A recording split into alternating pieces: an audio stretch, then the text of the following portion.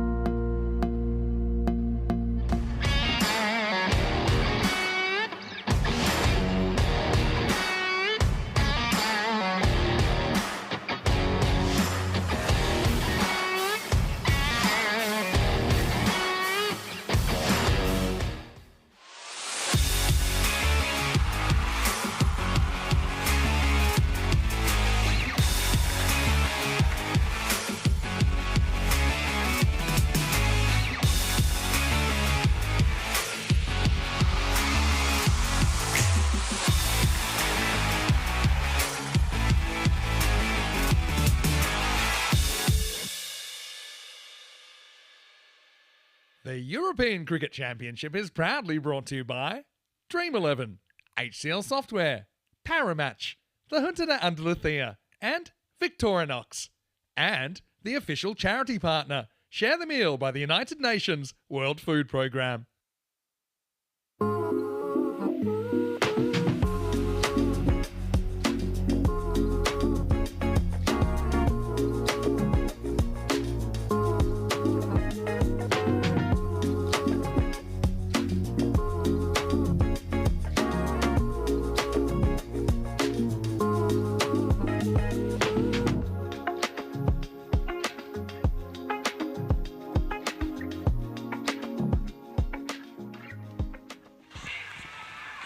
Good morning to you, buenos dias, wherever you're watching from around the world. Welcome to a big day in European cricket. Yes, it's finals day here on Group C, and I have some quite bad news for you, actually, that we've had some rain hit the ground.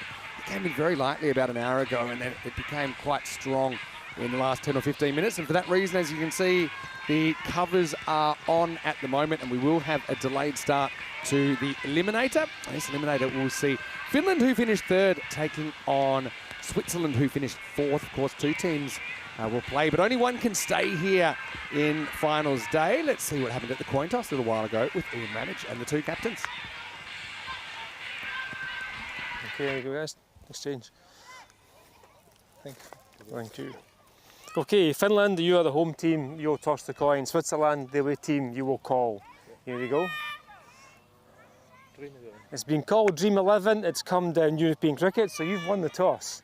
Full ball. Okay, toss won by Finland. Who will bowl first? I'm going to share the wild thing of Finland winning the toss, and he has chosen to bowl first, but he's going to have to wait a little while.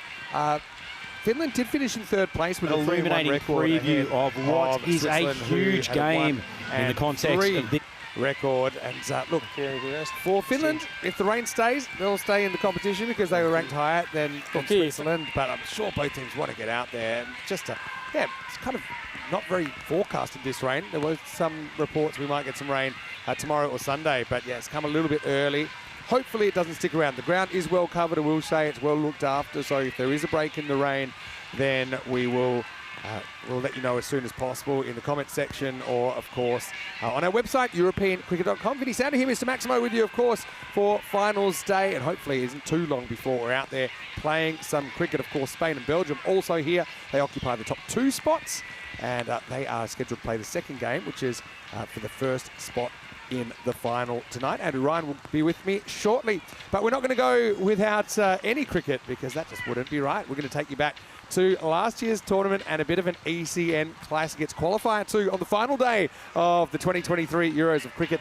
Netherlands 11 taking on Spain. I think you're going to enjoy this one a lot. I can tell you that it's Spain batting first. I'll be commentating with Andrew Ryan. If there's any news, we'll be back here to tell you straight away what the update is. But until then, enjoy this ECN Classic from 2023.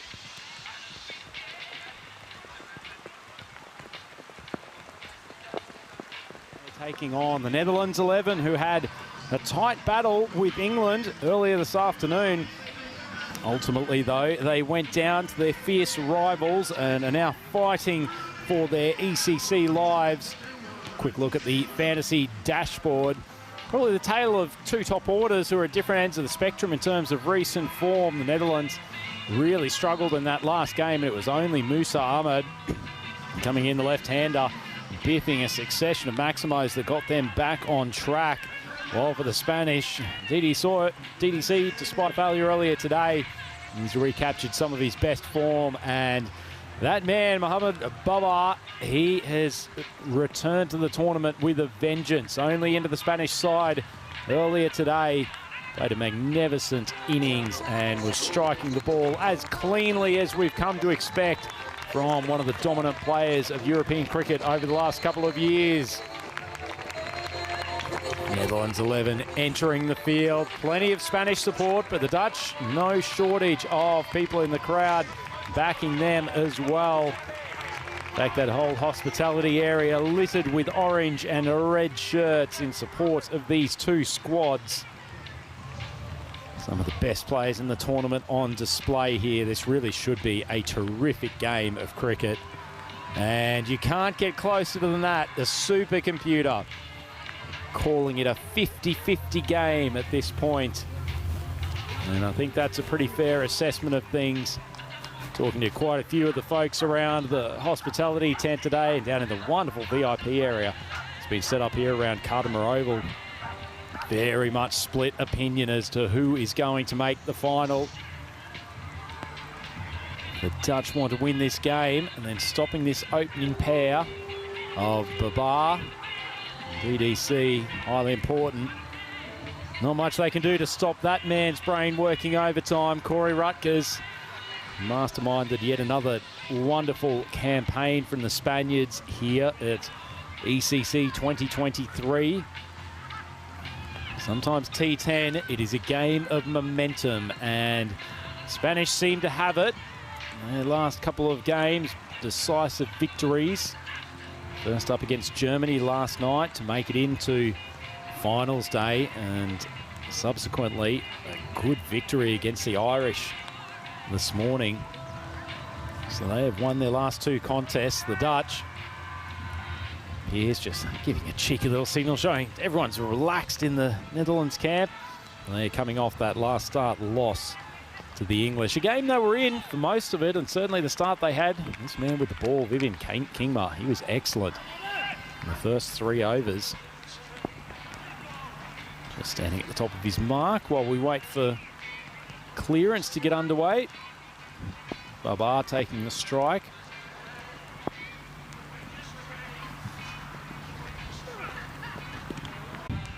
Push one down the leg side. see some incredibly high quality cricket here at Kardama today. 4 best teams in the tournament. Obviously, we said goodbye to the Italians, Jersey and Germany yesterday. It's a better ball, but Babar has eaten it for breakfast. Launches the first Maximo of the game. And Kingma started with 2 wayward deliveries. The third one back to his normal role, trying to hit the top of off stump, but Babar, short arm jab, elevates and uses the pace of Kingma. Just a good shot from man who has one of the least extravagant backswings in this tournament. He hits the ball so far. A little bit short of a length. It's a good reply from Kingma. I wouldn't say it's a weakness in Babar's game, but certainly far more comfortable playing off the front foot. Not dropping his length back. Just a touch, a little bit of extra effort. Played a lot of international cricket, a young man with the ball at the moment. Great weapon for the Dutch to have to open up the innings. Another one, jags back, strikes the big Spanish opener. And so you've now got bowler and batter giving their tummy a rub. Extra effort ball from Kingma. Really good brace position at the crease. The evidence of those last 2 balls, suspect Vivian Kingma won't be shy to put in a third one, maybe even getting it up at shoulder height, challenging Babar to play the pull shot. Oh, he's tried to whip that around past fine leg. Exceptional fielding. That was Kloppenberg. He's been opening for the Dutch recently. Ball rocketed off Babar's bat. So an intriguing first over here. Just the one set of runs off the bat in the form of a Maximo over mid-wicket. A couple of wides, Babar being struck. It's all happening here at Kardama. That one's hit him again.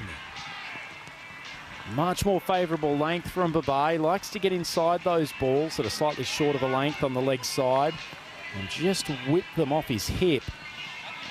That one's come back a little bit and struck his upper thigh. Not sure it's going to worry the big man too much.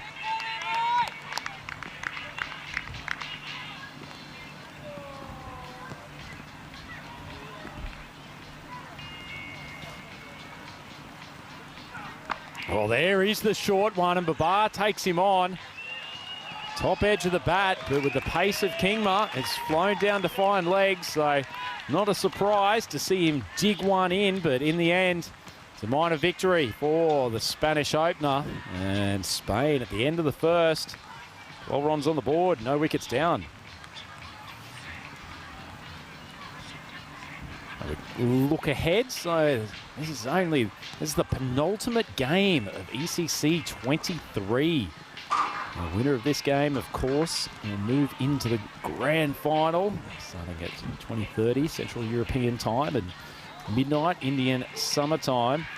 And a man who I know is very much looking forward to calling that game later this evening is the doyen of European cricket commentary, Mr. Maximo. Yeah, thanks, Rhino. Great to be back. And 50-50. What more could you hope? The perverse sense of humour of the supercomputer saying this is an even split, and hasn't strayed too much from that after the first over, I think, from Kingma, who gets a couple of body blows but no wicket blows, and a bit of a top edge going for 4 last ball. Really like Oliver Ellenbus as well with his variations. He's got a kind of slower ball that he digs into the pitch that a lot of batters have been finding hard to pick. Here he is bowling to the Spanish captain, Daniel Dorcaya, and there it is straight away.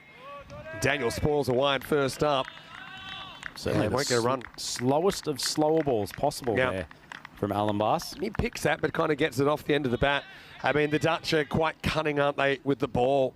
Saw Floyd getting a bit of tap in the last game, and you wonder how they might use him in this game. It's going to be quite a big tactical battle, I think, between the batters and the bowlers. Ellenbus drifts on the leg stump. That's exactly where Dorcaya loves to feast. Whips that bat around his front pad. Sensational cricket shot, and his first Maximo of the game. Yeah, and you're right. I mean, Daniel Dorkaya probably has a bit of an idea. Yeah, Ellenbas probably isn't going to start with too slow a one, so he seemed to be comfortable with the pace that was arriving, and he put it over the fence. Took a couple of wickets in his opening over in the last game. Ellenbas bowled particularly well. Very much depends on how much the batters can read that change of pace. He's on-speed ball, not particularly quick. He's not a big mover of it either.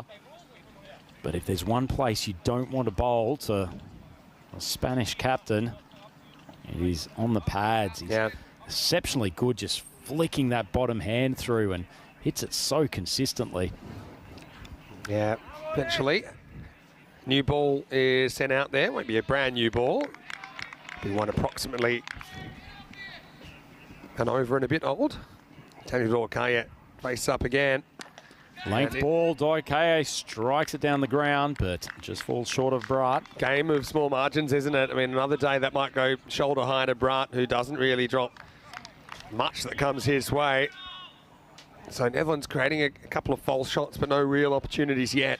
Just want to say a quick hello to everyone watching all around the world. Of course, yeah, it's a huge day on the calendar. It's probably our biggest day on the European Cricket Network, and probably be replaying this game and the final, obviously, for years to come. Said he didn't swing the ball too much. That one's come in a long way from outside off stump, and DDC plays it pretty well out to mid-wicket, but it's just the single. I just think Ellenbas has really stepped up into his role as a guy we have seen here for the Netherlands 11 over the last year or two, and he's really become an integral part of the lineup with the ball. He rarely lets you down. Let's see if Bubba can pick him here. Does go for the slightly shorter off-speed ball. Bubba is leading a charmed life. Top edge off Kingma's final ball, and now he's done the same to Ellenbas. He moves along to 14 off 7. Yeah, throws the hands at it, doesn't he, Bubba? And once again, not in complete control of that shot. It's an area we've seen a lot of catches go, to be honest, earlier in the tournament. Kind of falling out of favour, I think, with a lot of these teams in Championship Week, having that deep third fielder. Yes, you come up and you've got better and better top order batters. Just the likelihood of the misstruck shot flying off the third man decreases. Just as we say that, they are pushing Kloppenberg back and have brought in the man from square. Last ball, the second over coming up from Ellenbas. A little bit of an away swinger. It's called wide. I like the change-up from him, though. Yeah, this is a wide, though. Look. Oh, yeah, I think it's more a wide than not. As far as that third fielder, I get what you're saying. You want to protect other boundaries, but it is a way that you can get good players out. And uncontrolled edges will fly away. That is where false shots go. Okay, they've got the deep mid-wicket, but most things probably that Bubba hits in that direction are going to fly into the jungle. Ellenbas to redo last ball. One's on length. Bubba hits through it. Probably not his cleanest shot, but he smacks it into the VIP area. Pretty ordinary attempted catch out there, but nonetheless, celebrations on the Spanish side into the second over, 30 for none. Well, the VIP area is filling up, and I mean, I'm excited and equal parts excited and concerned, actually, with how many balls might fly in that direction. But that is the end of 2, and it's 30 without loss.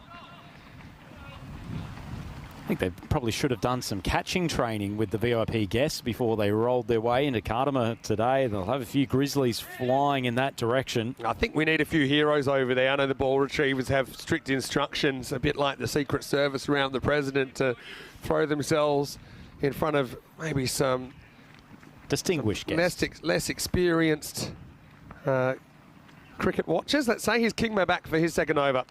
One's drifts down the leg side. Well, the first 2 balls of his first over, he speared for leg side wides. That one, Dorkaya just steps inside, whips it off his hip, and is not where you bowl to this young man. Lovely shot, and with the pace that Kingma bowls, anything around that hip area is likely to go. Bowled such a good pair of overs in the last game. Just direction has been down. That one swung. That's one of the best shots today. DDC gets slightly inside the line. Wonderful swipe across to square leg. Have a look at this in slow motion. The wrist work is tremendous. And he's hit that a long, long way. Sensational cricket from the Spanish skipper. Yeah, that's the thing. He's got no obvious weaknesses, does he? Daniel Dorkayet made a lot of runs in the Hoofter class of this year, which is the second division of Dutch cricket. But he's facing a top liner here in Kingma. Full toss, and he's pumped again. Kingma, he's being thrashed around by the Spanish skipper, and DDC is coming up with the goods when it was most needed. Yeah, I mean, just loses length here, Kingma. I mean, maybe a miss-hit might go up in the air, but this isn't miss-hit from Daniel Dorkayet. Equipo Rojo spurred on by their fans at the moment on a dream run to third in Europe, a team that a lot of people thought wouldn't get out of the group. A bit undermanned compared to last year, people said, but look at them now. Kingma, slower ball. It's mishandled by the keeper, so they will run through for the single. This hits around the crease where it can really take off. And to be honest, Verhagen does really well to get a glove on this. Look at that. Really takes off, and he saved 3 runs there. It's almost like that elevated piece of the painted crease that it's just kicked off. As you say, he's done very, very well. I actually don't think this is a bad result for the Dutch. Dorkayet was looking so comfortable playing Kingma. He's now got Babar on strike. Short ball, almost plays the blindfolded pull shot, and it beats the fielder coming around. Musa dives over the top of the flying Grizzly, and the boundaries are absolutely raining here at Cartermore Oval, and the Spanish have reached 50, 51 for none. 1 ball still to go in the third. Well, he was probably their best bowler in the last game against the England 11 in Qualifier 1. Vivian Kingma only got 1 ball left to go in this spell. 32 runs conceded. Full toss. Oh, Babar's missed out on that occasion. Really only needed to get a decent piece of the bat on it, and it would have flown for a boundary, but in the end, that is the conclusion of a very eventful power play. And the Spanish, 3 overs in, 51 runs on the board. Opportunity for us to look at the Manhattan graph, slowly increasing its way. Overs of 12, 18 and 21. That run rate, Vinny, 17. Yeah. If Spain can keep that up, they will put a hefty total on the board. It's a really good power play. For me, Spain versus spin. That is where this innings is going to be kind of hitting a bit of a crossroads, and they're going to run into Clayton Floyd here, MVP 2 years ago in over 4. Clayton, he's had his trials in this series, also had some pretty good moments. First one, chases one outside the off stump. It's away from the fielder and it's 4, so that one probably would have been a wide if he'd left it alone, but Dorkayet rolls the dice and it comes up a 4. Yeah, certainly did. Floyd got hammered in the last game. In fact, both of the Dutch spinners were taken to the cleaners by the England batting lineup. Thought for a moment the outfielders might have been in with a chance, but managed to place it well. Goes very wide of off stump, and despite the fact that Dorkayet started outside off, it's landed outside the crease line, so it's a called wide. It's a massive wide. I mean, even with him standing there, he's missed the return crease there. But yeah, Clayton knows the wide. He's just applying a little bit of pressure to the umpire, so he might get the next call his way. Floats the ball up, and he's almost having to treat off stump about a foot outside the wickets at the moment, given where Dorkayet is setting up. But ask whether or not he needs to give a single to the keeper that he's going to spit one down the leg side, see if he can take out his leg stump. Yeah, it's a good start, but it's only a start for Spain. They need to keep this up. Well, if you keep on giving Babar full tosses, he won't miss out too many times. Such a clean striker. Spain, 63 for none. It's a maximo. Yeah, Floyd's just had problems with these full tosses, hanging fullies, and they're going to disappear pretty quickly. Babar, well, back in the action. He's in the mood, isn't he, today? 60 in the last game. What a guy to be able to bring back. What a guy to bring back. There's also a question for me here that I half expected the Dutch would consider bringing back Mies van Vliet into this game. They felt 1 bowler short, and especially with both of the spinners down on confidence after that last game, could have done with the big paceman here. That is a reach for Babar, but it matters not one jot. He's launched another Maximo. That's probably the biggest of the lot. What a strike. This is a classic. Not a bad ball, but smashed anyway. It's a gamble from Babar that he's going to pick the length and he's going to pick the line right, and he does both beautifully. He reaches, and this is a very kind of tight ball shot, the slog sweep. And you can see Babar anywhere in the middle of that bat, it's going to fly. And he certainly is keeping the ball retrievers busy at the moment, Rhino. He's got one of the meatiest bottom of the bats I've ever seen. The amount of times you see bowlers feel like they've either beaten him in flight or just pushed it wide of off stump. Doesn't matter, still hits through the ball so powerfully. That's not only the bat that's meaty. That one is struck with a bit of beef, but not so much this time, and almost in trouble as he just a little bit languishing between the wickets, but Brat can't hit, and they won't go through for the one. Partnership already up to 70. He loves batting, doesn't love running as much. Look at the stats from DDC here. Goes to the offside, gorgeous cricket shot. That is the class of the man. Some players you can bowl wide of off stump and they will struggle. Absolutely no issues for DDC. It's the end of the over in the Dutch, 76 for none. Yeah, so it's been just the start that the Spanish wanted. 76 in 4, and they've somehow increased that run rate up to 19 and over at the moment. Now, Rhino's just stepping out for a sec because we've got a very special guest here in the commentary box. And it's something that we've obviously talked about a lot during this series. But we've got Virginia here from the UN World Food Programme. And welcome to the commentary box, Virginia. Thank you. Thank you. I'm very excited. It's really nice that you've been able to join us. And obviously today's a big day, being finals day. And we've got a lot of the VIPs in, including yourself. Just going to pause for a second because we're going to start over number 5. It's Sebastian Brat coming into the attack. Oh, it's a lucky one. It's a French cut for 4. Oh, ooh la la for Babar. That wasn't convincing, but he moves into the 40s. But yeah, Virginia, welcome. And obviously, you're our official charity partner. And we've been sharing the Share the Meal program. So you must have been following the tournament a little bit so far. Yes, and I'm happy. I'm also Spanish, so I'm happy. I'm just speaking with well, here, Spain and the Netherlands. Yeah, you've come for a great game, actually. Obviously, the winner of this one into the final. As Brat comes in again. And he's cut away into the gap. That'll be 4 more. So Babar on at the moment. But Virginia, while you're here, we're just going to spend a few moments talking about the Share the Meal program. Obviously, we've had a target to share thousands of meals with those that need them. But tell us a little bit more about the UN World Food Programme and what it does. So the United Nations World Food Programme is the biggest humanitarian organization fighting hunger around the world. We work in 120 countries and we have 160 million beneficiaries. We have 24,000 staff around the world working directly in the field.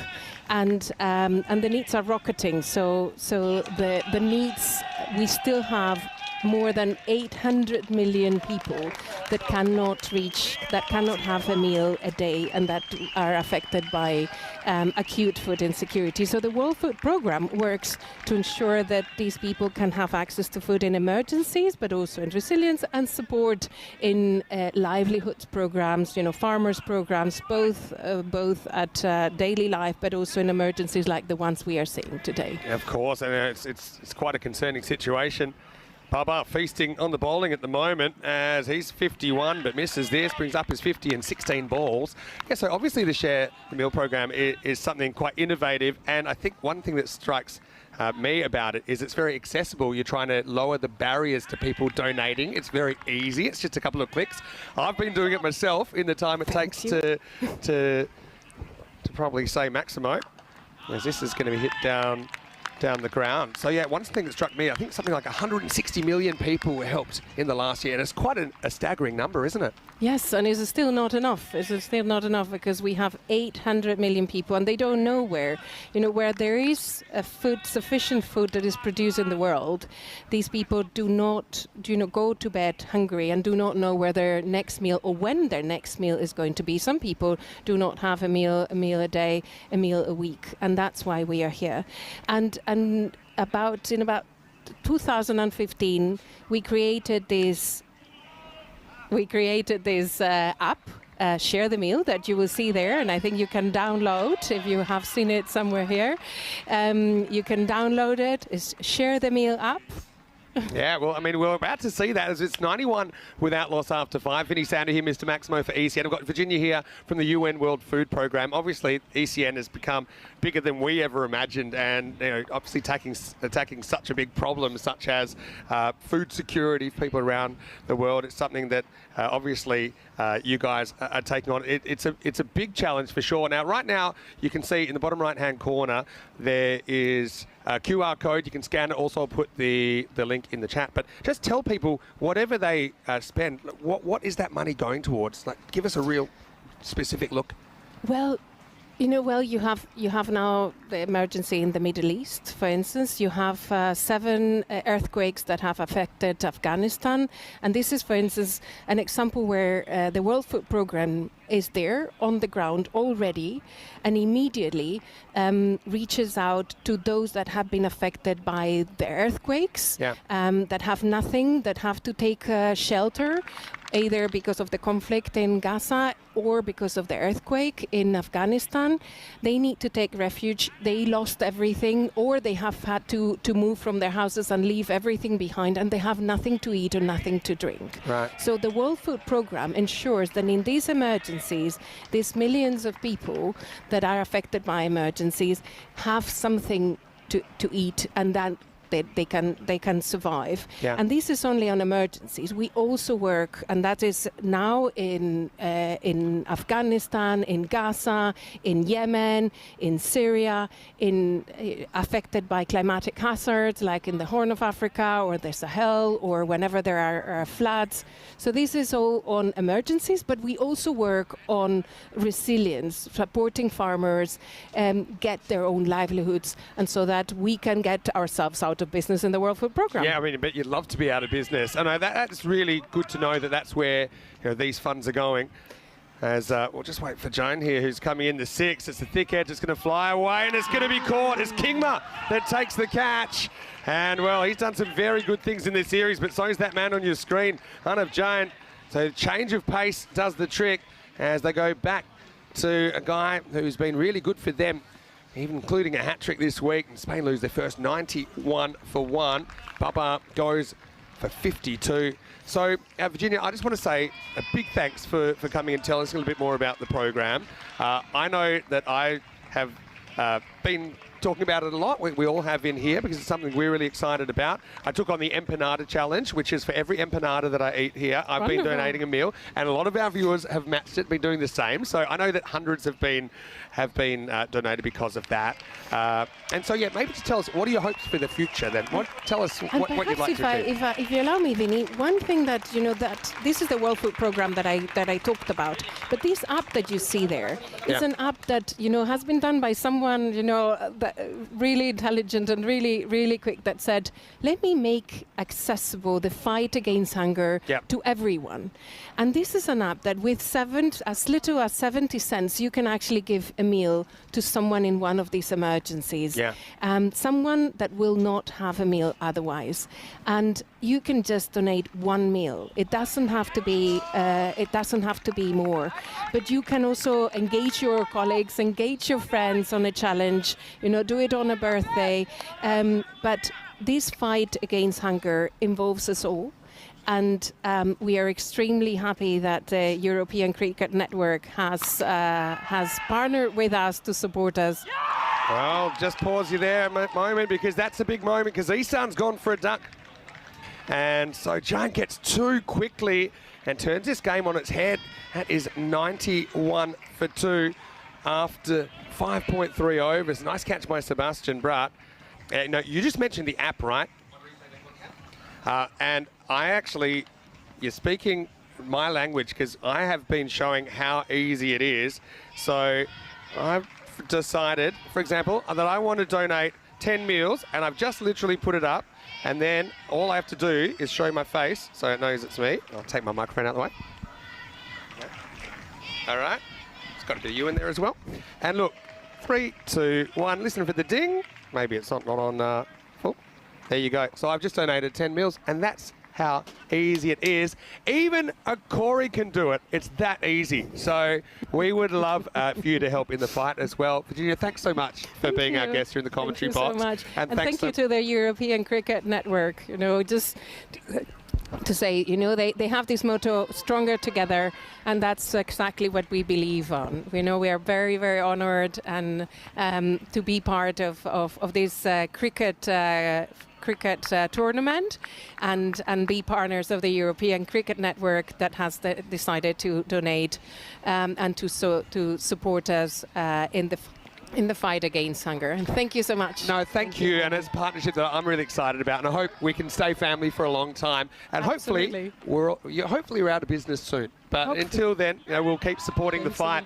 Speaking of the fight, it's Hamza. He's been great today, and he puts one in the VIP area first ball as he takes Jane down for a Maximo. Yeah, big thank you once again to Virginia from the UN World Food Programme for her company, and it was really nice to find out where that money's going. And that's the other thing, 100% of that money is going to the cause. There's no kind of admin costs or anything like that. It's very, very important work that's being done. Right now, Hamza, well, let's just put it this way. No one in the VIP is going to be endangered by this ball, because that one's gone miles as Andrew Ryan comes back into the commentary box. Hurricane Hamza is in business. 2 balls, 2 sixes. Hurricane Hamza, he's just throwing hazards all around this ground. Grizzlies flying to all parts. What a striker of a cricket ball he is. Interesting decision there to promote Isan. I guess the usual opener who's dropped down today, Mohamed Yassin, he struggled in the game earlier today. So maybe they thought throw Isan up there, giving him an opportunity, but he's so much used to coming in at a specific point in the game. I think what it is with Yassin is they use him as a reserve opener if they lose one early. But this time there'd been a few more overs that had been bowled. 2 players of the week here going head to head. Well, going head to head, it is one-way traffic at the moment. Hamza Salim Dar, we've become so accustomed to him smoking a Maximo first ball. 3 on the trot to get his innings started, and the Spanish 109 for 2, 6 overs gone. Well, if you can't pick it, whack it. No one really has picked Jane all week, and if you can pick it, whack it anyway. Whack it further. Hamza goes bang, bang, bang. People, that's the road to the VIP bathrooms, and it's paid with lights and also Grizzly balls now, Rhino. 109 after 6, and Spain under no real wicket pressure here. Still Baba can't come, Yassin. Always Ahmed can thrash him around a little bit. Even guys like Sneh Reddy, Matthew Rahman used to hold the record jointly for the quickest century on the network as well. So, you know, these guys aren't bunnies. Floyd coming back, sticking with spin in the 7th. Oh, edged and almost sticking to Verhagen, but it pops away. Well, Verhagen popped up pretty quickly there. This one, a little bit of extra flight, got a good seam position. You can see it just jump off the deck a little bit more than DDC was expecting. Oh, well, on a lucky day, that might stick between your legs. Another bit of air. That one's possibly stayed inside the crease, but it has been signalled wide. Well, tight 2 on here. They'll get there. It's called a wide. And again, movement, but the judgment is that it's missed the line anyway. So let's have a look on the replay. He's probably 6 stumps outside. Let's hit the return crease. Once it hits the return crease, it's a wide regardless. So that's the limit to where you can move the line. And Clayton's kind of arguing his point, and Ramage is just saying to him, look, you've got to keep it inside the white line. That's the thing. And now, just maybe a pad blowout here. I'm not sure what's going on, but... Need to get the pit crew out there, sort him out. Yeah, it has. It's blown Daniel Dorcaya's pad off. And so, well, hopefully that wasn't his lucky pad. DDC is still there, don't forget. He's had a couple of wickets fall around him, and so you couldn't really hope for 2 better players at the crease in this situation as well. Rhino has welcomed into the Dream Box as DDC composes himself. And wasn't that nice to have Virginia in here? It's such a big organisation, so to be involved with UN World Food Programme, it certainly is quite significant for us in the Share the Meal program. I just donated 10 then. You know what that means? I have to eat 10 empanadas tonight, and maybe I will eat 10 empanadas tonight. Maybe I'll eat more than that. Let's find out. I don't think it's a question of maybe. I like the way you've reversed this now and created empanada commitments by actually donating in advance rather than it being subsequent. It's clever. That's true. Anyway, it looks like DDC still going, but isn't it great to have so many people here? I've got to say, I remember the biggest crowd we ever had was for the final last year between England 11 and Netherlands 11. That still could be the final tonight.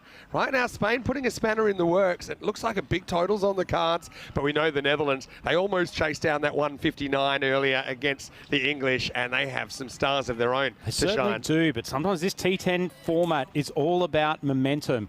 Something to be said for Spain being last start winners and the Netherlands just having a little bit of a confidence dent after they were taken down by the English. This Spanish batting lineup, DDC in particular, looking good this afternoon. Yeah, interesting now that Floyd pulls the line back a little bit, and he just gets work for one. Floyd, the spin attack of the Netherlands, really, really under pressure here. Jane going for 18 in his first over. Floyd, still 4 balls to go. He's gone for 29 so far, and precisely what he didn't want was Salim Dar back on strike. Floats the ball up. It's hit hard. Almost evasive action out there by Michael Levitt. He probably needed to make a split decision to charge that ball. In the end, cops a half volley, almost has his head taken off. And it's a 4 for Salim Dar. No, he tries to smother it like a small grease fire when scrambling the eggs has gone wrong, but it all goes wrong for Levitt. And in the end, he knocks it towards the VIPs. And so, Hamza Salim Dar, 4 balls, 4 boundaries so far. Floyd around the wicket. Salim Dar's lofted it. It's a gorgeous cricket shot. For a moment, I think Floyd thought he might have beaten him in flight, but the ball was just a touch full. And Salim Dar shows that he's more than just hitting across the line. That's a glorious stroke. He's having some tournament. I mean, he's the hottest player in the tournament right now. And, give him the MVP award, as he's even forced Floyd to bowl one about half a foot off the pitch. I mean, this has to be something. I think they're just deciding if it's off the pitch or not. Let's have a look at it on the replay. It's probably just on the pitch. So it's going to be a wide, but not a no ball. I thought it had scraped the grass, but in the end, helpful for Floyd. Wouldn't have wanted a free hit, but it doesn't matter. Salim Dar has hit that to the clouds around Cardimer Oval. What a super strike from this superstar of the Spanish team. And Floyd has been pumped again. He's currently got 46 off 1.5 overs. One more strike and he will register his own half century. Not the type he would be looking forward to, though. And Salim Dar has raced along to 34 off only 6 balls. Of all of his masterpieces in this tournament, this might be the best. Oh, well, it's crazy what Hamza's doing here. I mean, he's on for a 9-ball 50, which is something we've never seen. He's hit 5 sixes and a 4 in his 6 balls. Floyd in the naughty 40s. And he's going to end up in the nifty 50s because that's going and it's gone. Well, what are we watching here, Rhino? That's the end of the 7th. 136 for 2. Tell you what we're watching, Maximo. It is a massacre. This is extraordinary hitting from Salim Dar. Stop the fight. Throw in the towel. I don't think Clayton Floyd will want to come near that bowling crease again. He's had a tough day, first against the English and now against the big left-handed bat of Salim Dar. I don't know how we can even focus on what's happening in the next couple of weeks, Maximo. No. Well, it's hard to believe, but it is true that in 48 hours, I'll be in Zagreb and we'll get ready for the ECS Croatia. We've got 6 teams there ready to go. You know what a cool team name is? Zagreb Assassins. Ooh, and I like it. It'll be challenging. Zagreb Sokol, of course. We've seen them a couple of times at the ECL. Ljubljana from Slovenia as well, who played part in that tournament. 8th over. Can anyone stop this assault at the moment? There's a little bottom edge that's going to ride for 4 with death by 1,000 cuts here at the moment for the Netherlands, who look like they'll be chasing a bunch. In fact, right now, the Spain, they're on 195 pace. Question marks for the Dutch skipper too, of whether or not he brings back Arnav Jain for his 2nd over, because the spinners have been pumped. He's relying on Allenbars to try to put the brakes on in this 8th over, but not a good ball to start. Good option, I think. Partnership 49 off 10. That in-swinging Yorker, it's really well bowled. It's a good delivery from Allenbass. Pulls it out when he most needed it. Well, here's the thing. Allenbass is going to have to be brave. One of his go-to balls is the slower ball dug into the pitch, but if Hamza picks it and times it up, it may get lost forever. I mean, he could hit it over everything. I wouldn't, Vinny. I would go for that away swinger to the left-hander. Almost the same ball that he just bowled. Wide and full, but here the thing is nobody at deep cover, and that's an area where Hamza also hits the ball very well. So he's not just a one-trick pony, Hamza, but I tell you what he is 40 off 7. Well, he's gone for the short one, and somehow he's the first person to beat Hamza with pace all week. And I think also that's the pace-on bouncer, so it's kind of, it's the pace that does Hamza, because I think he might be expecting that to be one that holds up, and all the players at this stage have done their homework. That bounces off Hamza. There's no need for the magic spray right now. Still surprised that ball didn't go for a boundary off his chest. 50 partnership with these two came off 11 balls, by the way.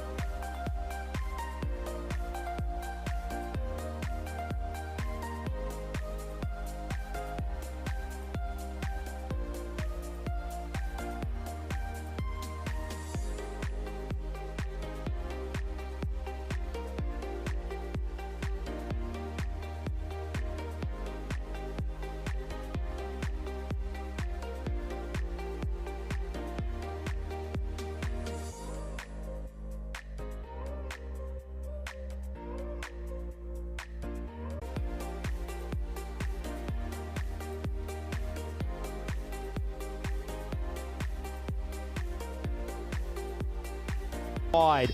That was good thinking from Alan Bass. Yeah, it's kind of hung up in the air, and if you got any chance, you go for the catch. But Kingma, again, he's had a few issues physically this week, hasn't he? Judged that he couldn't get there on the full, so just takes it on the bounce, and Dolkaya quick to come through for a single. So 2 balls left in the over. Hasn't been a bad little spell from Alan Bass. Short, wide, DDC smokes it for a Maximo. That one just hung up in the deck, and Dolkaya good enough to sit and wait and smash it. Adios Pelota, that one ain't coming back. I hope he didn't have a family. How about this hitting though from DDC? Again, picks it. This one was the slower bouncer, and they can really throw everything at the Netherlands now, can't they? Spain with 8 wickets in hand, and that's exactly what they're doing. Dolkaya to 46. Last ball of the 8th coming up. Last ball for Ellenbus. Oh, gets away with that one. Spears it wide of leg stump, but cannons into DDC's pad, and they'll just run through for the leg bye. The end of a pretty decent spell from Alan Bass goes wicketless, though, and the Spanish, they have raced along to 149 for 2. Still 2 overs to go. Well, big couple of overs coming up, if they're not all big at this stage of the tournament. But if Spain can have like a magical here, then they could go kind of 180 or something like that. And just we've never seen anything like that chased before, although it's been a tournament of firsts in a way, hasn't it, Rhino? But the Netherlands, they'll feel if they can just get a good over in here, maybe keep it to, 160s or something like that, then that's doable. And we know Spain, they've been leaking runs. They conceded 170 to Italy, but won the game anyway earlier in the week. Sakata Zulfiqar to bowl the 9th. Oh, good ball. Just pops it slightly short of a good length. Pops over the off stump. So clearly the skipper, Sebastian Brat, has decided he doesn't want to take the risk of another over of spin. His turn to Zulfiqar. Yeah, Zulfiqar's not a bad option here. It just surprises Dolkaya first up with a bit of pace. I'll let everyone watching. It's hard to get to everyone in their comments at the moment, but I'm keeping an eye on it. And yeah, some people asking how can we travel all the time? Well, we do it thanks to Bizaway Travel, our official partners. And looking forward to change of scenery. Well, it's short, wide, it's cut. It's well fielded though. Stop needed to be made. I'm sure the man coming around for point would have cut that off. Yeah, I mean, it's a frustrating moment for Dolkaya, who picks it, but it had the problem with this shot earlier. Just picks out the fielder. So Zulfiqar almost deliberately putting it outside the tram line and hoping it gets spoiled. That one works out, but now he has to bowl to Hurricane Hamza, who's 41 off 9. What odds that Hamza brings up his 50 in the space of the next 2 balls. The way he's hitting it, you wouldn't bet against him. Zulfiqar deciding to come around the wicket. Rico in the background. I'm sure he's an interested observer, having spent 23 years here in Spain. Geez, he's looking dapper today, Rico. Walk in with the bowler there. Zulfiqar short, wide. Oh, what a shot. That is extraordinary batting from an incredibly talented young player. Smokes it straight down the ground from short of a length, wide of off stump. Vinny, what a shot. I mean, flat bat. You got to get this exactly right. And Daniel Dolkaya, well, he's been caught. I don't mean caught out. He's been caught by Hamza on 47. 47 apiece. And that's unbelievable striking. Short and wide, that's too easy. Sends it flying over fine leg for not only a Maximo, but brings up his half century in only 11 balls. I said earlier today he was a smoky for MVP. Vinny, he might be securing the trophy or the very constant watch with that innings. Well, a bit like Hansel in the Zoolander movies. He's real hot right now. So hot right now is Hamza. 3rd fastest 50 ever on the network, 11 balls. And yeah, it's quite crazy. Seamus Lynch did a 10-baller earlier in the inning, early in the tournament, I should say. Zulfiqar, I mean, it's not all doom and gloom here. He's gone for 13 in the over. Can he win the last 2 balls? Goes wide, and it will be called as such. Probably not the worst move, but sits outside the tram lines. Easy call for the umpire. Well, this is crazy what we're watching. This ECC brings stories, and Corey said it himself actually in commentary in the lead up to this when we were in Rome. He said there will be surprises. One team will have a heater. It won't be a team that anyone would necessarily pick. And I know Spain made it to the finals last year, but still, this is something else. Drops it onto wide of leg stump, swung around. First time Salim Dar's kept the ball on the carpet all innings. Oh, they think of an overthrow here, but there's probably no need to take a risk at this stage with these two going so well. Free hit essentially for Dorkai, isn't it? Yeah, he Because somehow has become the more dispensable bat, hasn't he, DDC? And it's not often you say that, and he's going at pretty much, what is that, 235 strike rate. This game ain't over, though. Spain have had their problems, as we've documented many times before, keeping other teams quiet. Last ball of the ninth coming from Zulfikar.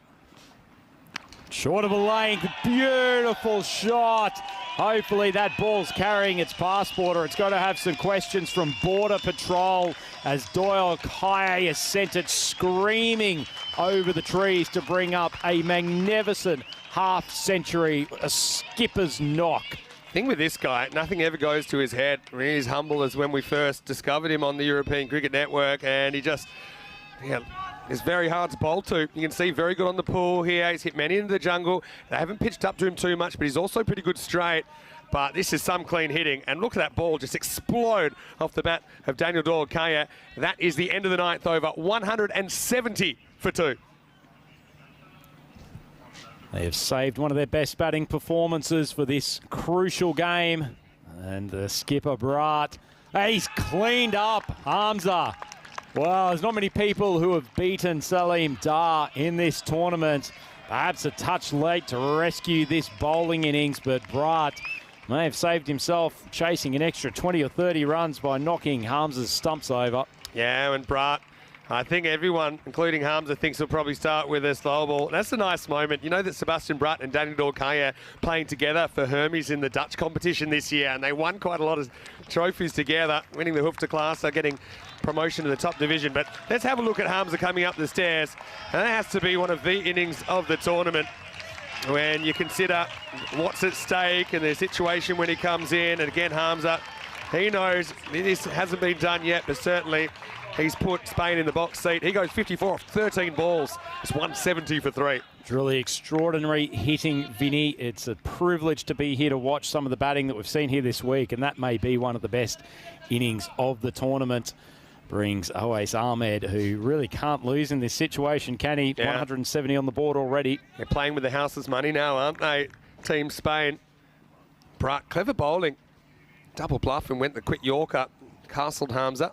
That one's outside off stump. Swing across the line. So probably the only way that Ahmed could lose on the ball was not at least getting Doyle Kaye back on strike. I think that's a hold your crease and get him down there. I mean, maybe that they just kind of missed a trick there, even if it means it always goes.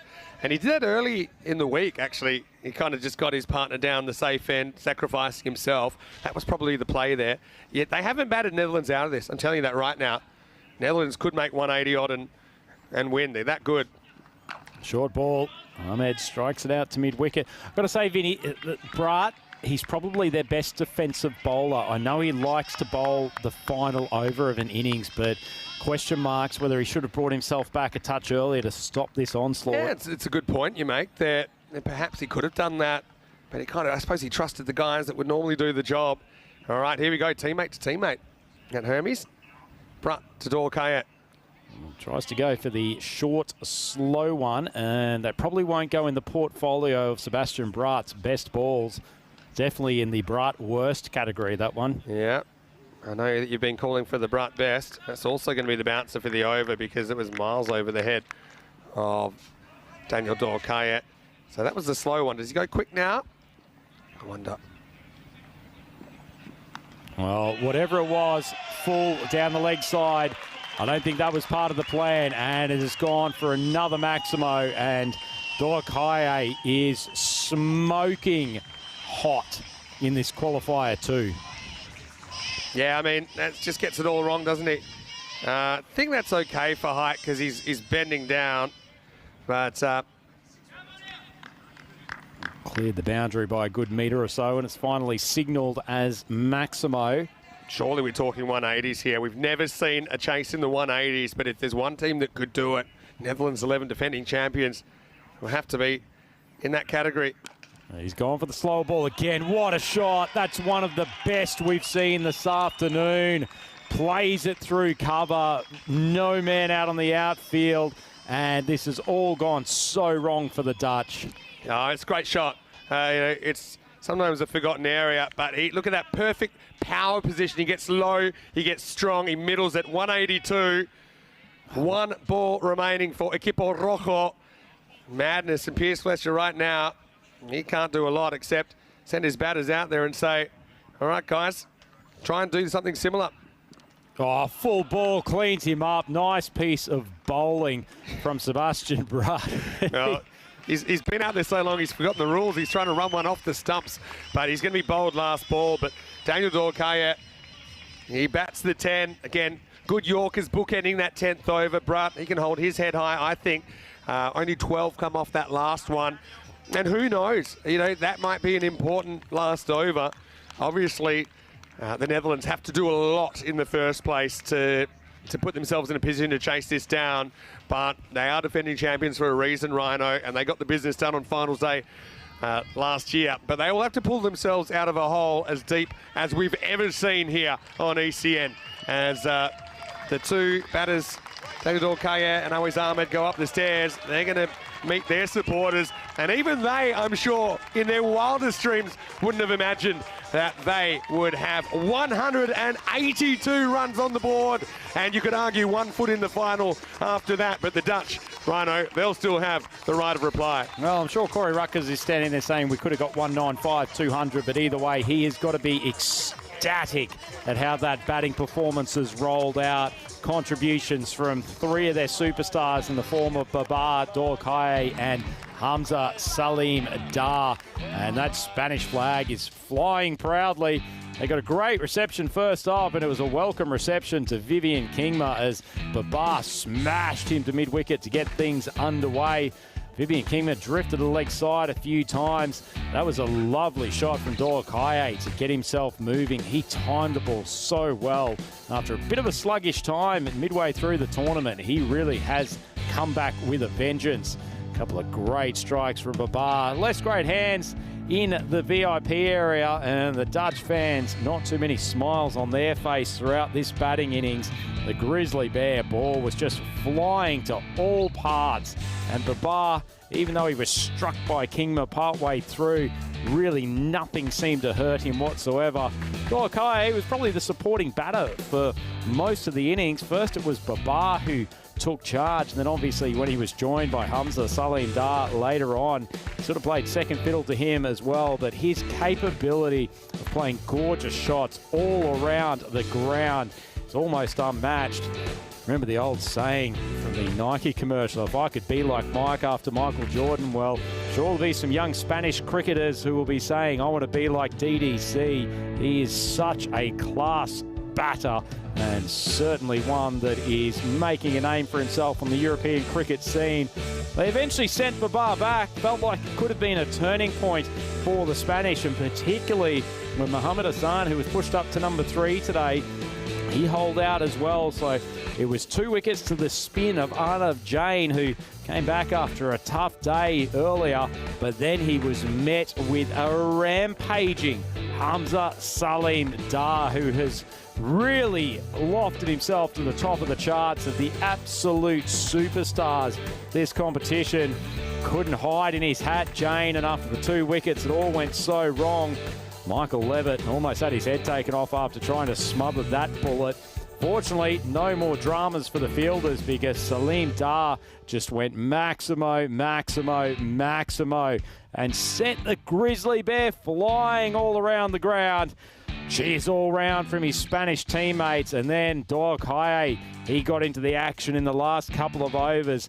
That was probably the shot of the day from Salim Dar. Back foot strike straight down the ground. Pearly whites on show in the Spanish group, and that was probably the best from Dorkaya. A lovely sweep across the leg side.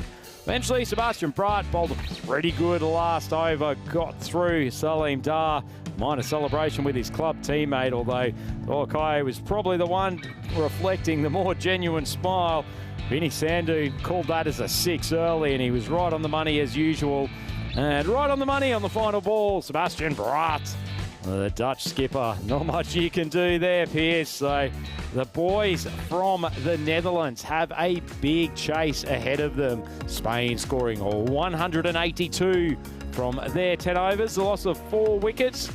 Great contributions at the top. Mohamed Babar resuming normal service with his injection of the team today. Another fantastic knock from him, 52 off 19 before he was the first of 2 victims for Arnav Jain.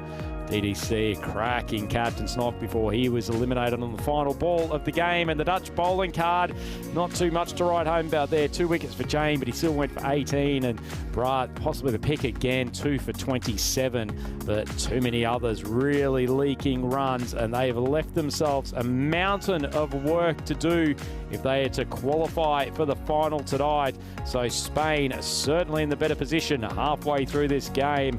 They registered 182 for 4 off their 10 overs. 3 50s amongst their batting lineup. Great team effort all round. And so the Netherlands will require 183 off their 10 overs if they are to be victorious in Qualifier 2.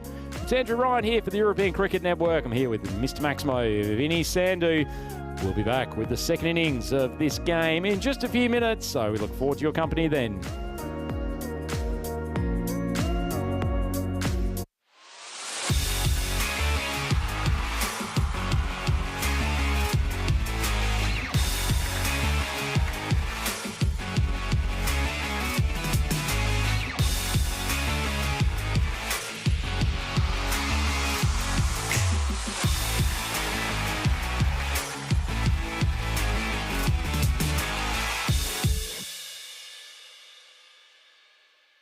The European Cricket Championship is proudly brought to you by Dream11, HCL Software, Paramatch, the Hunter Andaluthia, and Victorinox.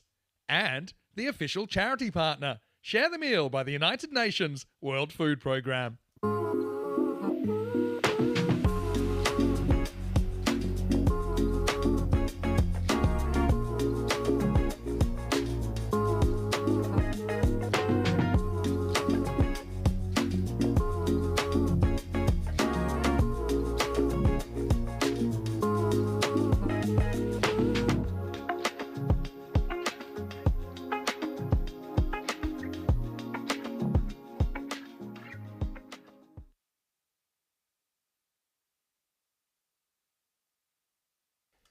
Hello and welcome back to the Cartama Oval. Well, there's the Cartama Oval in slightly sunnier times. It hasn't been that way, unfortunately, so far. Start of Group C finals day, and they're the live pictures right now. I can tell you that the cut-off time for this game is 1:56 local, which is in about 10 minutes. But because of the time it would take to get the covers off, the ground crew are working really hard to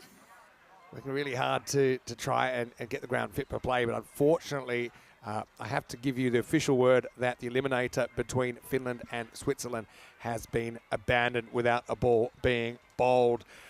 So yeah, it was unexpected rain. The ground crew did really well covering up the ground. The super soppers were out there.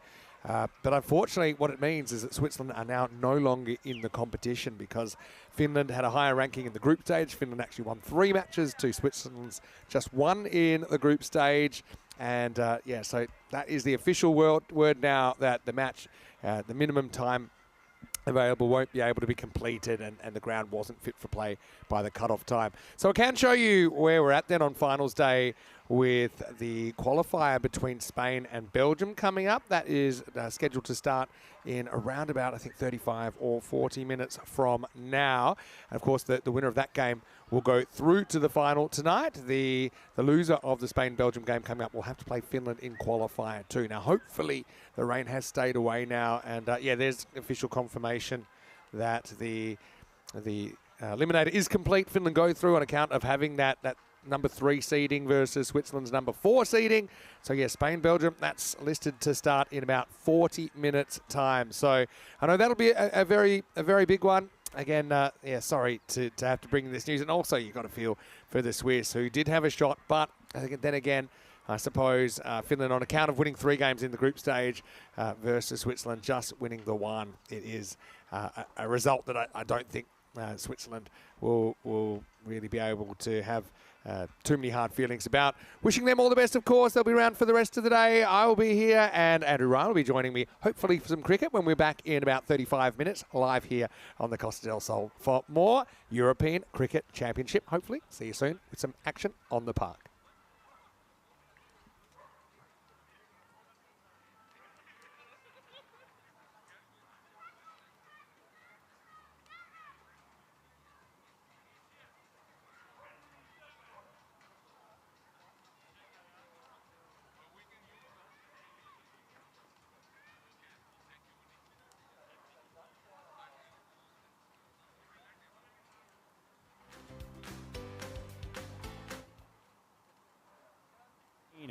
Thank you all for being with us for the second innings of Qualifier 2. It is a huge game. Both Spain and the Netherlands 11 fighting for their ECC 2023 lives, and it is certainly the Spanish who would feel they've got 1 foot in the final. They have put on an enormous total in their first innings, 182 for 4. It was a stunning team effort, thanks to Messrs Baba Dorkhaye and then Hamza Salim Dar at the back end. They will feel confident of being able to defend that, but it is the sort of total we have seen teams.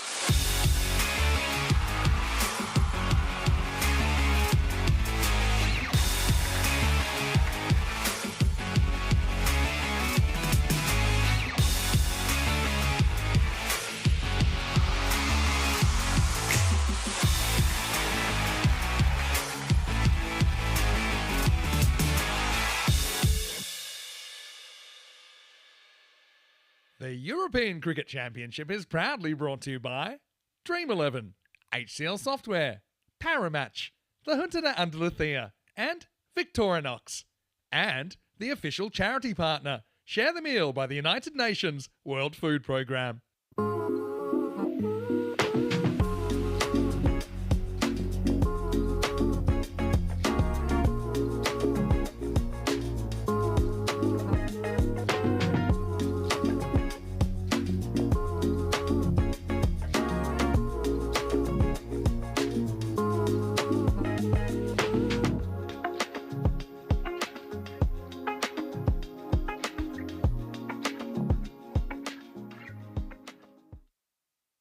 Hello, cricket lovers. Welcome back to the Carlton Oval. And our coverage of the Euros of Cricket, the Dream11 European Cricket Championship. Vinny Sandhu here, Mr. Maximo, with you. Group C Finals Day.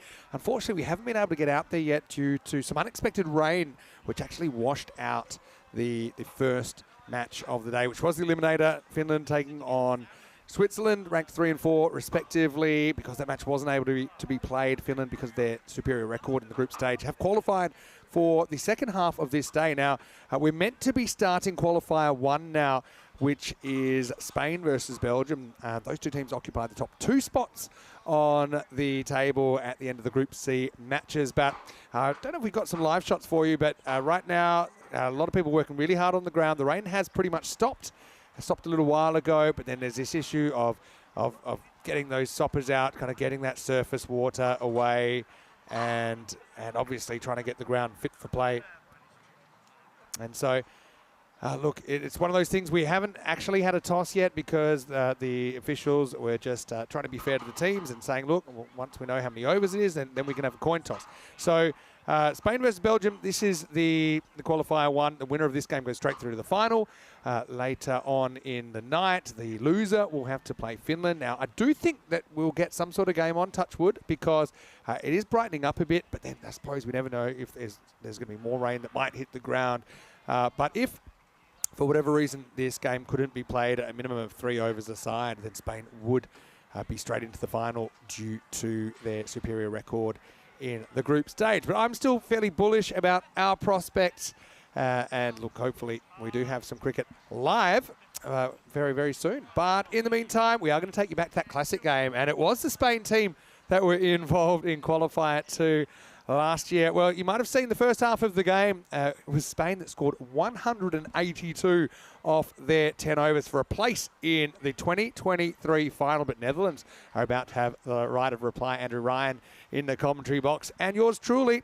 Take this ECN Classic as our little gift to you. Hopefully we've got the gift of live cricket very soon when we return to the ECC. But for now, enjoy this ECN walk through memory lane.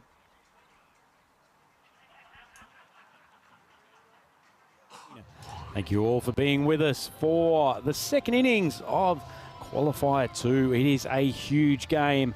Both Spain and the Netherlands 11 fighting for their ECC 2023 lives. And it is certainly the Spanish who would feel they've got one foot in the final. They have put on an enormous total in their first innings, 182 for 4. It was a stunning team effort, thanks to Messrs. Baba Dorkhaye and then Hamza Salim Dar at the back end.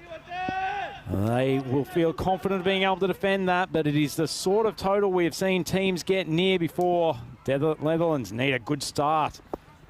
And there's almost help there, aside from Hawais Ahmed managing to get down and stop the ball. Atif Mohammed just dragging the first ball down the leg side. Kloppenberg takes it on the pads and they move through for 1. It's Andrew Ryan here for the European Cricket Network to take through the opening stages of this second innings. The Dutch opening with Kloppenberg, who went first ball last game. Pretty rash shot. Verhagen, who hit a couple of nice shots, particularly when the ball pitched up on his pads. Good striker over the leg side. Atif Mohammed probably do well to push it wide of off stump to him.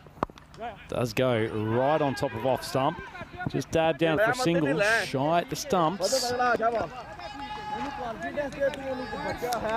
Nice bit of fielding, but looked like he was probably home. Well, it wasn't that far away though. Just plopped the bat over the line. Might have been interesting if there was the direct hit. Dutch, such a big run rate. Required 18.72. Keeping that up over 10 overs is some job. Wide of off stump, Kloppenberg gets going quickly. Smokes the first Maximo of the innings. And what a clean strike from this young man. Dutch have got a lot of faith in him at the top. Steve Mohammed would have felt like that was probably wide enough outside off stump that he'd executed his plan well, but Kloppenberg good enough to open the shoulders and take it over cover. Need a good start here, the Netherlands.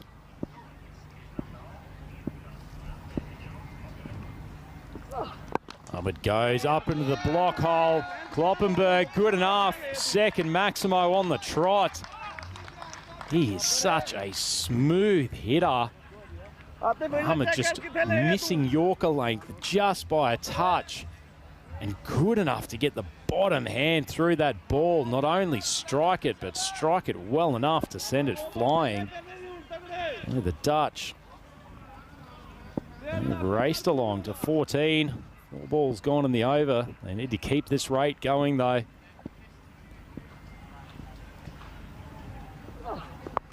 Oh, big slower ball. It's flown off the outside edge. Bit of soccer skill. Well, the Spanish are known for their football. We'll see it on the replay whether he's kept that in. Tell you what, lucky for Kloppenberg. That could have gone anywhere. Big outside edge. And he's probably kept that in. It's an excellent work from the left foot of Big Booney, Babar Khan. And so just the 2 runs. Niffed a bit of footwork from the big man, patrolling that there. They've got the third man, the fine one inside the circle. He's much wider down there. That is massive. Mohammed floated the ball outside off stump, drifted back in, and Kloppenberg has held his shape and hammered a Maximo. It's his 3rd of the over. End of the first, and Netherlands have got off to a flyer, 22 for none. So they needed a good start, and the big young man at the top, Kloppenberg, has delivered 20 off 5. 111 matches since the last golden ball. Well, you wouldn't be picking that a chase of target of 183 would be prime golden ball territory, but you never know. Big burly opener, Kloppenberg. He can stay out there for the first half of the innings. Really only dealing in Maximos for the most part. And captain, Dor Kaye from Spain, turning to Raja Adil. Bowled pretty well throughout most of the tournament. He's been expensive on occasions, but also proven himself to be a wicket taker.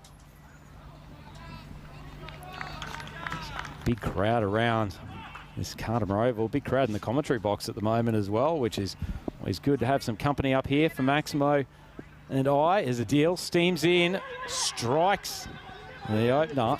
Looks like he just cocked it in the waist. Slippery customer, Adil.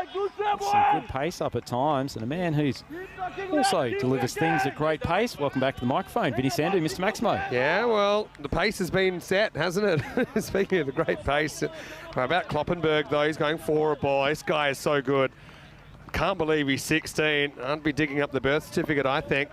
He's a monster, and he can hit a monster ball. He's made a good start. Can he turn it into more? Here's a deal. Steps away, takes the top of off stump. Excellent bowling. Well, a victory over experience over youth on that occasion. Kloppenberg was striking the ball so well, but has stepped back, giving himself almost too much room. And Adil doing what every good fast bowler should do, hitting the top of off stump. Exceptional bowling, and the Dutch 23 for 1. Yeah, keeping it simple really. Top of off stump and Kloppenberg. I mean, this is where the exuberance of youth. It's not really a percentage option, even though it's a shot that he'll hit sometimes. But sometimes is sometimes. And you can see there, and he just gets done. And it's a little bit of show me the money, I think, from Raja Adil as well. despite that, Kloppenberg has got them off to a reasonably good start in this huge chase, but he's going to have to go for 20, and the score is 23-1. I think when he goes back and watches the replay of that, he'll be a little bit disappointed, Vinny. It's one thing to give yourself a little bit of room outside off stump. As it was, his front foot was almost off the artificial surface, but these are the moments that he will live and learn from, and it ends up meaning that Rasul joins Verhagen at the crease. No Gawley back in the Dutch team. We know that he sustained an injury the other night. He looked on. Rasul's had a good tournament, though. What can he do here?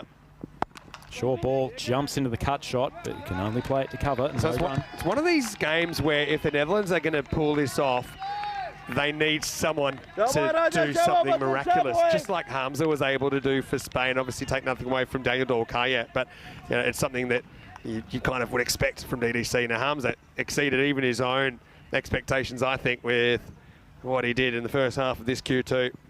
Short ball climbs. Have a look at the umpire, and they have called it wide. Yeah, it looks like a wide to me. We'll have a look at it, but obviously you're trying to be unpredictable, aren't you? That's over the head pretty comfortably. It's not a tall man, Rasul. Might have needed a tennis racket to reach that for the overhead. The thing with these chases, I call it the mechanical ball. You just got to stay on as long as you can. Try and stop that run rate from getting out of the 18s. Once it goes kind of 19, 20, it's almost impossible to peg back over a reasonable length of time. Oh, big swing across the line. Rasul probably premeditating a touch. Deal. Bowled a pretty fiery over here, sending it down with good pace. Yeah, Archer a deal. He's been a good addition to this side as well. Now, that's the other thing. If you can have one of these, we call them tragical overs, you have one that goes for almost nothing, I mean, that just could be all over. Runs required here from Rasul. Steps across, plays a magnificent shot. I thought Adil's ball was pretty good. Cramped Rasul for room, but he manages to keep the hands out in front. Swings freely through the ball, and that is a mighty maximum. Well, I'm telling you, this is similar to the ball that cleaned up Kloppenberg earlier in the over, but different strategy, probably better strategy, I think, from Rasul, who skips to off and then just sends it over long on for a huge maximo. That one was up the bank. Adil, though, that shouldn't put him off too much. This is still a good over. He's only gone for 7. Can he win the last ball here against Rasul? He gets off the mark with 6. Deal drops that, a touch onto leg stump. It swung across the line. Wasn't the greatest connection from Rasul, but sends it to a boundary. Feels like Bill might have lost his run up a touch, stumbling in there. It's the end of the second over. Netherlands 34-1. 34-1. Yeah, there must be an echo in here, Rhino, and I think part of the reason of that is we've got some of our ECN super fans up here. So welcome, guys. Of course, a couple of big chatters here in Dave B. Yes, this is Dave B. Welcome to the commentary box, and thanks for your support of European cricket. He's Peacock Friday. We've got Julian Dawson and his wonderful wife, Sarah, as well. And look, guys, welcome to the commentary box. Not many people get to come up here, but hopefully you're enjoying a bit of behind-the-scenes look. And agree, isn't this the nicest view in the house? We are super lucky, and you even see the kind of the outlook of the mountains, the Sierra Nevada in the background. But yeah, special occasion, special people. Thanks for your support of European cricket, and I'll let them stick around for one more over, because right now they're going to treat it to a show. Equipo Rojo, Spain, having quite the day out at the moment. It's hard to see how the Dutch can turn this around. Even if they bat well, they're going to have to bat better than well. Rhino back with me for the third. The bar coming on for the third over. Hit a little bit earlier today. It was his first over back the tournament after not being with the team through the week.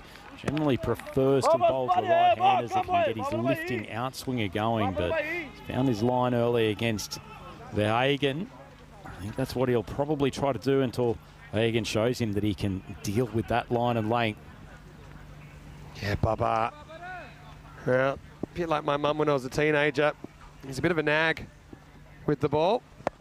Oh, full ball and hit cleanly. Didn't try to overstrike it. Nice shot straight down the ground. Saw in the last game that Verhagen doesn't mind taking a couple of balls to get himself in. Clean striker when he gets going. Yeah, that wasn't a great delivery from Baba. You always wonder how much cricket he's had. And obviously having to step away for almost all of Championship week. Not easy to come back, but he's done it brilliantly well. Just seems to be good with every challenge thrown his way for Hagen. Nice shot by him. Another full ball. Lucky that Hagen's lost a bit of control of his bat. Shy at the stumps. I have a feeling that might have been gone. He had a hit. Mathieu Roman got a rocket for an arm. Yeah, that's probably thigh high. Rolls pretty tall. And yeah, what about the run out here? Was this close? Oh, I think that might have been out if it had hit, you know. Maybe. Very tight. Tight. Well, Babar has now got a right-hander to bowl to, which will please him no end. Any ball that's not a boundary just massively tilts things towards Spain, though. We've never seen 180s chased before in around about 3,500 games here on the European Cricket Network. Good ball in the block hole from Babar. Just scoot through for the single. So it's been an excellent over from him so far. Well, lucky there's someone behind Raja, because that was one of the all-time worst misfields. But as it is, it's only a single. And Babar, well, he's dealing pretty well as well, just going for the 1-4 so far. Oh, what a party it'll be if Spain can continue this run. And yeah, fair few comments at the moment in the comment section about what are England making of this. I mean, yes, Spain are capable, but they would have half been expecting, maybe slightly more than half expecting, for a rematch with the Dutch. At the moment, looks like it could be Spain having the day of their lives, making it to the European decider. That's that outside off stump. Hagen might feel like he's missed out there. It's another full ball. Just a bit outside off stump, and he hasn't had the greatest power play so far. 6 runs off 6 balls. Really only the gimme full toss that he's put away. You're right. And the worst thing if you're batting in this situation, it's not happening for you. So for Hagen, 6 off 6. I don't think you can wait around too long. Maybe you need to throw someone else out there like a Brat. See, I mean, that's the end of the power play. So Baba's only going to go for 7. End of the third, 41 for 1. But yeah, I honestly think Pierce Fletcher must be thinking about yanking. There's no more tomorrows.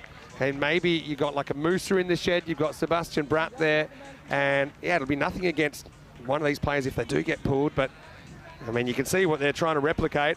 It was unbelievable hitting in the first half of this game. Looks like an escalator at a London tube station going down to the platform at the moment. 22-12 and then 7, rapidly decreasing run rate, and that means that the run rate required is rapidly going up, and so Spain have started this innings reasonably well despite only taking the 1 wicket.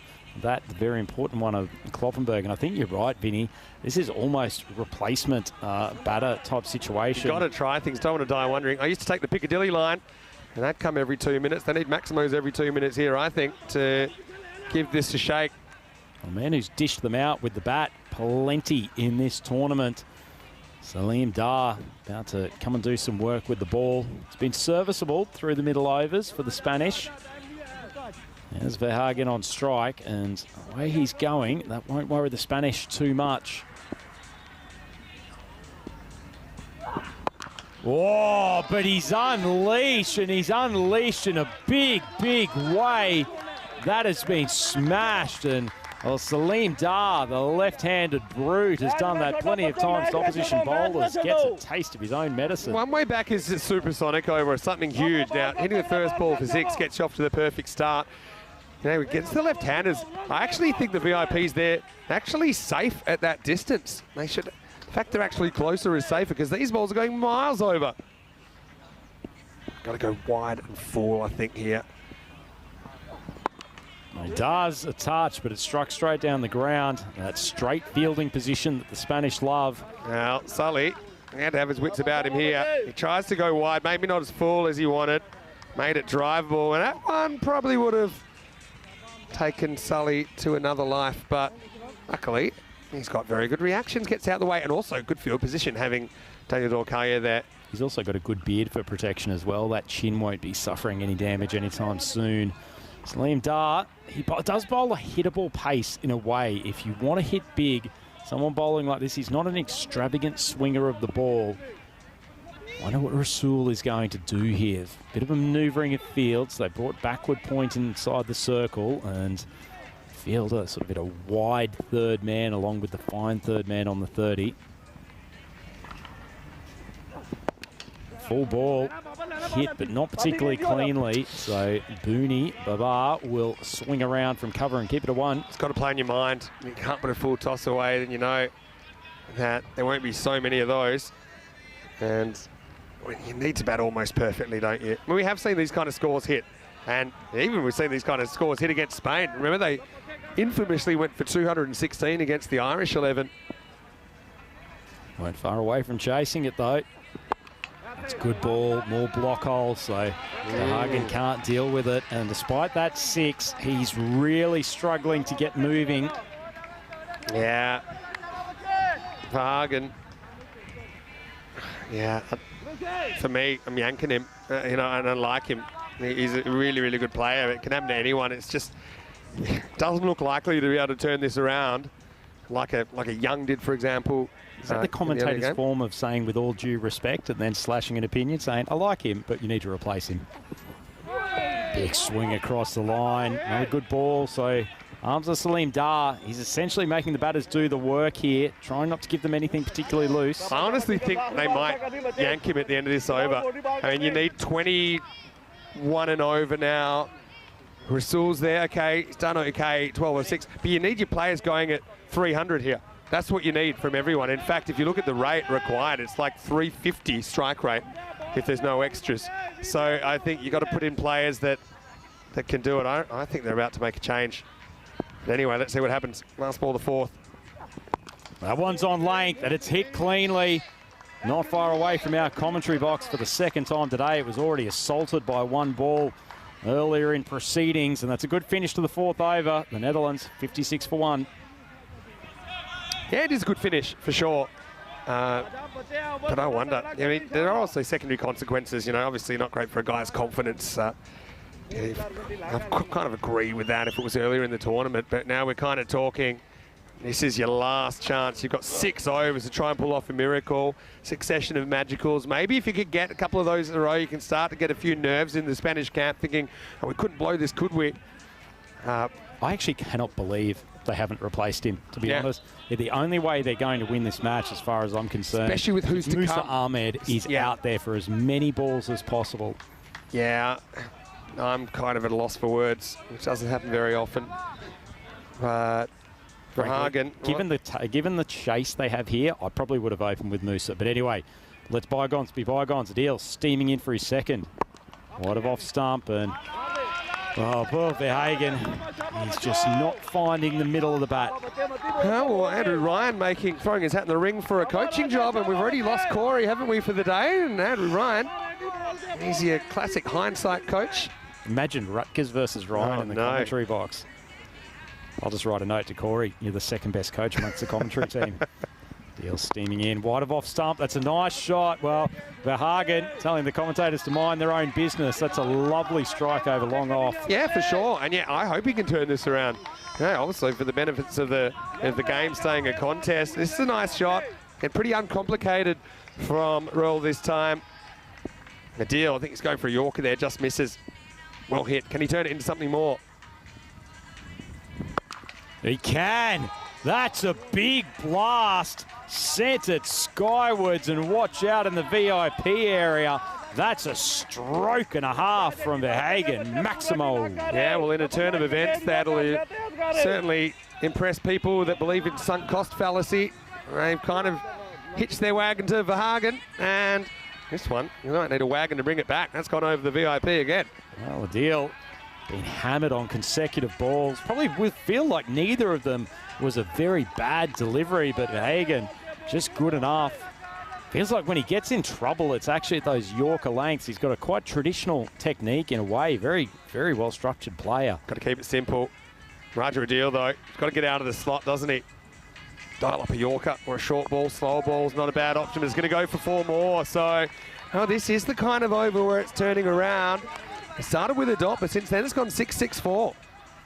Yeah, well, Corey Rutgers, hands up in the air, asking what is going on. I'm sure a paceman spearing one down the leg side wasn't part of the plan. Delightful little tickle off the pads. You feel regardless of what happens for the rest of the day, there'll be a bit of put your hands up in the air. Heard a little bit later in different circumstances for Corey Rutgers.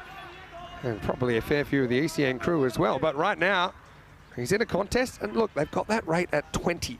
Let's see if it can hover there, or maybe even come down with a couple more boundaries. Well, certainly helped on that occasion. That's a full ball. I'm surprised that Hagen hasn't taken a swing. Yeah, I mean, probably needed the Q extender, I think, to reach it. It'll be a no ball for height. And he's just saying, hey, settle down, get back to basics. I thought he might have been signalling, just try to hit the pitch for starters. Tranquilo, they'd be saying, just relax, relax, be calm, be calm. Deep breaths, maybe just settle down a little bit. And that one's drilled. It was only just short of being a Yorker. Not a bad ball from a deal. But Hagen is now on a riot. Smoked that for 4. Yeah, always would have kept him out there, Rhino. You knew he's the kind of player that can turn it around. Still would have thrown Musa out. Yeah. Now I'll be the hindsight coach. Yeah, but I mean, look, credit to Verhagen. He has turned it around, hasn't he? But he needs to somehow find another gear. Does he have it? Last ball of the 5th. Well, maybe he does. It's beautifully struck, and it's a misfield. Well, Smith ready, made good ground coming around from the wide, long off position. That one's just skipped off the turf through his hands. It went like a bullet, and Verhagen is on a tear now. The Dutch back in the game, 81 for 1, halfway through. Well, I want to welcome everyone once again, and I've got to say that it's been busy here. There's a lot going on. We've got Candy Toms in the red boots as well. Come on, come around here, guys. They're providing the entertainment today. There you go. You're live in front of everyone. They've come all the way from Zurich to do the musical entertainment today. Well, Dave B, actually, he's got his guitar and his violin in the car right now. So, I mean, I actually don't know how many people is the maximum you're allowed in this commentary box, but I feel we're getting there. I think this is an example of just how many people we've got here today, that this is almost the overflow seating section now. True. The VIP area and hospitality is packed. Now, what are you thinking about this Spanish assault at the time? I mean, you got the band here dressed like a couple of matadors that you might run into at the bull ring. Right now, Equipo Rojo, they are making a dream run. I mean, obviously, if whatever the final is was England-Netherlands, it's going to be a repeat of last year. But England-Spain throws up just unimaginable possibilities, and I think there's a lot of supporters for both those nations. Of course, Dutch well supported as well. It's going to be a big night no matter what, Rhino. I think, well, there's going to be celebrations all around and a fantastic atmosphere here at the Cartermore Oval. If you're in the vicinity, you could find far worse places to be on Friday evening. And there is still plenty to play for in this game. Felt after 4 overs the Dutch were playing themselves out of a final spot, but Hagen, almost like Mount Vesuvius erupting in that last over. Now Rasul back on strike. Salim Dar on the bowl. And that one's gone high in the air. It's certainly catchable. And it's well taken. Big Papa extends the hands. The huge man from Spain is putting his nation on his back. And that is a big, big wicket. Rasul gone. Netherlands, 81 for 2. Yeah, what a shot of Baba there in front of the big crowd, the VIP section as well. Here, all the sponsors in, all the supporters of European cricket were kind of in suspended motion there, weren't they?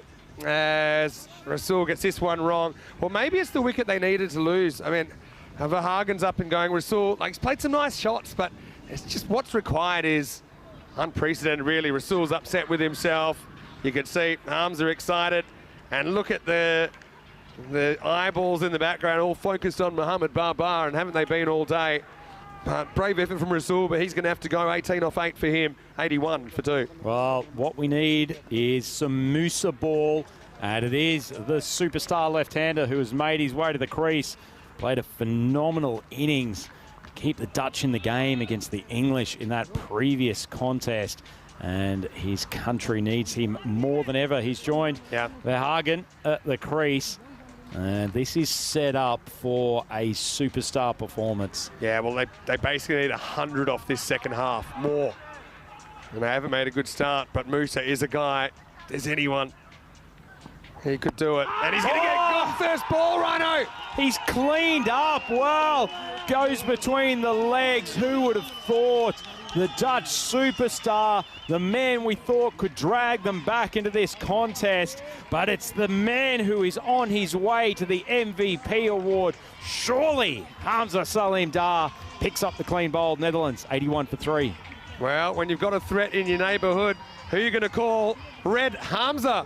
And look what he does here. It's just back to basics. Plan A. It's full. It's straight. It's knocking over the stumps.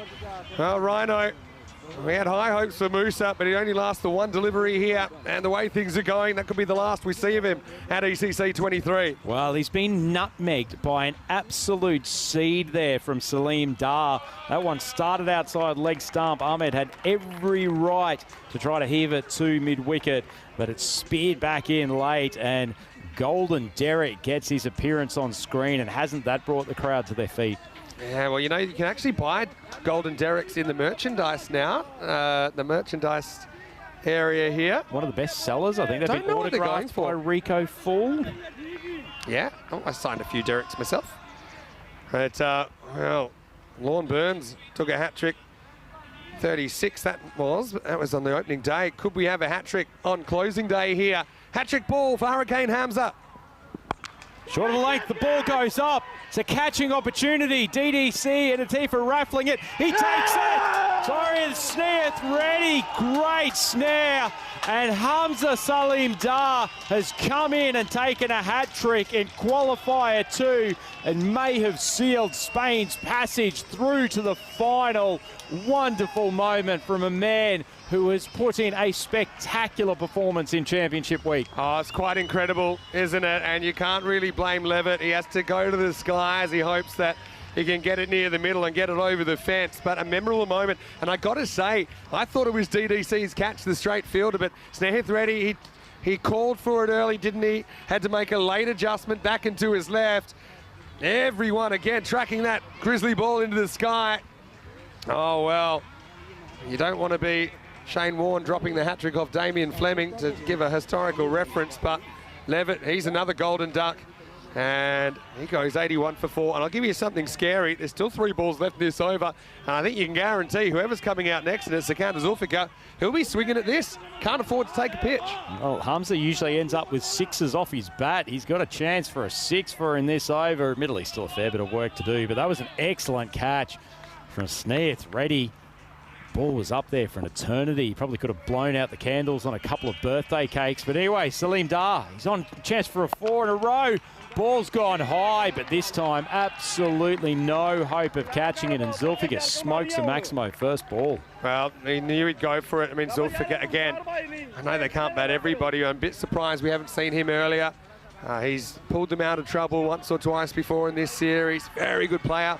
He's a triplet, of course, and last year we saw all 3 triplets playing for the Netherlands in this Dutch team. Hamza, though, 2 balls to go. What, I mean, incredible match. And to do what he did with the bat and then to take a hat-trick. This is some performance from Salim Dar. That one's pitched up again in the slot. Wow, he's having the Maximos thrown back at him. Zulfikar, he's hit a pair of 6s to get started, 12 off 2. And the Dutch just keeping themselves in it. Oh, good shot, good counter-attack. I mean, we're getting to the point where you kind of need a boundary to bring the rate down. Anything else won't do, only boundaries or extras. Still giving 6%.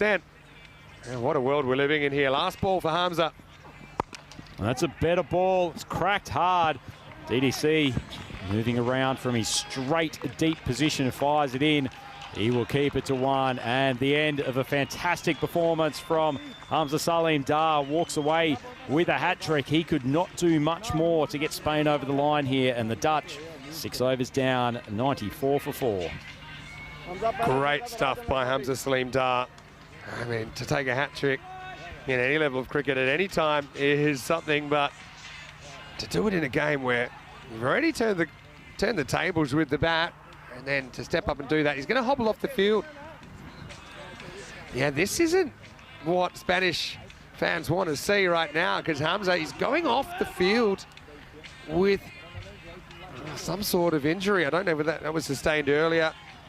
in this contest or not. But yeah, let's have a look, because yeah, he's in some discomfort, and certainly that's a player you don't want to lose him for the final. Lucky they've got the expertise there of Alistair Priddle, who will be working overtime on their young charger to try to get him right for what is a likely finals appearance. Looks like it might have been a groin strain. I'm not sure whether he suffered a bowling or an over-exuberant celebration of the hat trick, but either way, let's hope he can get himself back in a state to play. And Atif Mohammed coming in for his second over. Throws it wide of off stump. That's a pretty good shot. And Zulfikar, could he be the man to get the Netherlands back in this game? Yeah, well, they need something, don't they? I mean, that's kind of put a hush around the ground, hasn't it? Because Harm's up, he's having the game of his life here, the day of his life, really. Tournament of his life. He's one guy, when he was seen in Barcelona, yeah, he impresses us, but he's just one guy that seems to get better with the better level of the game. So Zulfikar, he's going at the 4-ball required. Can he keep it up? Oh, it's another good shot, but DDC has come up with a phenomenal pickup on the half volley. Thought he might take a step in and go for a diving catch. Actually ended up in an awkward spot, but my goodness, that's a phenomenal bit of fielding. Yeah, it's a hard one to come forward to. He didn't want to jam himself and get York, so in the end, it's smart fielding, I think. Stopping the boundary is more important than the wicket at this stage anyway, I think. Verhagen, oh, he's still there. He's been through the ringer. What can he do to Atif Mohammed? Mohammed drags that wide of off stump, and the diving stop from the keeper. They get Zulfikar back on strike, who at this moment feels more likely. So they've turned that into a double with the wide call. Hat-trick number 39 of the season for Hamza Salim Dar on the previous over. Dutch looking to try to squeeze out every run they can. Protection on the boundary. Here, straight, long off, wide, long on, deep square. Third man, very wide. Short ball. It's hit just over the outstretched hands of fine leg. Mohamed Yassin looks like he was just woken up by that ball flying over the top of his skull. That's another boundary. And Dutch getting in some rhythm, and Zulfikar, I wouldn't say he's playing a lone hand, but he's certainly given them a boost. Yeah, I mean, it's been an experience, hasn't it? So far, Atif doesn't often get taken to, but I suppose they've gotten after him a little bit here. 32 off his 9 balls. Floats it wide, and Zulfikar hammers him over deep mid-wicket. What a shot, and all of a sudden, the Spanish are looking mortal, and the Dutch, they have got themselves back in this contest. 111 for 4, 2 balls left in this 7th over. Well, right now, you're walking the tightrope without a safety net if you're the Dutch. You need boundaries or bust. You need to go on a run of it. Okay, these magical overs, they happen. They basically need to string 3 together in a row if we're to win this game. So ultimately, if they can get themselves within 24, 26 off the final over, at least they're giving themselves a chance. Yeah, that's all you can hope for. 8% is still given. So quite an incredible thought, isn't it, that in 100 matches, 8 of them would go the Dutch way from here. Yeah, and it's gone down to 5 as we talked. It's gone down to 5 after he's hit a maximo. They've obviously been listening to us. The Dutch, 72 off 20 balls. It's still a very, very difficult chase, but Zulfikar. Full ball, drives it out. Just be a single. Bar patrolling that area. He's calm, keeps the throw low. Yeah, I mean, that's a win. As soon as that goes 24 plus, then even 4s don't bring it down. Having a look at the hat-trick Hall of Fame, 39 comes in the way of Hamza Salim Dar. And Lorne Burns, a hat-trick for Spain on opening day. Hamza Salim Dar, a hat-trick on closing day. But all concerns now in the tent as he's getting worked on. He's got to turn out. He's got a pulse. He'll be in the team for the final. Wide of off stump and Verhagen, where he struggled to hit the boundaries when the balls got underneath his eye line, and not a bad finish from Mohammed after he was smacked a number of times earlier in the over. And the Dutch 1-1-3 for 4, 3 overs to go. I'll tell you something, right? With 3 overs to go, as we just have a quick look at where we're at here on finals day. Spain have to be perfect today, win 3 games. They beat the Irish, almost beaten the Netherlands, but not quite. This game on live support. England 11 waiting for the winner of this game. So they're watching on, I'm sure, from wherever they are. But that game is coming up in about an hour and 55 minutes, and the toss happening just after the game. And we also have the HL Software VIP Experience game in the meantime. If you're watching on our YouTube channel, you can tune into that, and that is always interesting. Very interesting. I'll tell you what else is interesting here, Vinny, that they have turned to Mati Rahman, who has not been at the bowling crease quite as much as some of his colleagues across this tournament. And DDC's gone with his frontline 4 for all of the overs to date. So 2 of the last 3 will be bowled by the 5th bowler. Rahman comes in. Short ball. That was probably one that Hagen needed to put away. All right. So they get 1. I got to be honest with you. My gut, and okay, people's guts are different. That's obviously very, very true. But I think that Bratt, he's one guy that could just reel off a bunch of 6s, and he might not. And again, for Hagen, he's hit him sometimes he hasn't. Bratt, with 3 overs to go, he's a guy that I want out there tactically. Well, to put this into context, for Hagen, 40 off 20, that translates to 12 run and over. They need much, much more than that. Wide of off stump, and you could see as soon as that ball was delivered, Zulfiqar got himself into great position, and he's hammered it for a Maximo. He is putting the Netherlands on his back and potentially carrying them to miraculous chase. Yeah, I mean, they need more, don't they? That's a great shot. I suppose not the greatest length for Mati Rahman. Misses his spot. And when he has bowled these kind of, I call them slot balls or not quite Yorkers, they have disappeared. Sikandar, again, he's one guy, 35 off 9. Didn't see him for a lot of this chase, did we? Rahman slot again, and he's been pumped. Consecutive Maximos. This is wonderful hitting for Zulfiqar. The Spanish fans, they are concerned, and this is a wonderful innings from Zulfiqar. We've got a lot of technology these days, but I'd like to see the panic meter, because I think that there's a little rumble going on at the moment. They just got to try and get out of this over. Zulfiqar 41 off 10. Oh, not a bad change up, brave one. It's been fumbled by the keeper. Oh no, that's 4 buys. It's gone all the way. It's a slower ball, and it's bounced just in front of Awais Ahmed, and it hit him, and it slowed it down to an extent. But even when they win, they're losing at the moment, Spain. And so it was a clever bit of bowling first up from Mati to roll the fingers on it. Zulfiqar didn't pick it, but the keeper couldn't pick it up. Gutsy bowling from Rahman. He executed well. Fortunately, his keeper couldn't stop it. All the momentum with the Netherlands. Short ball, and it's been hammered out to deep square. I think it's actually gone for a boundary. 4. Yeah, that's 4. It won't be out. Well, it was cheers from the Spanish, but I think Hassan knows he's out there at deep square, and his back foot was over the line. I don't know whether they realise it, but he's held that ball the whole time, and so it wasn't like he knocked it back. So he's definitely stepped over the line here. Let's have a look on the replay. See this foot here. See, you can see there it's grounded, and he actually uses that foot to spring forward. So that'll be 4 runs. I think most people knew it. Look at the zoom. That's the biggest we've seen Hassan all week. Yeah. Well, Bigfoot starring Mohammed Ihsan out there, and he's doing really well. He's into the sun, so he just kind of lost his bearings a little bit. But there's another boundary. So that's 20 off the last 4 balls now. Zulfiqar 45, so he's 1 Maximo away from the half-ton. And he swings hard. That ball's gone high. It's gone over. It's a Maximo. Zulfiqar 51 off 13.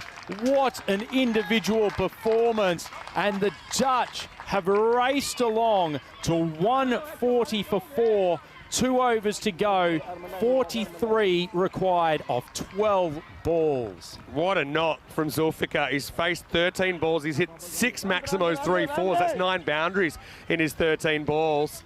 And one of them was a boundary anyway that he missed, because you remember that. So, look, panic meter, it's definitely being picked up by the seismologists now, Rhino. They're heading in the right direction, but they're going to have to do something quite substantial here. They need 21.5 and over for the last 2. You know who I feel really sorry for at the moment is Hamza Salim Dar, because he's currently getting massaged by Alistair Priddle, who has probably got a pair of very stress-filled hands at the moment. They know that the Netherlands are within striking distance here. The experience of Babar for the 9th. Need a huge 9th. They're running out of time too. Only 2.5 minutes to bowl this over. So imagine that. You've got to hustle. And Babar, he's got a short run up. Hamza is back out on the field. So that's good news. It tells me maybe it was just a bit of cramp or something like that, and nothing too serious. The fact that they would actually put him back out there. I probably wouldn't have, to be honest. They had Aldra as a sub fielder, but Hamza obviously wants to stay there. He's missed a few runs in between, hasn't he? Dutch got themselves back in this confident contest. Zulfikar on strike. Bad ball from Babar. He's been swung for a Maximo. What a tremendous cricket shot, but a poor ball from such an experienced bowler. Oh, this is going to be ridiculous if they can chase this down. Well, Babar just overcooked the Yorker slightly. Zulfikar is on right now. Last roll of the dice here for the Dutch. Oh, Zulfikar has smashed Babar. That's probably the biggest 6 we've seen all day. What an exhibition of striking. This is extraordinary stuff from the Dutch. Yeah, well, this will be the highest ever chase if they can pull it off. They can't, can they? They can't. Surely not. Sikandar on fire right now, on 63 and counting. That one's in the slot again. Zulfikar, it's another Maximo. This is unbelievable. 24 off 8. Now they have got it back down to 3 a ball, which would be par in this game. So right now they're sitting right on the red line. ECN Classic and Spain missing their spots. Zulfikar going bang. He's on fire right now. Surely not. And look, the clock. There's 40 seconds to bowl these 2 balls. Good slot ball, so he manages to get Zulfikar off strike. All right, well, there's pressure. Now they've got 30 seconds here. They just have to bowl this ball, as long as it's a legal ball, before that runs out, so they should be okay. But again, if it's a no ball or wide... You don't want to rush in this situation, but Verhagen's basically got a free swing almost here. Back to 50-50, Rhino. Last ball of the 9th. Oh, not a good ball. We'll have a look at that from side on, because it may be a no ball. Just punted straight down the ground. I think they're in trouble with the clock. Honestly, let's have a look. This becomes a huge I think that's ball. not a no ball. It's below his waist, so it'll be legal. But what's happened is, okay, even if you add on a time for the review, I still think that they could run out of time here. There was only about 2 seconds left on the clock when that ball got back to Babar. So it's going to be, well, I'm waiting to see a signal. I don't think we'll get one. No, they're saying that's the end of the over. Okay, that's it. So that actually becomes a huge call, because that is the end of the 9th. 161 for 4, and they beat the clock by 2 seconds. And that call wasn't just for the no ball, it would have been for 5 penalty runs. But now, it's rare that you say team chasing 22 is in charge, but it feels that way. They need 22 off the last over. Don't go anywhere, and remember where you are, because you are watching an ECN Classic here in Qualifier 2. You're not just watching an ECN Classic. This has basically been the greatest day of cricket in the history of the sport. This is unbelievable stuff. And would there be a more nervous man than Mati-ur-Rahman, who got pumped for 23 in his first over? Netherlands only need 22 here. I guess on the upside, he has got Verhagen on strike to start with. All right, they're going back to Mati. And Mati got pounded for 27. I actually thought DDC would come to the bowling crease. He's trusting Rahman. Verhagen's on strike, though. 22 off the last for the Dutch to pull off a miracle. Big swing. It's driven down already. Soft hands out there in the outfield, but at least Verhagen's got Zulfiqar on strike. I mean, look, if he ever wanted to dial up a Yorker, now's the time. Matthew Rahman. I mean, he looks like he should be doing his homework somewhere, shouldn't he? And I hope he's done his homework. As Zulfiqar 70 off 17. Again, I think 3 sixes here out of 5, or maybe 2 sixes, 2 fours. So you need kind of 3 or 4 boundaries. And again, single here. Do you even take one at the moment? I suppose you kind of have to. No, put it up to Zulfi. You think Zulfiqar is on fire? 70 off 17. It is one of the best innings you could want to see on the ECN. Rahman, good start for him. Just the one off the first ball. It's in the slot, and it's smashed over cover. What a strike. Zulfi, he is carrying the Dutch to the final, and so much pressure now on Rahman. Oh, you just cannot miss even by a bit. It's almost a Yorker, and I mean almost. I think that's probably 15, 20 centimetres short of the Yorker that he was going for. He has to take his time here. You've got all the time in the world. You've got to kind of ice the clock a bit now, because Zakant is feeling really good. You've got to give him more time to feel like the mood's subsiding. 15 off 4, and they're 3 hits away. The Netherlands. Zakant Zulfiqar on strike on 76. And he pops him over the leg side boundary.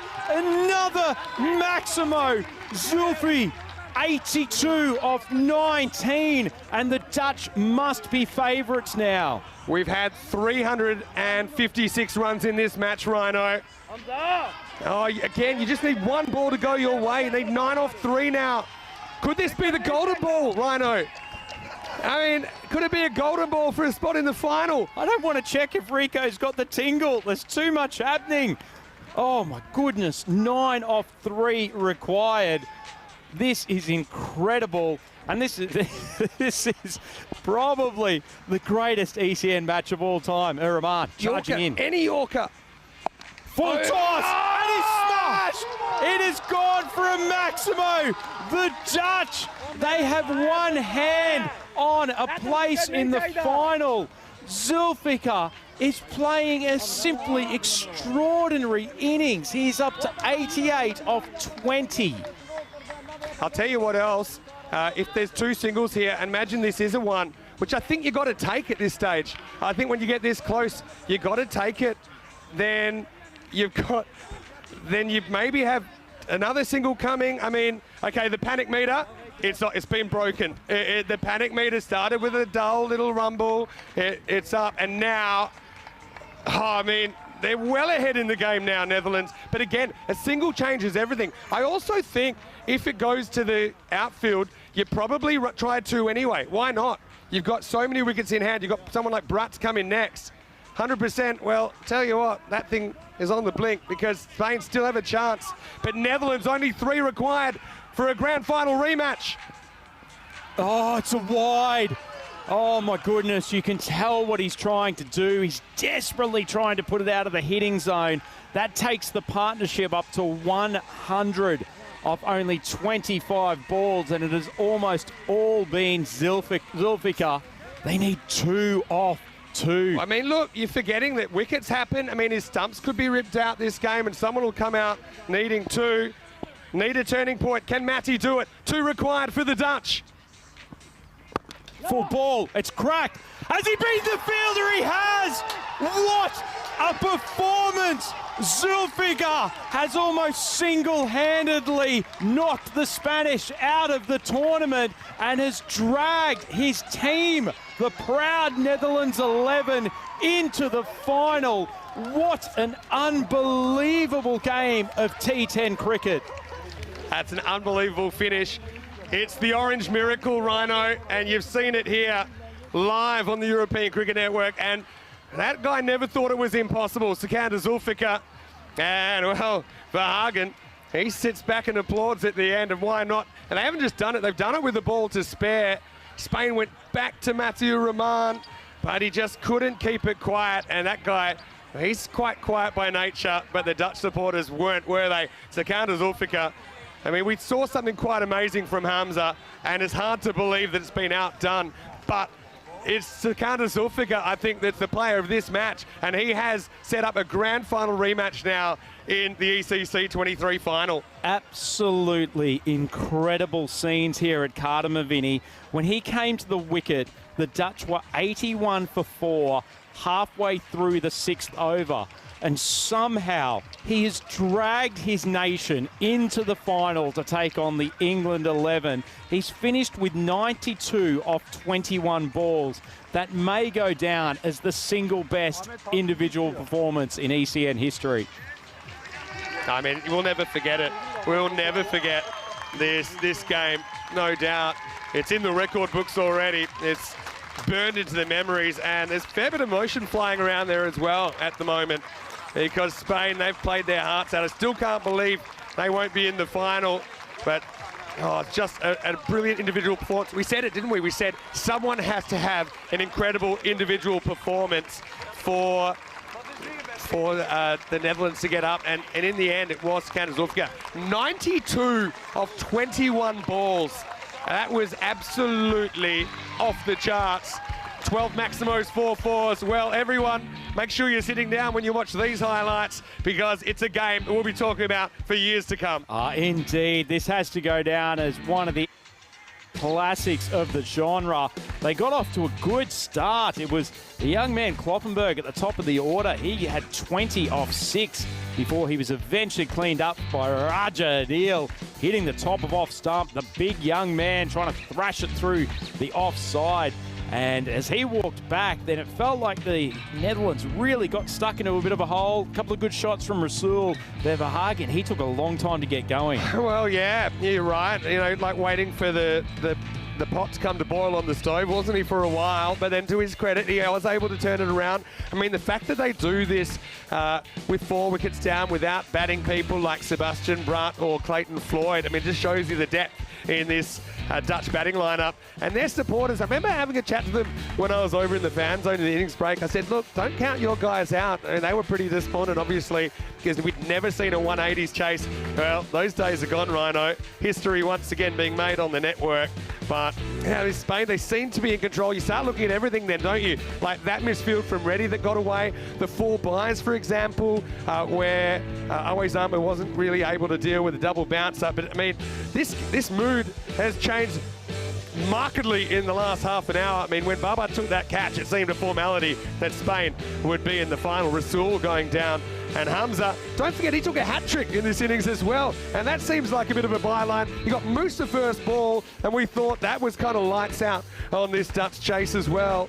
But, well, this was the hat-trick, but it'll be a hat-trick now, which will elicit mixed emotions, I think, from the Spanish supporters. Well, we all thought that when the wicket of Musa Ahmed went down, that the Dutch really were out of this game. It was a sensational little spell for Hamza Aleem Dar. Then when he left the field, all of a sudden, Zulfikar took over and played what was one of simply the best innings in ECN cricket you could ever wish to hear. Atif Mohammed, a man that the Spanish have gone to so often to get control back. He got pumped, but he wasn't the only one. Zulfikar, just an extraordinary display. Well, Zulfikar, remember the name. We've been saying it a fair bit, haven't we? Of course, he's one of triplets. But yeah, I mean, Spain, look at this.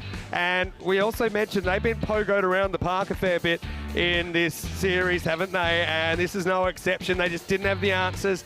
Again, I know post-mortems are always 2020, but they went back to Matti, he'd been basically ground into the ground, hadn't he, by Sikander Zulfikar, and then he had the rematch. Verhagen started the last with a single, and we'll see that in a moment. But yeah, we said only boundaries were going to bring this down, and a lot of them, we did get a lot of them, and I don't even want to look at my card, but I'm telling you, those last 3 overs in the end, are you ready for them?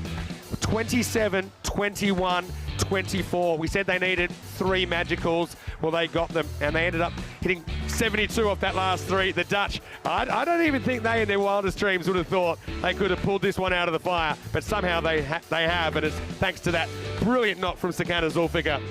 Unbelievable stuff. Look at the celebrations in the tent. He may be a quiet man, but he has shouted very loud with his bat I have some sympathy for poor Matteo Rahman, sent into the firing line. It was like being thrown into an abattoir then at the end. And unfortunately for him, he couldn't quite do the job. But this Spanish lineup, they would have felt they had more than one foot in the final. Oh, yeah, I think so. You know, it's a strange scorecard, really. I suppose the guys that got out, they didn't waste balls, did they? Kloppenberg, a quick fire 20, 18 for Rasul. Goldens for Musa and Levitt, but they got out the way, and that brought Zulfiqar in. He started with a 6 on a double hat-trick ball, don't forget, and he had plenty more to go with it. 12 Maximos in his 92. And look at the bowling figures. Well, against tough viewing, Hamza was brilliant, 3 for 27. Again, no burns, maybe no variation in there to speak of, because they end up bowling 10 overs at pace. There were 9.5. Matty, you got to feel for him in the end, going for 47 off his 11 balls. So we'll take a bit of a break. We'll try and compose ourselves. We're an hour and a half away from bringing you back for the final. We'll have the anthems, of course. And in the meantime, we will have the HCL Software VIP experience game. So if you are watching on our YouTube channel, tune in for that, because that's always something that's a little bit different. Rhino, great job by you, by the way. Let's just take a moment and thank you for your contributions. It's been great to have you back in week 4, and I bet you can't wait for the final like everyone else. Can't wait to watch the final. It felt like an absolute privilege to be here, not just for that game, but all today and throughout the tournament. It's so good to work with you, Rico, even Corey on the occasion we do get to spend time in the box together. But fantastic to be here, and I was not overstating it before when I said this has to really potentially be one of the greatest days in cricket history. This has been 3 games of the highest order. It's been incredible. Well, big thanks to our super fans who've been up here. I mean, you guys certainly will remember where you were when the biggest chase was pulled off. Rhino, been awesome. Hopefully see you again on the network soon. Enjoy the final. Rico will be back with me for this one. Corey, well, I'll probably have a word to him in the break, but to him and his Spanish team, thanks for bringing so much to the tournament. Again, a lot of Spanish hearts breaking here, but we will have a grand final rematch, and it's one really that could go either way. Vinny Sander here, Mr. Maximo with Andrew Ryan. Big thanks again, and thanks to all of our supporters, whether you're here or whether you're far. We'll see you for the big one. The final's on the way. We'll see you then. It's the decider of the 2023 Dream11 European Cricket Championship.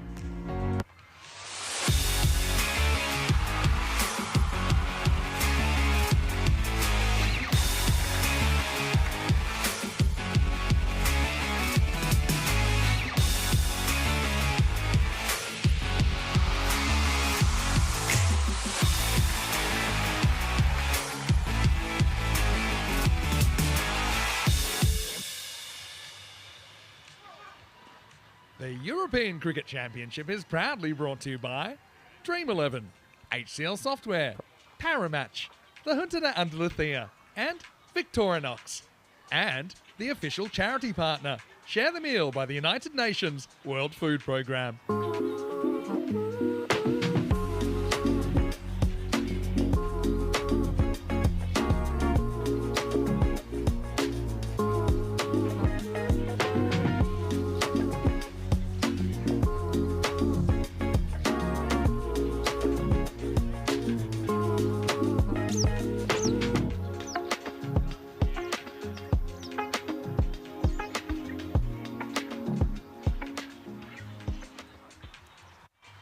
Hello, cricket lovers. Welcome back to the Kartama Oval. Those are live shots of the ground right now. Vinny Sander, Mr. Maximo with you on Group C Finals Day, but we haven't been able to play as yet due to some rain coming through. You can still see there's some wet spots around the pitch. So the rain has actually stopped for quite a while now, probably over an hour, but those damp spots are what is preventing this match to get underway. Qualifier 1 between Spain, the hosts, and Belgium. Of course, we saw the Eliminator already abandoned without a ball being bowled earlier. That was Finland versus Switzerland, and unfortunately for the Swiss, they were eliminated as the bottom-ranked team in that Eliminator. Great to have you with us, and we are, of course, very, very disappointed that the weather has intervened, and hopefully we can still get this game underway. Just looking at the clock right now, I know we won't be starting in the next 7 minutes, and we have around about half an hour until the cut-off time for this game. The minimum overs, of course, 3 overs to get a game on. So the process has been that every so often the officials have gone out there, the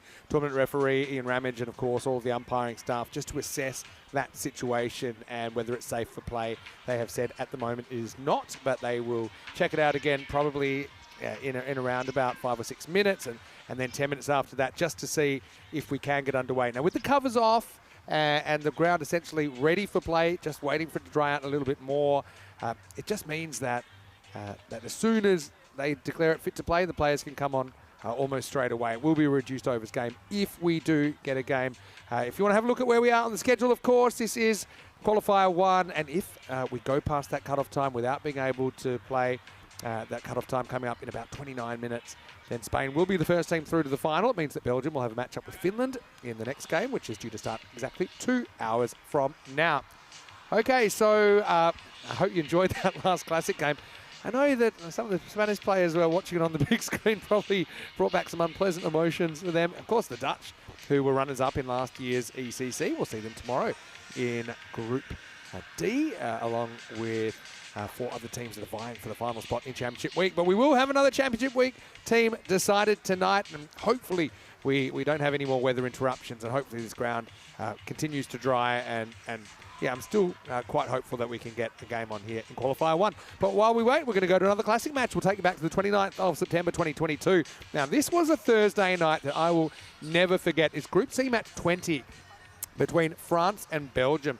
It's a really interesting match. Now, Malta were involved in this as well, because Malta were sitting back at the Sunset Beach Club, hoping that France wouldn't win or get close. Well, actually, I've got live notice now that Qualifier 1 seconds ago has actually been abandoned. So yeah, that is straight from the referee. I've just had the message passed on to me that Qualifier 1 is abandoned, and that means that Spain will be straight through to the final, and also it means that we know now that there won't be any play for 2 hours. So 2 hours from now is when Qualifier 2 will get underway, and it will be Belgium who are taking on Finland. So, look, while we're waiting, I know we want to give you some more cricket, so we'll go to that Classic game anyway. We'll let it run all the way through, but just that notice now is official that Qualifier 1 has been abandoned. Spain, the first team through to tonight's Group C final, and they'll play the winner of Belgium and Finland. So let's go back to that match between France and Belgium, and it is a real doozy. Make sure you watch it till the very end. Vinny Sandy here, Mr. Maximo. Andrew Ryan will be with me when we return, hopefully for some action on the field in 2 hours' time, right here on ECN for more Group C Finals Day. Until then, enjoy this ECN Classic. Of the day, it'll be Vinny Sandu and myself bringing you this live coverage. And well, France, the little engine that could, has got one last bite of the cherry to try and sneak themselves into finals Friday. Belgium have been playing some fantastic cricket so far, and they will more than likely end up leaders of the group and they definitely will get the double chance. And you can see them, lots of smiles on their face. They're enjoying themselves, and that's Sabah Zakil. He's a bit of a prankster and a jokester in the side.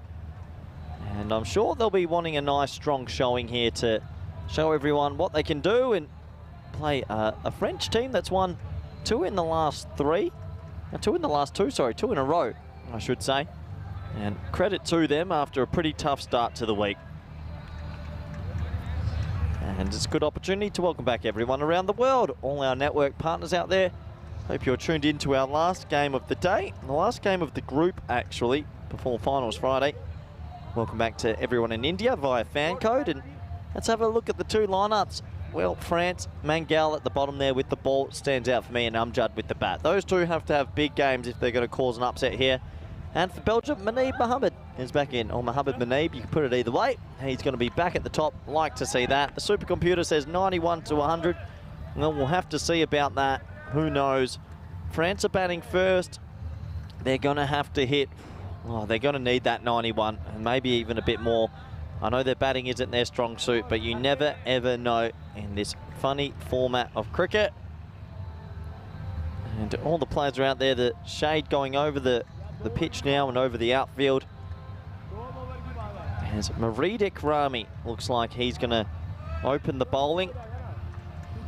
Mahathir and Ahmed open the batting again. And surprised to see that. They just got them over the line last time. Thought they might have made a change. But they will stick with these 2. So here we go. It's the nighttime game, Thursday night, Group C. And after this last group game, we will have the table complete and we can tell you what's happening for finals Friday tomorrow.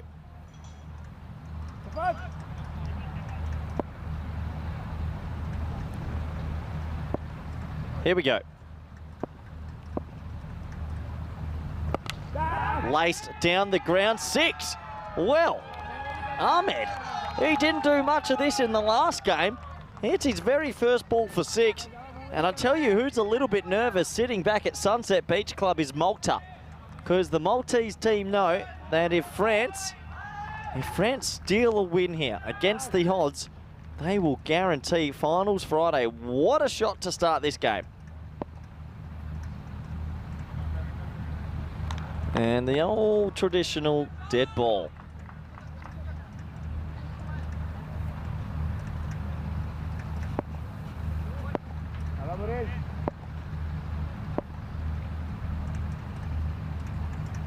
Oh, dot ball. So I think Ahmed obviously knows that batting first, they'll need the runs against Belgium. I don't think 80 is going to work. Got to go out there and you've got to be positive.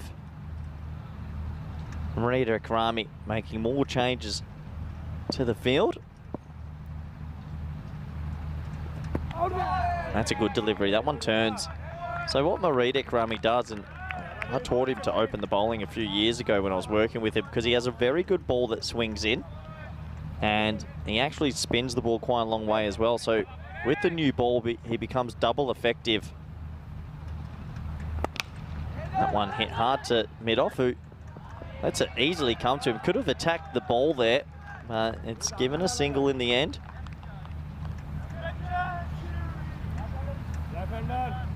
Brings on the left-handed Mahathir to the strike. And our last group game of Group C, finals day tomorrow. It's been a pretty different sort of group. Some of the results in the first few days I don't think anybody expected. In the end, it does look like it will be the Belgium and the Scots in the double chance. So it does end up the way we thought it would have before the week started. But the question will be, who will play Luxembourg in the Eliminator? Will it be Malta or France? This is France, last chance. Awkward looking pull shot, and Marita Karami, he's a little bit of a live wire, scoots across and collects the ball just for a single.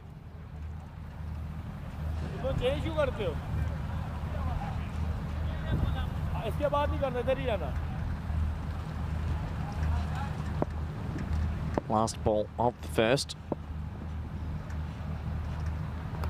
Oh, inside edge this time. A little bit of luck for the French. And, well, that's a beautiful back heel by Adnan. Well, Belgium football's doing pretty good lately with Kevin De Bruyne, Courtois. There's a fair few good Belgian players. Hazard and maybe Adnan as well. Look at this for the old back heel.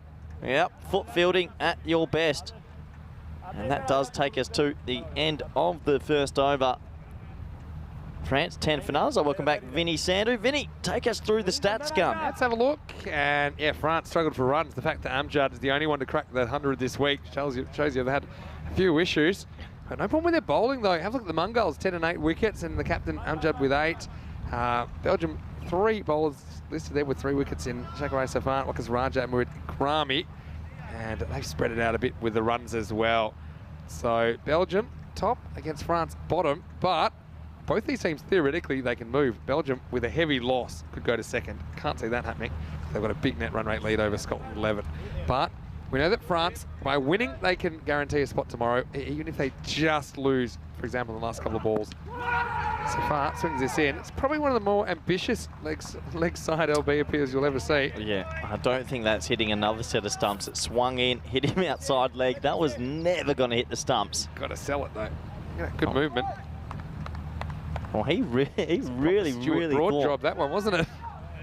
Well, he was just hoping that Nilkesh Patel was operating in an alternate reality. But anyway, so far it's a good player. Can get it through. He's going over the wicket now to the right-handed Ahmed. Didn't he start with a bang this game? Didn't hit a 6 the whole 10 overs last time. Well, there you go. He wants some more of that. He's warming up now.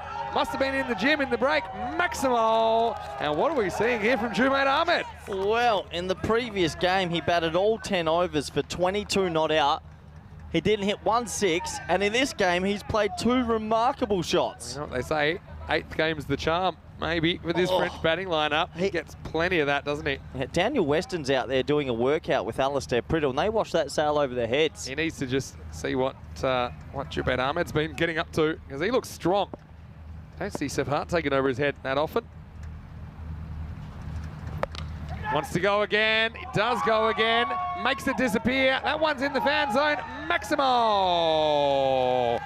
What is going on here? All you have to do is win a game for your country, and suddenly you look like Chris Gale out there, the right-handed version. He's transformed from, well, let's say a sedate player, Jeffrey Boycott, into, let's say, a bit of an Andrew Simons here in the space of 45 minutes. Incredible Hulk-like transformation, isn't it? From Ahmed into power hitter. How's Malta feeling sitting at Sunset Beach Club watching this game? Luckily, I think it's happy hour in the bar this time, put it that way. Yeah, this time it's shorter, but it's going to be the same one. Oh, dear, well, Richards. Yes, Richards. Let's have a look at that one. Well, what a dodge from the cameraman. That was almost lights out for camera 4, but it goes over the lens. And now even the cameramen aren't safe. Have a look at this. And Richards. Oh, wow. He does very well. Oh, dear me. It was a clever adjustment from the bowler, but even better. No, Richards, he is a real character. He's a fixture here on the tour. I'd like to have seen what that looked like through his camera. You know what? He was trying to shoot that ball right to the last moment. Now, what's the one? Oh, I hope that hits the bat, not the hand. Yeah, I think it does. And an apology from Sherry Butt as he was attempting a run out. What a start for France. Unbelievable. Don't think anyone saw this coming. Yeah, not me. Safhat's gone for 16. I suppose he's had 2 dot balls if you're looking for it. Yeah, positive. This is blasted through the offside. This is 4 more, so it goes magical. And Ahmed scored more in 2 overs than he scored in 10 last time. Vive la France! End of 2. It's 31 without loss. Well, Je m'appelle Ahmed. What hitting from him. This is a crazy start to this one. France have, well, they were 0-5. They've won the last 2 against Malta. They need to win this basically to stay in. And right now, they're giving the top team a big fight. We have a look at the table and... Yeah. So France, believe it or not, they could lose just, but their net run rate could still go up because it's negative, so it'll be slightly less negative. They're 0.04 away from Malta. The easiest way, though, for France is just win. And you might say, well, that's nonsense talk. How are they going to beat Belgium? I'll tell you how. Get a score over 100, use their bowling, take your chances. They could beat Belgium. This is ECC cricket. What a crazy start to this fixture. Rami's back with his left arm. This time it's Mahathir.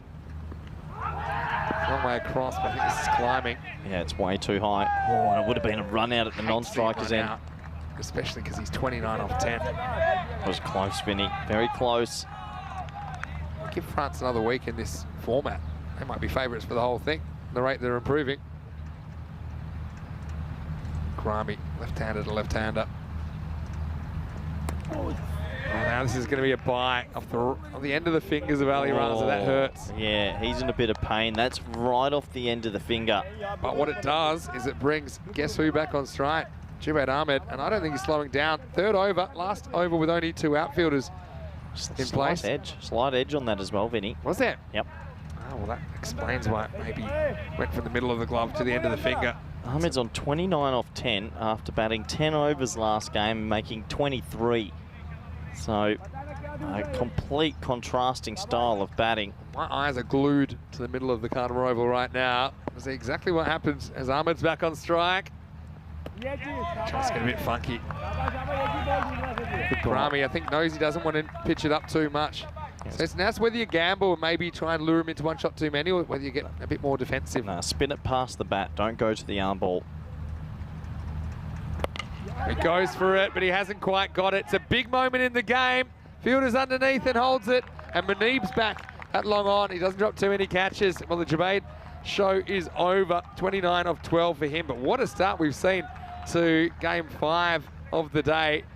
France have 32 on the board, 29 off the bat of Jubaid Ahmed, and he does depart at 32 for 1. Yeah, he gets too much height on this one. He'll be disappointed. Muneeb Mohammed coming back into the starting 11 for this one, takes a nice safe catch, and Marita Karami, good clever bowling from the left arm off spinner. He's a good bowler in the power play, isn't he? But, I mean, in a way, you'd say that innings is, I won't say more valuable because he won the game from last time, but 29 of 12, he leaves a lot of balls left for some of their other hitters.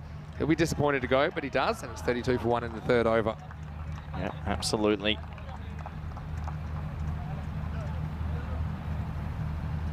So, Amjad, the captain now, coming in for France. He's been carrying their batting. Yeah, he's had a good week with the bat and with the ball. Yeah. He needs to really fire in this one. So let's see what Agrami's approach is here to Noman Amjad. So he doesn't really get up. Agrami scampers on it. It's a very powerful fake throw, but It's got great figures. Brilliant figures from Marita Karami. considering got pumped for a 6 early as well, right? Yep, absolutely. Good comeback from the young man.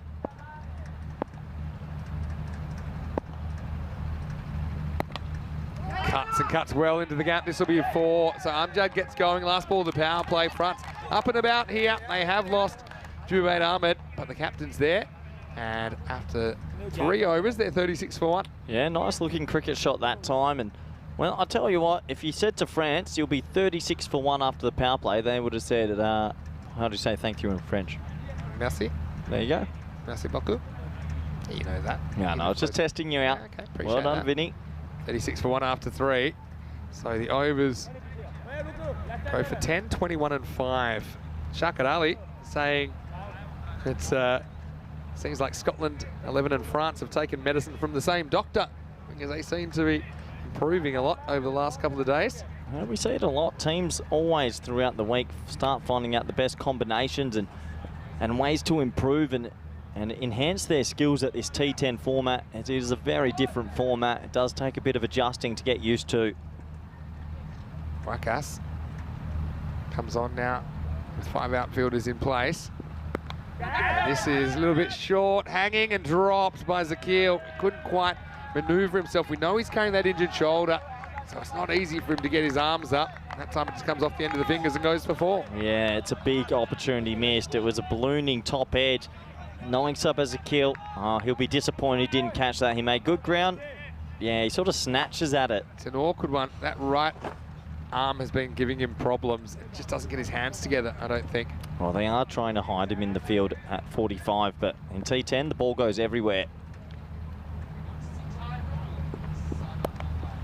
Nice late cut this time. Yes, no, direct hit. No, you're up. Run through it to the wrong end, I think. Yeah, it was the long way, wasn't it? But I know that might be Kitty in the chat was saying that Tyrone is the umpiring. There he is. Yeah, it's Tyrone Peters. He did a guest stint in the commentary box for us a little bit earlier in Germany when I took a couple of weeks off. Nice to see Tyrone out there making his ECC first appearance this year at least, during the week. Good to have him. He's been around the place, spent a bit of time in Australia, been around a little bit. Welcome, Tyrone. And I know that Tyrone's a bit of a Swiss Army knife. He's got a lot of uses. He's a very good umpire, though. Yeah, sensational umpire. All the men in black have been sensational umpires, haven't they? Yeah, it's there's a lot. I think that people probably don't recognise that they're looking out for every ball as well. It's long days for them as well, keeping their concentration. A little bit short from Raja. This is pulled, but pulled straight at the fielder. And that's why we have so many umpires. I think 4 of them are rotating. Four will do a day, and there's not. Yeah, sometimes there's a 5th as well. Historically, Missing our 3rd commentator today, aren't we? Mr. Rico enjoying his lovely day off. Rico's earned a day off. He How about has. some messages for Rico in the comment section? Oh, this is up straight up in the air. Well, someone's going to catch this. They can raffle it. Rahimi calls it, and he takes it. Slight ice cream cone, but Mahathir is the next man to go. He goes for 6. And Wakas Raja had one dropped earlier in the over. This time, you see, a few smiles because Rahimi called it. I think he had buyer's remorse as soon as he did, but he pulled rank but he does take the catch, and France now 43 for 2. Yeah, I reckon this is a little bit of a slow ball. It's a loose shot, and yeah, you can almost burst out of his hands there. Sherry Butt's body language there. Just look at that in the background. Yeah, it just stayed in, didn't it? Yeah. Proper ice cream cone for Omid, the cornrows. It's a bold look, but it will be gone, and so Mahachet departs. But the one thing about France, they haven't really been in trouble as far as wickets lost today. So we haven't seen some of their hitters. You mentioned the Mungals, for example. They have the 4th over in progress right now. So still 6 overs to bat. 43 for 2. Well, here comes Kassanane. Well, Kanasane, I should say. Been a bit of a long day. He's been okay this week. Yeah, he's showing glimpses, he was really hasn't he? important, wasn't he, in the previous game? Because they needed a boundary for somewhere. He provided it in the last over. It was that 3rd last ball that he hit over mid-wicket for 6. Upped it for 6. What a story it would be if France could qualify. They'll just believe anything's possible. Still haven't hit 100. Swings and misses, Kanasani, first ball. Yep, you never know. I mean, to go 0 and 5, they would have been so down in the dumps, and then to come back and win their last 2 games, a really impressive effort. Shows how mentally strong they are. Yeah, that's short. This is the partnership, Vinny. Last ball of the 4th coming up. Goes, but does he go Muneeb? He does not. Good catch. Really good catch. Muneeb Mohammed is a ball magnet at long on, and he jumps a long way in the air to take it. Batter's sticking around, but there's nothing to really wait for here because it's clearly a clean catch. And Kanasana goes for a duck. It's 43 for 3. Yeah, I think he's just hanging around through pure disappointment. It was a nice shot off the bat, but what a sensational catch from young Muneeb Mohammed. He leaped up in the air. He's one of the better fielders we've seen on the European Cricket Network, and what a catch. Yes, have a look at this. Definitely was going for 6. Times this jump perfectly. That's the key there. Times it absolutely perfectly. And France, well, they were up. Now they're feeling a bit down, I think, as Kanasani, key player, goes without scoring. It's 43 for 3 after 4 overs. Yeah, he'll be absolutely ecstatic with that catch, the young man. And, well, for Kanasane, he'll be hoping he gets 1 more innings tomorrow, but that is a big wicket. And, well, look who they've promoted up the order here. All right, this is the Energizer Bunny here. Dawood Ahmedzai. He was listed at 10. Well, have you seen how big his arms are? I'd give him a go. Brilliant. Brilliant. You can see the disappointment on the French faces. Seeing the real emotions in real time. Hello to you, Raj, and big thanks to you for your contribution. Asking maybe Rico should become an umpire after he's finished with his coaching from PNG. What's your dream country to coach, apart from Spain? Coach most of them now. Good question. Australia. West Indies. How long would you last coaching the West Indies? Long. Breaking news, Corey Ruckers missing on his 2nd day in the job. And Fayez, the right arm off spinner, gets a go in this game. Been a little bit expensive in the tournament so far. It's good keeping, at least to block that one from going to the boundary. It will be 2 wides here. Not a good ball from Fayez. Yeah, he's just slipped it down the leg side, so it's 2 free runs for the French. And even though they lost 2 wickets last over, there's nothing wrong with their rate at the moment. Got to keep going hard here. 110 pace at the moment. Well, this is high in the air, and he gets enough of it, Vinny. Vital 6 runs, and Amjad, he's the key for the French right now. They will take it. You see, he just goes with the line of this one, and is kind of with the spin as well of Fires. Amjad brings up the 50 for France. They're looking like a new team now. It's amazing what a win can do for your confidence. Yeah, it's unbelievable, really.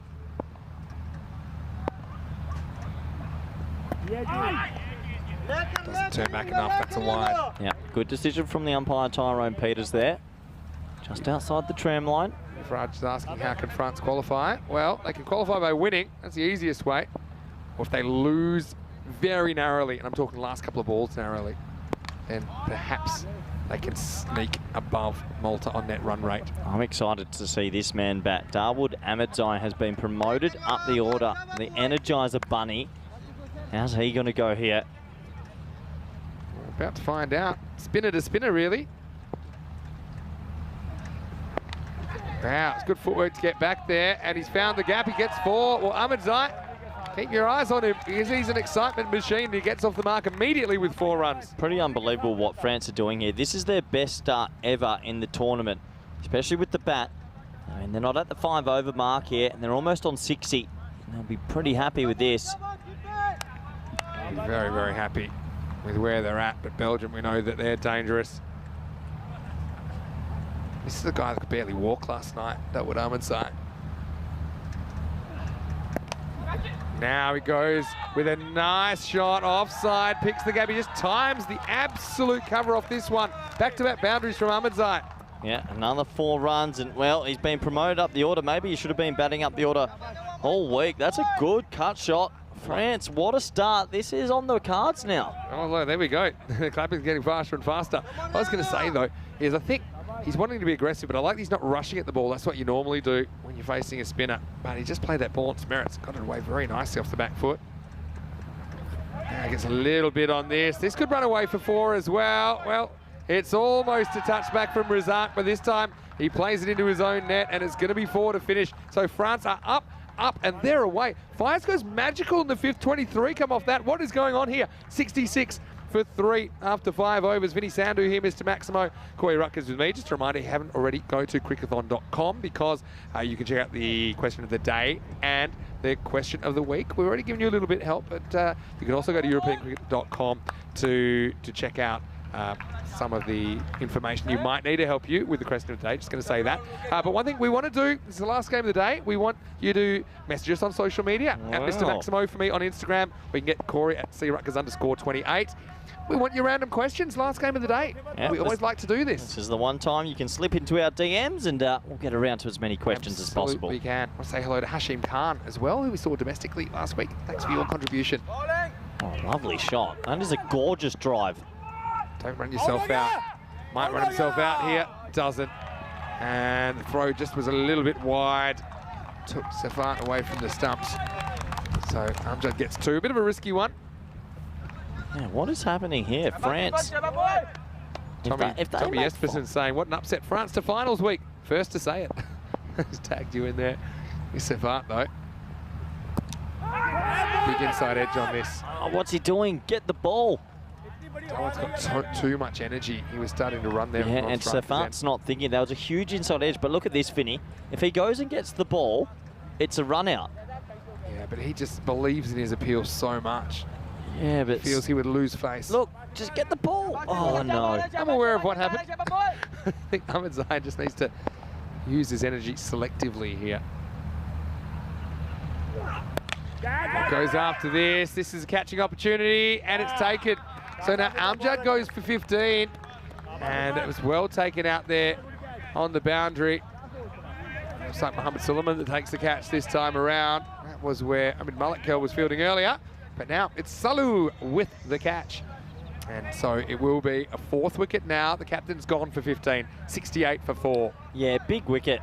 Really big wicket. The French captain, Amjad, has to go. He was looking the goods and in the end, dismissed. He'll be disappointed to get out now. It does give Jackson a chance, who's walking out to the middle, walks past his captain. I'm sure his captain will give him some good words of advice. He's out for 15 off 9, striking out 166. So Safat will get some revenge, I suppose, after going magical in his first over. 20 in a leg by, came off that, but he's fought back well. This over's gone 2-dot wicket. And it is the captain that has to depart.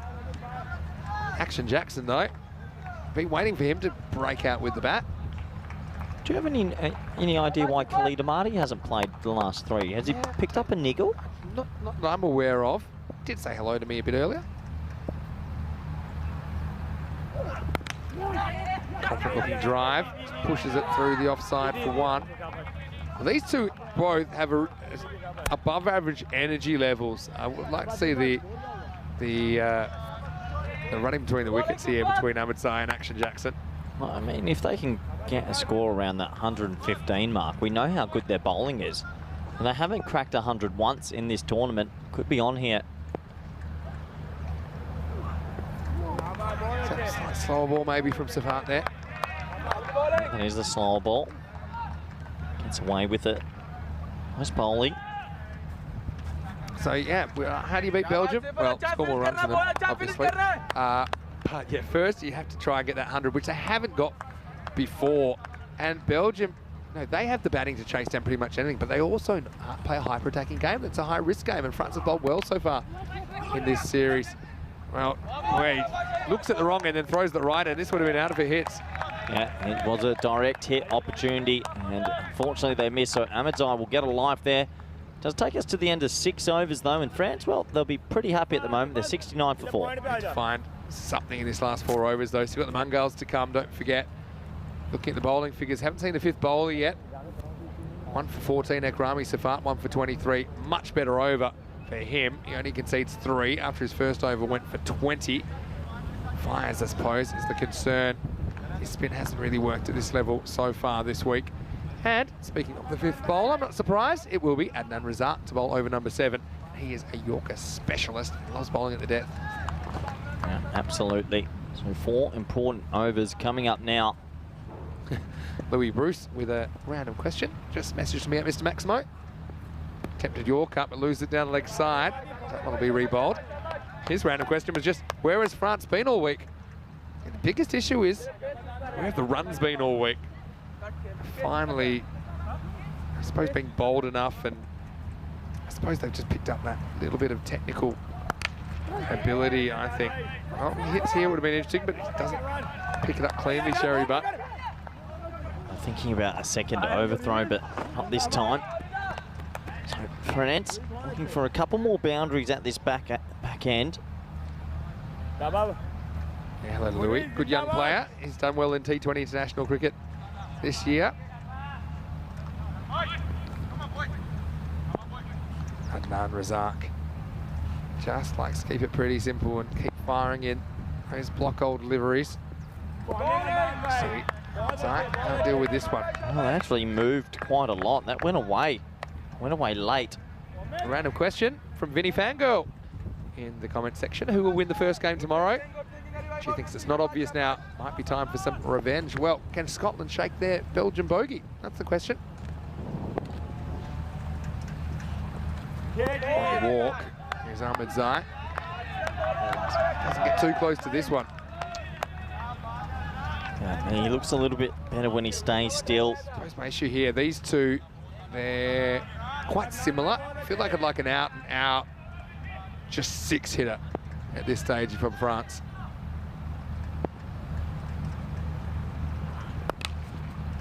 Big swing there. Straight through the legs of his batting partner for a single. Yeah, good over so far from Razak, and Belgium just starting to peg it back, and well, that'll make the Maltese players sitting at Sunset Beach feel a little bit more comfortable. Yeah, I think Happy Hour might have just finished as well. So hello to you guys. I'm sure you're watching, all the Malta players and all the Malta viewers, I'm sure. This is edge. Not I'm not out. super sure about this one. There might be a bump ball. Yeah, I think it is a bump ball. It's a low full toss, so for me, I think this is definitely not out. And Tyrone Peters, he wasn't going to be foxed. Yeah, there was an edge on it, but yeah, it did seem to hit the bat on the full. Tyrone spotted it straight away. He said, no chance. That is a full toss. Here comes the edge into the ground. Good keeping, but yeah, not out. See this one here. Definitely. Yeah, definitely bounces past the bat. Now, this is an edge that should be handled by Fires. And they're going to go on the fumble. That's risky with a good throw. Wow. I'll tell you what, that's one of the all-time best dives I've ever seen. Yeah, great slide, but this is very close. I think he's in trouble. I think he's out. Yeah. Got to say, if he has made it, it is a fantastic dive from Action Jackson. One thing I noticed, he dives with the bat facing the opposite way, so he might lose a little bit here as well. Watch this, Vinny. Yeah, on the fumble, it's always risky. He's gone. Oh, wow. He's made it, I reckon. Unbelievable dive. Yeah. See what I meant by the bat facing the other way? Yeah, I know. Yeah, you don't want to dive with the spine of your bat on the ground, because then the toe is in the air. Jackson Fantastic effort from him there. That'll be not out. Yeah, definitely not out for me. Good dive from Jackson. And sneaks home another run for the French side. Not out. There's the decision. You can see the tension in the cam. Another look at it, but yeah, he's safe for us. If we slowed that down, there'd be a frame where the bat's in and the stumps haven't been broken. Anyway, moving right along. 2 from nowhere. Was the end of the over as well. The over only went for 7. There you go. One before that. I think that's grounded, so it's all good. Okay, so let's move on to over number 8. It's going to be Waka's Raja to bowl. Oh, that's a big, big wide. So we'll start with an extra. Yeah, big wide from Waka's first up. Just loses his radar. First ball. So what's coming up tomorrow? Belgium and Scotland 11. We know that they'll be in the top 2 spots. Luxembourg will finish 3rd. We don't know if it's Malta or France that will be 4th. And so ultimately tomorrow finishes in the Group C final. Join us for finals day of Group C, 9:30 AM GMT, which is 11:30 in Central Europe and 3 PM in India, right here on ECN and all of our international broadcast partners. There's a cutter. It's not going too far. Sherry could probably catch it with his eyes closed. Keeps them open for good effect. And Ahmed Zai will go for 13. Plucky little innings, but he has to step aside. And the 8th over starts with a wicket for Waka's Raja. Yeah, he always tends to bowl a wide first ball and then get a wicket the next ball. But yeah, if you ever want a safe catch and an easy catch, that went straight to him. He didn't have to move. Yeah, no problem at all. Wakas is happy. He says, well done, Sherry. He said, well done to you, Wakas. Everyone's happy. Probably except Elwood Ahmedzai, but he'll have the right of the reply with the ball. So give me that bat and I'll show you how to use it properly. But Elwood has to go. The score 75 for 5. Yeah, just at this back end, the wheels are starting to fall off a little bit for the French side. They need a couple more boundaries. Well, he's got a big smile on his face, and that's what you like to see. I think he enjoyed his time. He enjoyed his time out there, didn't he? Considering he couldn't get up the stairs unassisted about 24 hours ago, he's done very well there. That was a funny one. He could run in and bowl and then had the... Well, he couldn't really bowl either. That was the funny thing. He had to be forced off, basically, when they'd already won the game pretty much after 9 last night. Okay. So, Zain Ahmed is going to bowl. Bat, I should say. Left-hander. Waka's Raja. 3 for 8. Good figures. Bowled Ahmed for the first time. Chances round the corner. What do you think about Zain? I mean, he's hit the occasional long ball here. I thought maybe throw a Mungle out there, try and muscle a few out. Yeah, it would be good to see them still be brave here. I think they're going to need 110. We know how good Belgium are with the bat, but France, to their credit, with the ball as well, have been exceptional. Good question from Fangirl in the chat. I'll come back to that in a second. There he goes. Doesn't get much response. Keeper's on here. It goes with the closer end. This might have still been out, you know. Yeah, I reckon with the direct hit there, he's definitely out. Just misses the stumps. It's another run-out miss. Any throw to Ali Raza, I think, is out by a street. It's difficult, though, when you're going low like that. He's sliding across. Yeah, but I think he could have held on to it a fraction longer and gone a bit of a sidearm to the keeper. Probably what I would have gone. But check out this end. Just been out, I think. So the question is, can a losing team improve their net run rate? I'll come back to that in a minute. This is going to be across the line for 1. So the short answer is yes. So think about it this way in a more obvious scenario. Say that you lost your first game by 100 runs. Your net run rate would be minus 10, minus 10.0. Yeah. But then if you lost your next game by, say, 1 run, your net run rate's going to improve because it becomes less negative. Okay. So you can lose but still improve your net run rate. You can't really do it, I don't think, if you have a positive net run rate. But because they're minus 1.1, they could lose just, and they're only 0.04 behind Malta. So if France were to lose, for example, on the last ball, I think that their net run rate would improve just enough to make up that 0.04 and a little bit more. Wow. We always talk about how net run rates play a big part in groups. Yeah, it's so true.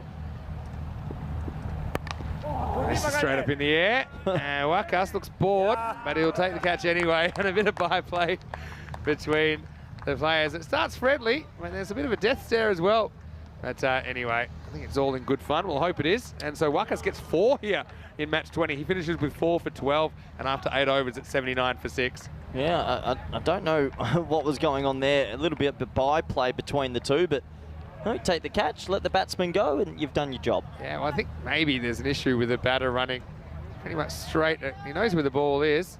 He just kind of hangs around in the area without looking.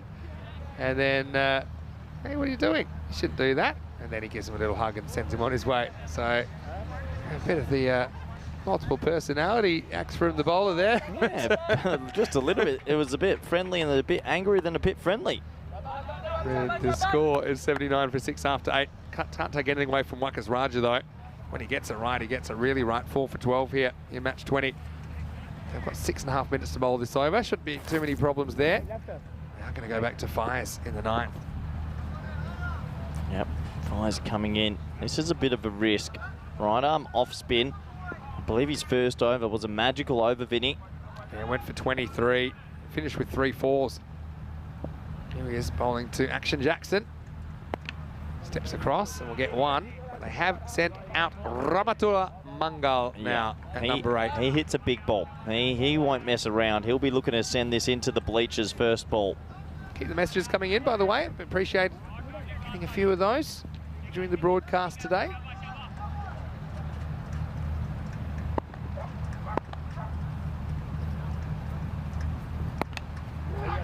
This will just be 1. So Mangal ready to take out the long handle just yet. Yeah, okay. I'm a little bit surprised. Thought he would have liked to line up the off spinner. Just the 1. Hello to Luca, who sent me a message as well. Also, Stuart.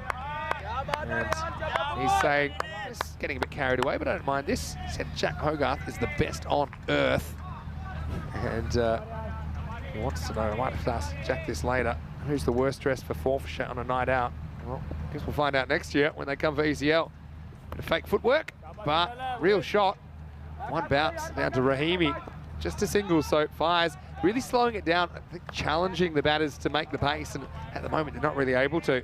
Yeah, good bowling from Fires this over. Coming back well after his first over, went for 23. France just struggling in the back end here. They need a boundary. Yeah, that won't be, that'll just be another 1. Okay, Alex Owen, he sent a bit of a video.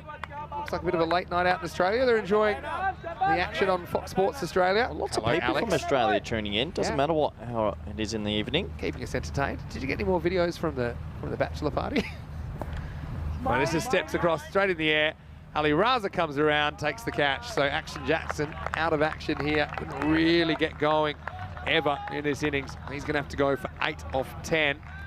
And France lose a wicket off the last ball of the over once again. Now it's 83 for 7. Yeah, another wicket goes down, and well, it's good bowling. Jackson trying something different, getting right across his crease to access the leg side, but he can't do it in the end, and he has to go, so he'll be disappointed with that.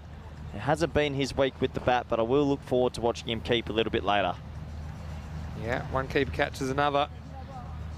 Yeah, that 100 looking a long way off now, isn't it, as we head into the last over. The score is 83 for 7. Belgium should get this. I feel like I can go 1 or 2 ways. Just knock it over in about 6 overs, or we could have a bit of drama. It won't be easy against this French side. No, they're very, very good with the ball. Defended well last night, although it was against Malta. Gone, and this time Razak gets it absolutely right, so Mangal isn't able to deal with this. Adnan, a little flash of pearly white smile for the world to see, and so 2 wickets in 2 balls. Essentially, 1 off the last ball of the 9th, 1 of the first ball of the 10th, and the score now 83 for 8. Yeah, unfortunately this collapse continues, and 83 for 8. They've lost 8 for 51 now. They were none for 32, and since those first wickets fell, they've started to lose their timber. He has to go. That's the shot you should have played, young man. Nice and straight. Probably not quite a Yorker that he nails, because it probably bounces just before that front foot. But still, it was on target. Adnan, he's happy with his work. Mangal, he'll get the right to reply, like the other French bowlers in the second half of this game. But as he departs now, it's 83 for 8. Yeah, he'll be disappointed. Still only 5 balls left now. France need a boundary desperately. Tell you what, Malta might be going back down asking for another happy hour because now they're feeling okay, I think. Yeah. I think they're feeling a lot better. A bit nervous. One Mangal replaces another. Next ball's big swing and a miss. This is Rahula Mangal who's out there now. Shakat asking, how do I explain the celebration? Well, I didn't see too much except for a big smile.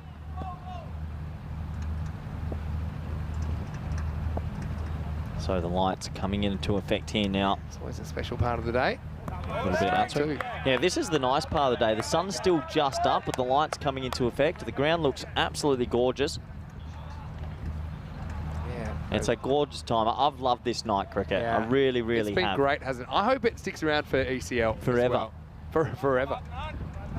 Yeah, I know that you're a big fan of the extra 3 hours sleep. There you go. That's a beautiful shot. Mountains in the background, the lights coming into effect. Gorgeous. Who would have thought European cricket would have come to this? We're loving the action here. And I always love that on the Friday, the finals under lights. I just think it adds an element to, some teams are nervous about it, some teams embrace it. Yeah. I think good players excel in it. Yeah. It's just, it brings an extra element. Well, the pressure improves some players, makes some worse, and some doesn't affect at all. If you're coming down tomorrow, make sure you wear a peacock shirt. Wear a big, loud shirt if you're in the area. To the calm. Actually gets a fair bit of bat on this. Muneeb's hunting it, and he will take a very good catch. And then it is flat out. So Jabakel is going to go first ball. Don't think there's any issues with this one. Thinks he gets his hand under the ball. So Ibrahim has to go without scoring. France falling off a cliff in the second half here. It's 84 for 9. Yeah, nice catch again from Muneeb. He sort of stutter-stepped as he was coming towards the ball, but in the end commits himself and takes a good, low catch. Yeah, I don't think there's any issues there with the legality of the catch. No, nice catch there, happy there. He was just laying on the ground for dramatic effect. Yeah, so Razak coming good. Now he's got 2 for 6 with the ball to go. This is Riturshan Gunarsa, who came into the side midweek. He might say, well, since I've been playing, we've been doing a lot better. But Jabakel, that's the end of him, as he gets a fair piece of that delivery from Razak, but he couldn't put it out of the ground. He put it into the safe hands of Muneeb Mohammed. 84 for 9. 1 ball remaining, and 1 chance for Gunarsa to be a hero here. Don't think he was too ready to have a bat. Those gloves aren't on his hands yet, but he'll get an opportunity. No boundaries in the second half of this innings. Yeah, wow, there you go. Flyers went 4-4-4 to finish the 5th. Since then, we've had no boundaries. We've only had 1-2. Well, they're on 68 off 5.3. So that tells last 22 balls. 66 off the first half, 18 off the second half, plus this. It did feel slow. It ain't great. It ain't great. Razak, I'll tell you what he wants to do. He wants to bowl a Yorker on middle stump, and he wants to cartwheel Gunarsa, who will be swinging away for sure. Yeah, just singles. Just the odd 2. A lot of wickets. 6 wickets in the second half of this innings. Here's the last ball. This is Yorker. Doesn't matter. Raza misses a cheap stat, but it won't cost him any runs, as they will finish 84 for 9. And the French, well, they started in a blaze of glory, but really slowed to a whimper. It was a merry-go-round of batters that took the stage, but none could really get the crowd on its feet in the second half of this innings. The over by overs, 6, 7, 8, 9, 10 go 3, 5, 5, 4, 1, with just a single off the last over. And so the final score will be 84. Belgium, they'll need 85 if they are to win match 20. And really, after that, you can be pretty sure they'll hold on to top spot. Take us through the highlights, Corey, as France, well, we know that they came off a big, big win that kept them in the hunt. And they really had a newfound confidence in the power play. Yeah, absolutely. And it was a different sort of France at the start here, as we saw a little bit of foot fielding from Hazard playing for Belgium. But yeah, we haven't seen them bat like this in the first 5 overs in almost any game. And look how pumped up they were. And that's what boundaries will do. Ahmed got them off to an absolute fire. Richards was ducking for cover, and thankfully he was okay. Luckily we have a few spare camera people, because Richards, it was almost lights out. He was almost hitting the next life. But yeah, this was a really good start. They just got after a couple of bowlers. Look, there were 2 magical overs in there. It's quite remarkable. So they scored 84. They scored over half of those runs in 2 overs. The second that went magical went for 21. The 5th went magical, went for 23. So there's 44 runs in 2 overs. That means the other 8 overs only went for 40. Yeah, it's quite remarkable sometimes how this T10 format goes. Muneeb Mohammed took this great catch down at mid-on, and he's having a great little tournament with his hands, and he'll be so happy to be back in the starting lineup for this game.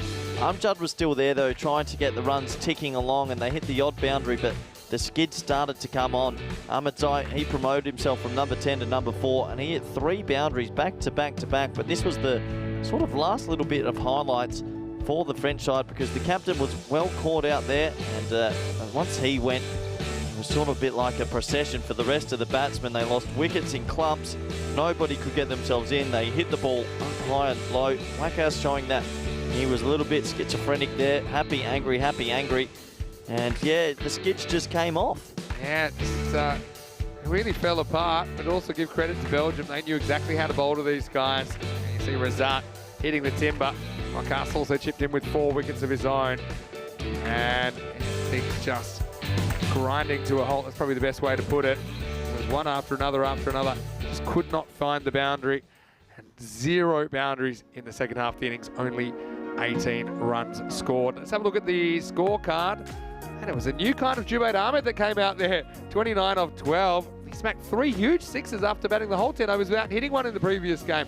But apart from that, Amjad with 15 and Dawood Ahmadzai with 13. No one else reaching double figures. And just have a look at how things fell away towards the end. 6 wides, a minor leg by in there as the French team make 84 after winning the toss, electing to bat here in match number 20. As far as the wickets went, 4 for 12. Raja steals the show with his 4 wickets. 2 for 6. Razak was clinical at the death.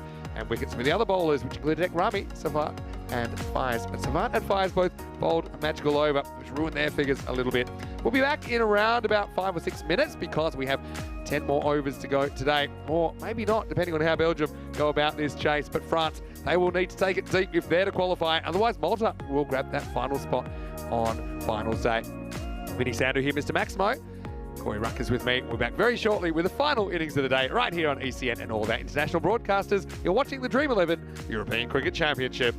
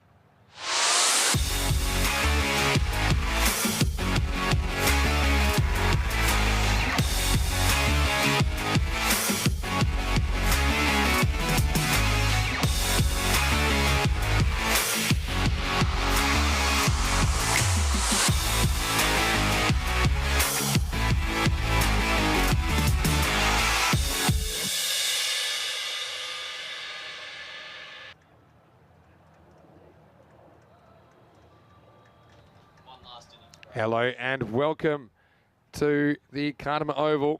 Welcome back, I should say. The light's taking effect as we are past sundown, and it's last chance saloon for France, who will be trying to keep their tournament alive. They've made 84 runs off their 10 overs, and the equation for them, well, the simplest way for them to qualify for tomorrow is to win, to keep Belgium to 83 or less. They can win narrowly, for example, by golden ball, or maybe if Belgium only pass the total with a couple of wickets to spare. But there's a lot of permutations. I won't go into it too much, but let's just say France will be wanting to win this game or have a very, very narrow loss that might improve their run rate.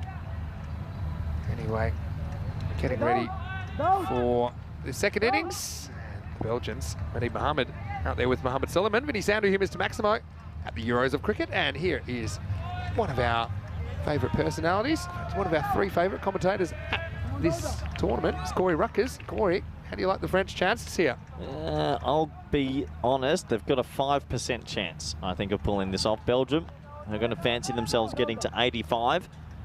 Now, tell me the permutations. What would a narrow loss be? What do they need to do, Vinny? As Ahmedzai comes in for the first. It's driven pretty handsomely, but straight to cover. But yeah, what do France need to do if they were to lose?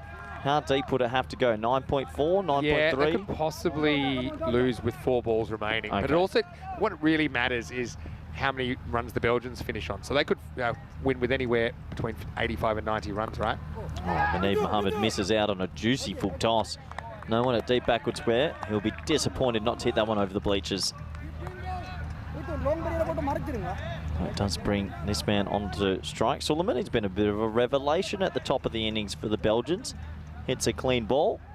He'll be looking to have a good evening tonight. Lights in full effect now. Evening game here in Cardamom. It's gorgeous. So here is Ahmedzai, who just, something happens to him under lights.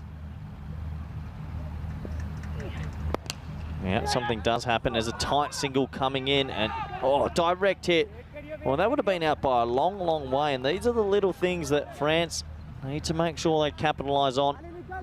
It was hit pretty hard to mid-off, who's sitting back on the ring, but he's played it off the back foot, basically. A direct hit here would have been all she wrote. I think also he sees it's missing, so he doesn't really go to slide his bat, so we'll never know how close he would have got. Oh, well, Mahdi Mohammed doesn't miss out this time. That's 6 runs. He pulls out the big slog sweep, and, well, he hasn't been in the team the last few games, so this will give him a lot of confidence. Yeah, certainly will. And Mahdi kind of gone missing a bit. I wonder if that's just to give some others a go. Maybe, I know he had some fitness issues a couple of weeks ago in Belgium with his hand. I do think he's their first choice opener. Suleiman's probably played himself to be the other one now. Goes back and punches this one behind points. Really good start now for Belgium. And Ahmedzai puts a bit of pace on the ball, doesn't he? And you can see the Belgians, they really want that top spot and nail it down here. They've made a very, very good start. Yeah, they've made a good start. And I tell you what, Malta, who is sitting back at the hotel, probably also clapping Mahdi Mohammed right now, because if Belgium do win this, we'll be saying goodbye to France, and Malta will then play Luxembourg in the Eliminator tomorrow. Oh, it's a big full toss, and he laces it straight to the fielder. Taking a look at square leg, who thinks it's okay. So that will bring us to the end of the first over. The score is 13 for none. Yeah, well, Belgians got a few smiles on their faces, don't they? As we get to the end of the first over. 117 matches without a golden ball. I'm pretty sure if France can force a golden ball, it will be enough for them to get through. But the Belgians, they're looking like they're in the mood for an early night, aren't they? Judging by that first over. Beautiful time in the evening now for the cricket.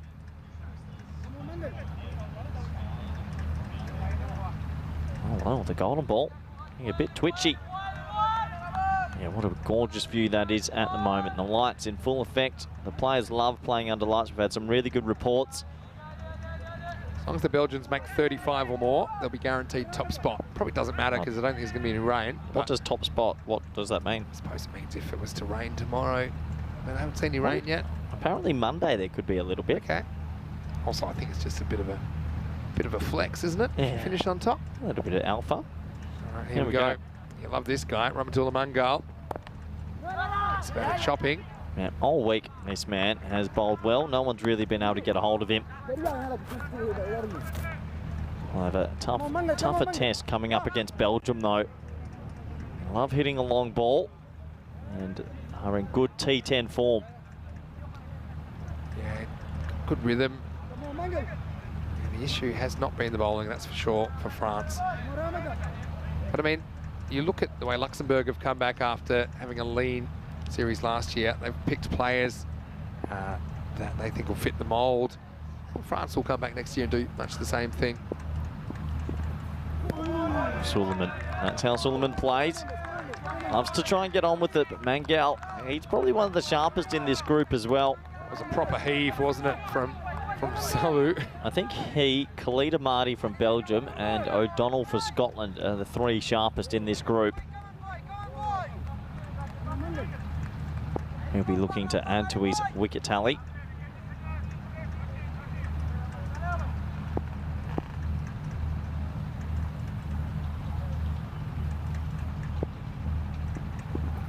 Now, Suleiman, he is hungry. He wants an early dinner. This one, I don't think we ever would have found it if he hit it in the middle of the bat. It's just losing his shape there. I think, you want to be aggressive, but that's the kind of ball, and he's good enough to hit that straighter. What are you talking about? That is his shape.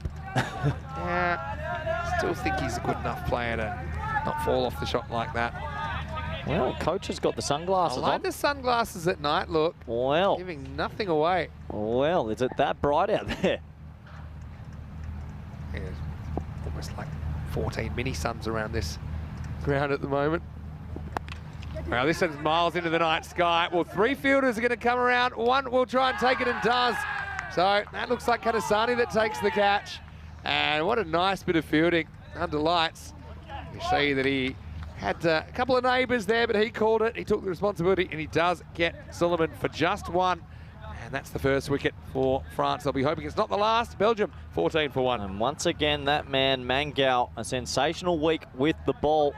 And Kasnane, well, that's a really good catch. He never looked like dropping it, actually. Got under it, took it pretty calmly, and Suleiman has to go. And that is the first wicket down, which opens a small door for the French. Not going to get much easy, though, against this batting lineup. We'll go for one. And that will bring... I just think out the corner of my, that might be Sabah Zakil coming in. I like this. I think it's a matter of time till we're going to get some more batting into Sabah Zakil. A lot of the time he's come out very late in the game. Yep, that is him. Yeah. In Sana. Yeah, in Sana, because he is a bit crazy with some of his shot selections. But yeah, he's a guy last year, he was one of the batters of the tournament. Yep. The way that he really was in good form. He's got all the shots in the book and some that aren't. But, you know, he's struggling with a bit of a shoulder injury. He's booked for surgeries. I mean, he's not quite 100%, but I think also that might be another reason he's been shielded a little bit when they've got other options. But I think for them to go through, and obviously if they get to Championship week, they'll want him firing. Yeah, absolutely. He can be a dangerous, dangerous player. There he is dropping his bat down as he chalks his mug. Honestly, I told you, when he comes out for his first ball, he has so much energy, and it's just this pent-up adrenaline. I think anything can happen. I wouldn't mind him opening, if I'm honest. At least he knows he's out there. It doesn't give time to get all that build-up of Here we go. Lactic acid. All right, here we go. Mangal versus Zakil. Good contest in the second over. Oh, he's an absolute seed, Vincenzo. That has come in decked away. How good is this guy? Yeah. He's got it on the string as well, doesn't he? I can't wait for when we do Team of the Week over the weekend, because he's a lock for me. All right. Oh, yeah. Nice. That's very nice. That's beating most batsmen. Yeah, he is an absolute lock for me. He'll be on with Recon Saturday, so you guys can do that. Really? Game. So I've got the day off Saturday. So Oh, I'm do you going to now? leave that with you. Can I trust you with that? Probably not, but sure. Okay. Don't let me down. Last ball of the second. Zakil gets this more or less off the end of the bat. No! Will be a couple of dots to finish the second. Mangal only concedes one and potentially changes the narrative here. After 2 overs, it is 14 for 1. Let's have a look at the ladder, and the top 2 get the double chance. Belgium, as long as they make 35 here, they won't lose top spot. That doesn't matter though. We're looking at what's happening for Malta, France at the bottom. Yeah. France win, Malta's out. France lose by 2 balls, Malta's out, Yeah, basically. pretty much. Yep. You see already they've got a 2-point buffer as well. Tell you what, if France's bowling under lights last night was that good, they might just push Belgium really deep. Malta would be nervous at the hotel. They'll be super nervous. They'll either be drinking more, drinking less at happy hour at the Sunset Beach Hotel. Yeah, In the old days iced teas. when we would get back there around now. To be honest, I love the night format. We get about 8 hours sleep this way. Yeah, that's true. I think I might have even got 9. Yeah. Corey's face was on the floor then. Here we go with Amjad in the third. Good ball. Oh, good fielding. It's a direct 10. The ball deflects into Action Jackson. Definitely not out. Yeah. Gets the bat back like he did, Muneeb Mohammed. It's a good ball as well from Amjad. They actually came in and seemed away. It shows me Muneeb Mohammed, technically he's a very good batter. Watch this deflection. Straight into Action Jackson. Didn't feel it. He's pumped up. Into the action ribs. Yeah, so Amjad coming on, trying to keep the pressure up after that great over from Rahmatullah Mangal. Whoa. Yeah, that's going places, isn't it? They are getting the ball to hum under lights. That is an absolute seed as well. Very good ball. There's a bit extra on this. When you're playing for your tournament life and you find another gear, and that's what the captain's trying to go to here. Look at that, seams away and bounces. Yeah, that's an absolute corker. Well, I love the coach with the sunnies on. You explain that to me, Vinny. Yeah, let's get poker face. And he pitches up. He's still getting that good away movement. Tell you what, the more dot balls they get in this power play, the more deep they take it, the more Malta get a bit twitchy. Now, Saber Zakil now becomes a sensible one. What's he saying to Muneeb Mohammed at this conference right now? Good luck. I just got a message from Tom Lambert, the England coach, who's coming for finals week. He said, could you imagine a Euro 11 from the teams outside of England, Ireland, Scotland, Netherlands versus the best of them? That would be a corker. Imagine trying to pick those teams. Yeah, good point. That's maybe something we can do at the end of this tournament. Oh. Seed and a half from Amjad. This is an over and a half right now. Well, Muneeb Mohammed's being beaten all ends up. Shakar Ali with a comment in the comment section. When the Belgian players don't slog, it looks strange. It's true though, they're good at power hitting. You try and ask them to play technical, it's not really in their mojo. Yeah. He's caught between a rock and a hard place. At what point does he just kind of give up here, Muneeb, and say, look, I'm just not going to get out to these 2 balls. Don't want to throw my wicket away, because he's looked good. This is like Flintoff to Gilchrist. Around the wicket, angling in, decking away. This is Flintoff to Gilly. Misses by more. Do you know, Corey, you won't believe this, but we've had 10 consecutive dot balls. The score has not moved for 10 balls. There's been a wicket in there as well. 10 balls without a run. The last 10 balls, 0 for 1. Look at that. You see him, last 10 balls. What's going on here? Well, join the dots. It's just good bowling, though. Can't score if you don't hit it most of the time. What an over. Can he get the maiden? He won't, because he misses once and he goes for 6. Well, there you go. There's the margin of error, and for once, he gets too close to Muneeb, who goes maximal. And they pull something out of the fire in the third. Just that 6 off the over. 20 for 1 after 3. Yeah, it was the only ball that he got a little bit wrong. And you can see the boys pretty happy with that shot. And the coach, cool, calm and collected with the shades on. Yeah, I mean, remember in The Simpsons when Homer's in the jury duty and he's wearing the glasses with the eyes painted on? He could be asleep. He could be asleep. We don't even know. It is pretty late. Oh, that's funny. What is it now? Coming past 8:30 local time. How good does the ground look? Oh, it looks fantastic. Absolutely fantastic. Important 6 though. You're only chasing 85. Well, I'll tell you right now, Saber Zakil is going to fancy this slow left arm off spin. This is 6 or out this first ball.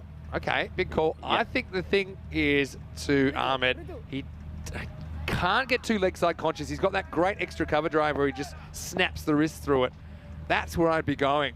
It's a more of a percentage shot. Here we go. Oh, Saber Zakil has just made me look silly. Just pushed to one. I wouldn't have expected that. Of course you are, former Belgian coach. Well, yeah. So maybe after you left, he started taking your advice to be a bit more sensible. Lee Tuck from Malta watching on. He's probably looking on a bit nervously, like some of the Maltese players as well, I'm sure. Ahmed, left-hander. Manib's after him. This would have been a wide, but he had to hit it, otherwise he was going to be stumped. If they bowl well in the middle here with their spinners, they're going to take this game deep. This is a great start for France. Remember, they only have to lose by a small margin as well to get Force through. the golden ball, they can qualify. Unbelievable. If you get to a golden ball and Belgium win, Well, then they'll be fine. That's in the air. Should be handled out there. It is knocked down. Lost that one in the lights. There is a certain height where you can lose the ball in the lights, on any ground actually that's under lights. But he does well to block that. Just getting that excess artificial light out of the eyes there. So Mohammed showed he wanted to charge. This time he hits the ball, it probably would have been a wide. That's why I think there's some value in doing this as a spinner, and I think there's actually a skill as a batter to spotting a wide and leaving it, because he gets a wide if he doesn't hit that, but he does. let's just knock it for one. Just do you see what's happening here? Belgium are top of the group, France at bottom of the group. No one gave them a chance, and right now they're taking this pretty deep. I mean, imagine if they'd scored the 105 they probably should have got, or more. McKeel's seen about enough of this. Action Jackson starts an appeal, gets out to the house and says, nah. This has been a crazy few overs, few minutes. This would for be France. one of the big upsets if they were to pull it off. Look, Belgium, they're high risk, high return. And France have a very good bowling lineup and they fielded incredibly well. Look, they defended 86 against Malta last night. Malta only made 55. Don't forget that. Last ball for Ahmed, it's only gone for 4. Again, couldn't decide whether to come forward or back. In the end, he bunts it out. And so after 4 overs, the score is 24 for 1. Game on here at the Cardimer Oval. Well, I'm a bit in shock at what I'm seeing at the moment. Belgium playing within themselves. Probably did well to bail out of that shot. It was probably not going to go too well for him. And so, let's see, Suleiman went early. Still plenty of batting to come. Let's got Ali Raza to come, Sherry Butt. I mean, Rahimi was in good form earlier on today. But how long can they keep this kind of pressure on? I think now we're going to stick with some spin, and I think we're going to see Dawood Ahmedzai coming back for his second over. He loves bowling under lights. You've got to give credit to the bowlers here. You know, Belgium not really scoring, but oh, look, sunglasses are off, I've noticed, over there. So maybe that's a sign. Belgium a little bit more concerned. So sticking with the spin, Ahmedzai gets hit for 1 first ball. Yeah, I don't think I've seen Belgium sort of bat maybe this sedately in a while. I know the bowling's been good, but usually when they get scores like this to chase, they're very aggressive anyway, and they're not really that aggressive this time. Yeah, partly I think you've got to give some credit to the bowlers though. I mean, think about the over that Amjad bowled. It's very, very good. Oh, Malta right now sitting at home pulling their hair out. Yeah. Heel just knocks 1. Just trying to get something going here. Wow. So we've had 3 full overs plus 2 balls. Yeah, we've only had that 1-6. I mean, Amjad got it wrong and Manib hooked him away for 6. What a crazy game this is turning out to be. He's busy, isn't he? Ahmedzai, look at him fidgety with that ball. Goes for it. Does he get it? Don't think so. Gets lucky. Doesn't carry all the way. Amjad gets 10 teammates telling him to dive for it, but I don't think he was ever going to get there. He had to take his medicine. Manib Bahama gets 1. Yeah, he gets 1. Sabasakil is he's 3 off 7. We know what he can do. Surely the big shot has to come now.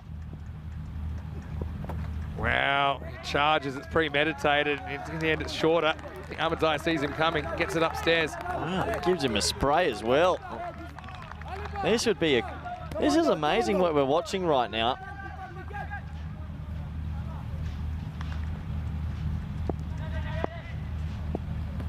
France are going to take this deep. Malta could be out. I can't believe what I'm seeing. Now, hold your horses, Corey. Don't get too upset. Well, you're telling me that right now Belgium are going to have to make 57 in about 26 balls. Otherwise, France might go through. This would be the greatest comeback ever. They were 0-5, Vinny. Sunset Beach bar sales through the roof if that happens tonight. Level 6 panorama bar. I'm sure they're watching it right now. Nervous times. This is in the air and he's dropped it, and now we almost have a run out. It's not, it's going to be an overthrow. Big moment in the game. Mani Mohammed gets dropped. Well, it might be a handy drop for them because it means Ali Raza or Sherry Butt won't come out. Oh, what is going on here? Belgium, they are bottling this chase.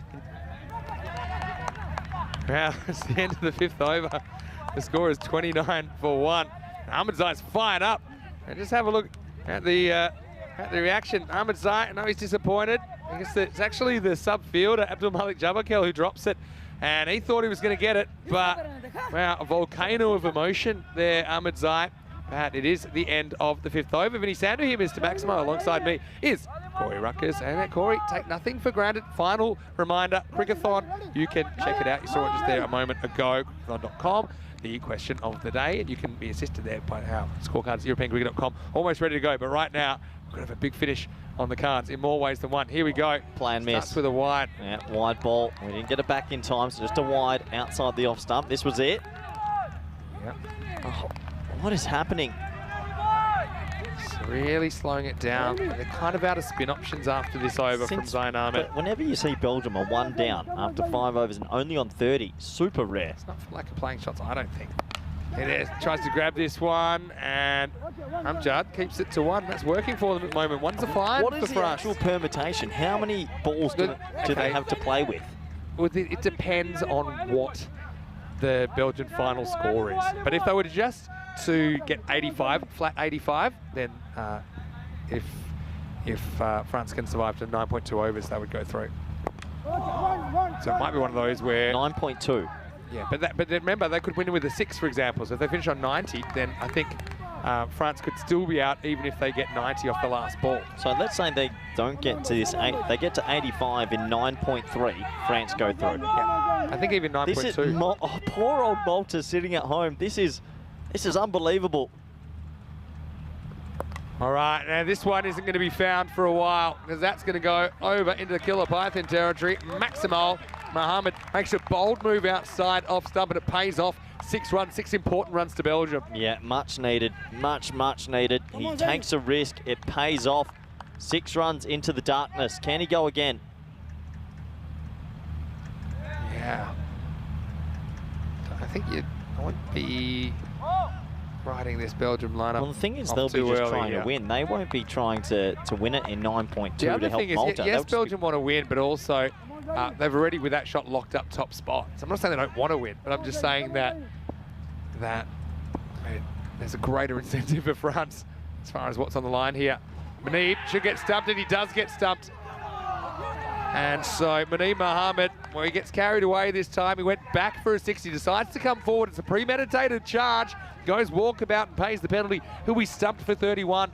And Belgium, they'll be 38 for 2. They'll just probably check this one to make sure that Action Jackson doesn't grab the ball too early. But it does seem like a regulation dismissal. Yeah, it's good keeping from Action Jackson as well. They actually bounced quite a lot. Took it very high. He's a small man, but he rode the bounce and takes the stumps pretty quickly. Look at the bounce there, Vinny. Takes it above head height. That's good keeping, because you wouldn't normally take it fingers up. But yeah, Manib just decides he wants to make the running by running at the spinner. Zayn Ahmed gets him for 31 of 20. Funny little one, because he did face 5 dot balls in a row there, but apart from that, I think his strike rate's more than acceptable given the target that they're trying to chase down. Score now 38 for 2. Yep. 38 for 2. Sherry Butt comes out. He's with Sabah Zakil. He's still got Ali Raza in the shed. They're probably the 3 biggest hitters in the team. Drama with a capital D. Oh. We should actually be called the ECDN.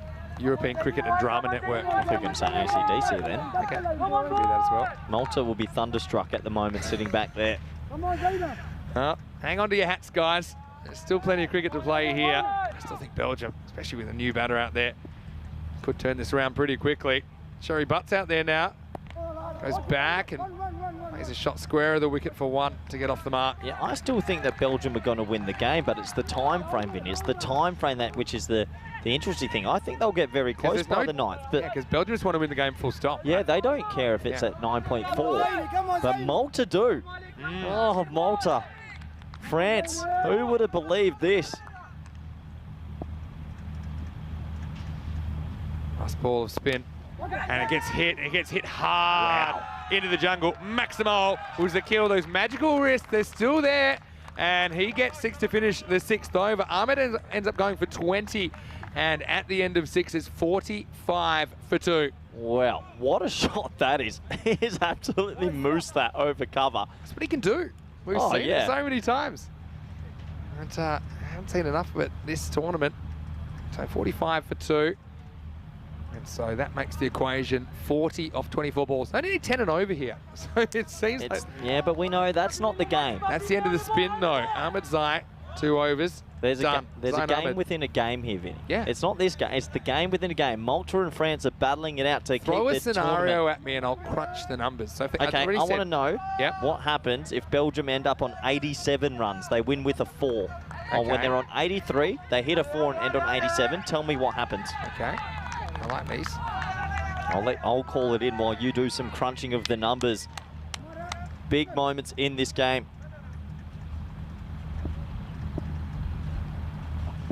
Here we go with over number 7. Oh, big inside edge, and they'll scamper through for an easy single. So if they get 87, obviously if it goes the full 10 overs, they're fine. France will qualify. If they get it in 9.5, they're still fine. If they go in 9.4, they're still fine. 9.3. Is this for 87? They're still fine. Yeah, for 87. If they get it 9.2, then it won't be okay. Wow. 9.3 would be fine for 87. So that means basically Malta have 3 overs from now, and they need Belgium to hit 38. I don't know if they will. I honestly don't know if they will. France are holding on for dear life. Parlez-vous français. If they make it to finals, David, this is an amazing story. You're not wrong there. This is just dabbed away and handled by Granasa down there on the 3rd-man boundary. One of the more remarkable stories happening right here in the night fixture. Belgium will lock up top spot, but who will finish 4th? France was 0 and 5. Everyone wrote them off. Could they go 3 in a row? By everyone, you mean you. It's a low full toss. This should be a 4. It is. Bounces just inside the kill. Now, he needs some runs, and that brings up the 50 for Belgium. And just a full toss. Not a good ball really there from Mungal. Gets put away. Yeah, nice looking shot. Yep, 4 runs definitely. That will get them going. And the Malta players are sitting back at Sunset Beach. Nervous. Massively nervous. How's this? If they've got 88 in 9.3, they'll miss out by 0.004. Short, and that one is slightly mishit. It's handled by Jubair Ahmed. What a start to hit the game he had. They just don't hit back-to-back boundaries in a while, which is keeping them at bay. So if... okay, I'll give you another one. What happens if... 88, then they'd have to survive to 9.4 if the final target, if they achieve 88 runs, Belgium. Get your chalkboards out, everyone. Good to see this from Mungal. That's what you expect from a Mungal. Rahula Mungal this time gets one through Sherry Butt. Wow. Oh, Belgium taking their time to knock Malta out. This is the end of 7 overs. I can confirm now, we can confirm Belgium will have top spot regardless of what happens now. Taking on Scotland in the 1 versus 2 game. Luxembourg, they'll finish 3rd no matter what. But still the one that we are wondering about is Malta or France, which will be the team that qualifies in 4th place. What happens if they tie on net run rate? It's pretty hard to get a tie. What happens if they do? You would have to check, but bowl off. Well, it might go down to head-to-heads, in which case France beat them twice. Wow. I'm not sure. It's never happened. There we go. Don't know if it ever will happen. Oh, the captain's back. Well, you're going to get one over from... I think the captain should bowl this one, then Mangal should bowl the next. Bowl your two spearheads. You're better to bowl your better bowlers 8 and 9 for sure that you think, because that's where you set the table. Wow, what tension here. Malta on the brink of being knocked out. France are taking this extremely deep. You're loving this, aren't you? Oh, I am. It's just this added drama. Maybe Belgium know what they're doing, Vinny. Oh, some questions. Is the Malta coach calling the Belgian coach? Well, I know they're not allowed phones in there, so I'm guessing no. Goes after this, hanging in the air. Fielder goes right back and drops it for 6. Well, that is Ganarsa down there, and he had room to move. It's going to be Maximo 6 runs, and everybody around this cricket ground with the blue shirt on hits the deck. That is a heartbreaking moment for France. Oh, wow. He drops it. It was pretty much went down his throat, and he parries it over the bar. He had room to move, you were right. And that's 6. He made good position and didn't have to move anymore. And unbelievable. Zakil, he was concerned as soon as he hit that. Oh, he's gutted. You got to feel for him. He's absolutely gutted. 26 off 16 now. Well, 26 off 12 would be okay, right? Yes. 26 off 12. And France will get It gets through. a bit complicated because of the fact run. that they could finish on any total Let's between assume 85 they finish and on 90. 86, Vinny. 85, 86. Okay. They just got to take the last. That's the first thing they got to do. Oh, it would have been a wide. Spoils are wide. Still be a run, but they won't get that ball back. Unbelievable tension here out in Kardama. Two teams on the brink. Summers a kill. It's one that Almost if you- hitting the back of the bat. Yeah, throws the one-hander at it. Probably didn't need to. Cherry Butt will be looking to get going here. Imagine being under that high ball at night. I'm trying to put myself in Gunar's shoes. It would be unsettling, to say the least. This is well timed, and this is going to be 4. Just leans on this Cherry Butt. Gets Belgium closer to victory. 21 required now of 14. This was pure timing from Sherry. Yeah, good timing. It's 4 runs, and well, tell you what, it's going to come right down to the wire here. We think up here in the commentary box that the French side need to hold on for maybe another, how many left? 14. Not so many, maybe another 8 or 9 balls. So the 9.2, it's only okay with 85. Once you go to 86, they've got to get to at least 9.3, I think. Oh, that is moosed. That is 6. Oh, and that breaks the hearts of the French, and the Maltese are probably celebrating at Sunset Beach Club. Malta are suddenly huge Belgian supporters, no doubt about that. Little wry grin, I think I spotted under the grill of Cherry Butt there. Gets a bit of width. That one went miles over the boundary. What a shot. Well, the thing is, once they get comfortable in this chase, though, they might just tap it around. It's such a funny situation. I don't think. Well, because if you know you... Yeah, but Belgium probably don't. Belgium aren't that interested in that equation, so... Yeah, they're not interested in that, so they don't have to chase this down in 3 balls. Yeah, okay, so you're saying that unwittingly they could play Correct. the French hands. Oh, it's a nice cut shot again. This can't go for 4. Ooh, good stop. That's the drama part of the ground. Remember in the ECL where we had Atika 1 from MSC Frankfurt fumble a ball that went for 4 against Albi Zalmi. And you can see there, Ganasa. It's a confidence game, isn't it? 71 for 2 off 8. So right now, it's 14 required off the last 2 overs. But what we're saying is, you know, potentially, if they can push this game to 9.3, something like So that. it's almost, so what is it? If it's 9.3, If you want to assume the best case scenario that Belgium finish on 85, Yep. so France lose by the minimum amount, then they just need to survive 8 more balls. so 14 off 8 would knock out Malta. Yeah. But it's so, And now you Mangal... almost need to give you an A3 printout My head of is... things. I've worked all day, Vinny. I can't do this mathematics Trying to in the keep it evening. simple. To have any chance, okay, let's keep it simple. To have any chance, France have to get through this over. First things first. They got to get through this over. Well, here comes Mangal. He's been their best bowler all week. He's got 1 for it. The hair's tied up. Why would he tie it up, Vinny? Was it already tied up, I think, earlier? Oh, I don't know. I think he's tied it up during this innings. Biggest over for French cricket right now. I love French cricket. Now, they're bringing the third man finer. Oh, no third man. They're freaking out with They the almost field. bring him right behind the keeper. Field's all up, There's because they've no fine leg at all, but I don't think that he's going to bowl it there. Rahmatullah Mangal. Take a breath right now. All right, French cricket fans, hold your breath. Here we go over number 9. And it's a big swing and a miss to start off. No one can hit this guy. He's been so good all week. Oh, here we go. Well, we've got it 14 off the next 7 balls. I've got so many friends that play for Malta as well that I know are nervous, so nervous they're probably sick right now. Whether they'll survive in this tournament or not to tomorrow. They would all be sitting there watching. They can't do it. At least France can do something about it. Malta is sat there watching. Goes for it. Should be gone. It's gone. Kanasani takes the catch. It's a mistimed drive from Sherry Butt. And it's Rahmatullah Mangal who's keeping France in with a chance. And Sherry Butt's going to depart for 14. It's 71 for 3. And it's a new man will come to the crease. So unbelievably, France, they've got their foot almost potentially in finals Friday. And Sherry Butt will have to go. I still think Belgium are going to win the game. The question is, when will they win it? France could still go through if they lose by just a little bit. You can lock him in your side of the week, right? Rahmatullah Mangal. He could be captain of the side of the week. He's been so good. Late drama on a Thursday night. But Sherry Butt played some nice shots in there as well. He's got his team in the box seat to take the points, but he'll have to go. It's 71 for 3.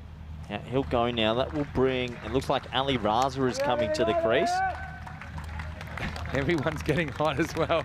So, there is so much that goes into this right now. So much that you said, what can Malta do? Well, they can go back down and demand happy hour times. You know what I too. would do? I would turn the TV off and I'd lock myself in a dark room and I'd just tell someone, knock once if we're in, knock twice if we're out, because I don't think I could handle this if I was Malta right now. Absolute scenes going on here.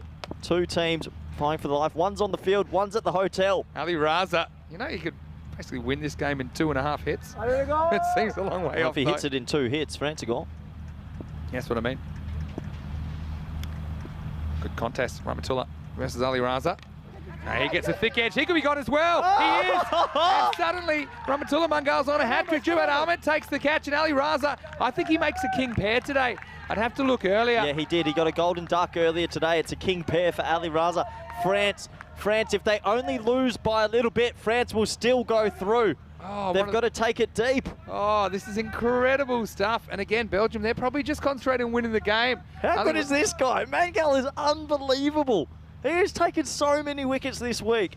Oh, unbelievable. We should also stress that our net run rate calculations are unofficial, and ultimately they will be done officially. So let me just put a little disclaimer on that. But I mean, we are normally right with what we say. Okay, give me another permutation where, okay, tell me what happens if...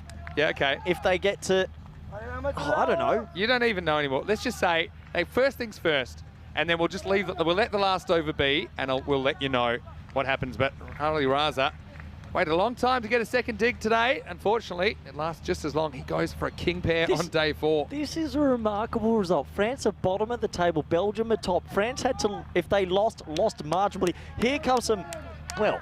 Rahimi was so good earlier, though.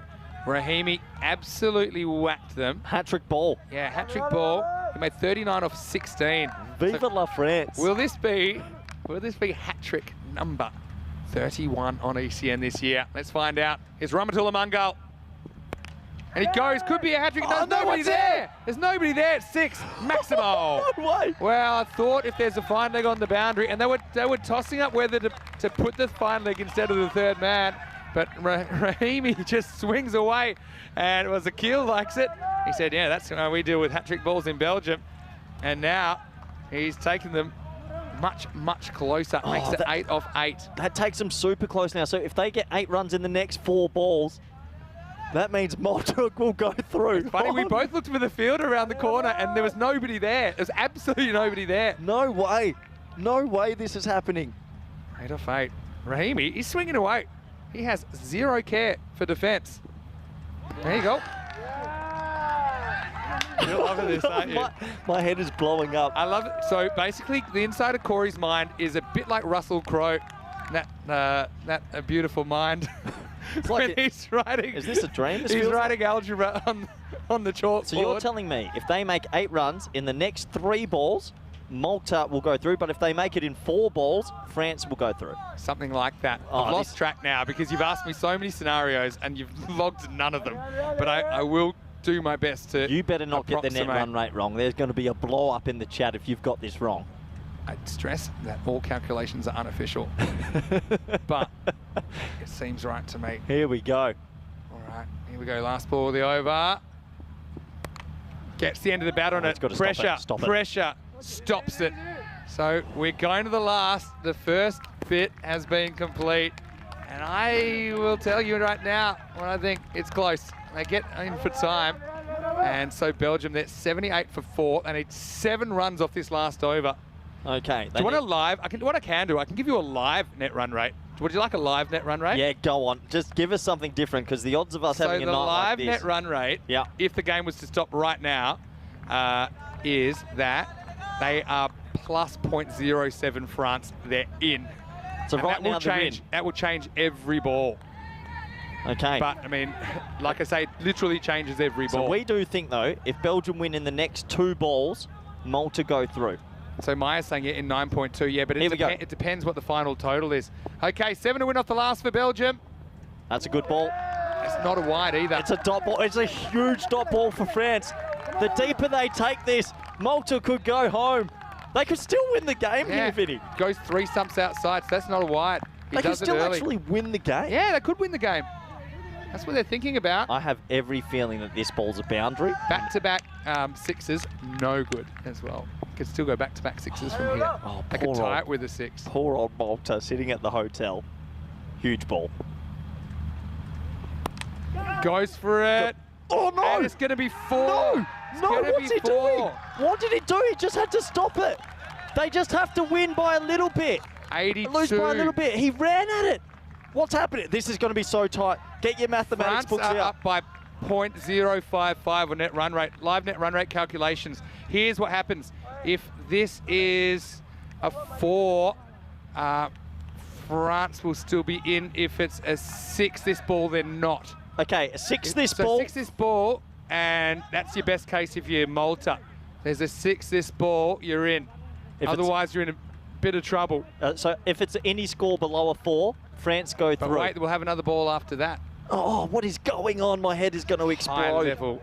You know what? I didn't get So the top is that 1%. true though? A 4, France in, 6, Malta in. Correct. Dot ball. Wow. What's that do? Give me some numbers. All right. Give me some algebra. Right now, they're 82. Right now, even if there's a 6 this ball, then Malta will be out because France will be up by Don't tell, 0.016. don't tell me France have done enough. Have I mean, they? we said get to 9.3, and they have. So there's very few scenarios now that save Malta. Well, oh my! So that could be the ball. But I mean, a 2 and a 4, for example, a 2 and a 4 sinks France. Oh, So a 2 and a 4 sinks France. What if it's a single and a 6? Oh, that would be 89 off. I'll come back to that in a second. Let's see what actually happens. Goes for it in the air. Well, this should be out. Definitely won't be a boundary, and it's caught. Well, never mind that. How about the game here? Because, well, this is huge. France, I think they've played their way in here, and Rahimi swings away, and Zakil can't get the strike back. It's going to be another wicket. I think that France, I think they might have done it. What is going on in What a France have crazy made finish. finals day? This is the most remarkable comeback I've ever seen. They were nowhere. Ahmed Rahimi, he's gone. That's a loose shot. Live net run rate. I can't they're breathe. up by 0.055. Again, must stress, not official, but let's see. I'm not willing to call it just yet. Okay, let's go back to the game now. What could happen here? Okay, here still, I still think a 2 and a What if 2 it's a golden ball? golden ball. I think France are through, regardless of the outcome. This is amazing. I can't believe what France have been able to achieve in the last day and a half. Absolutely crazy. It's I worry. I worry for Malta, but I guess I'm also excited equally for France. What a crazy finish to Group C. Yeah, crazy is the right word. This has been beyond crazy cricket. We've got 2 balls left. Belgium need 3 runs. Seafat's come to the crease. Sakil's still there on 24. All right, so 3 off 2. How about the actual game here? Belgium, 3 to win, 2 to come. Hits it. That's 2. They might as well try for 2 here. It's a clean pickup. They're going to go for it, and it's going to be a run out. So it's going to be 1 and run out. Zakil won't face another ball in this game, I don't think. And so that'll make it 1 for a golden ball, 2 to win off the last ball. Well, that's 1 run though. So what if they do hit this for 6, Vinny?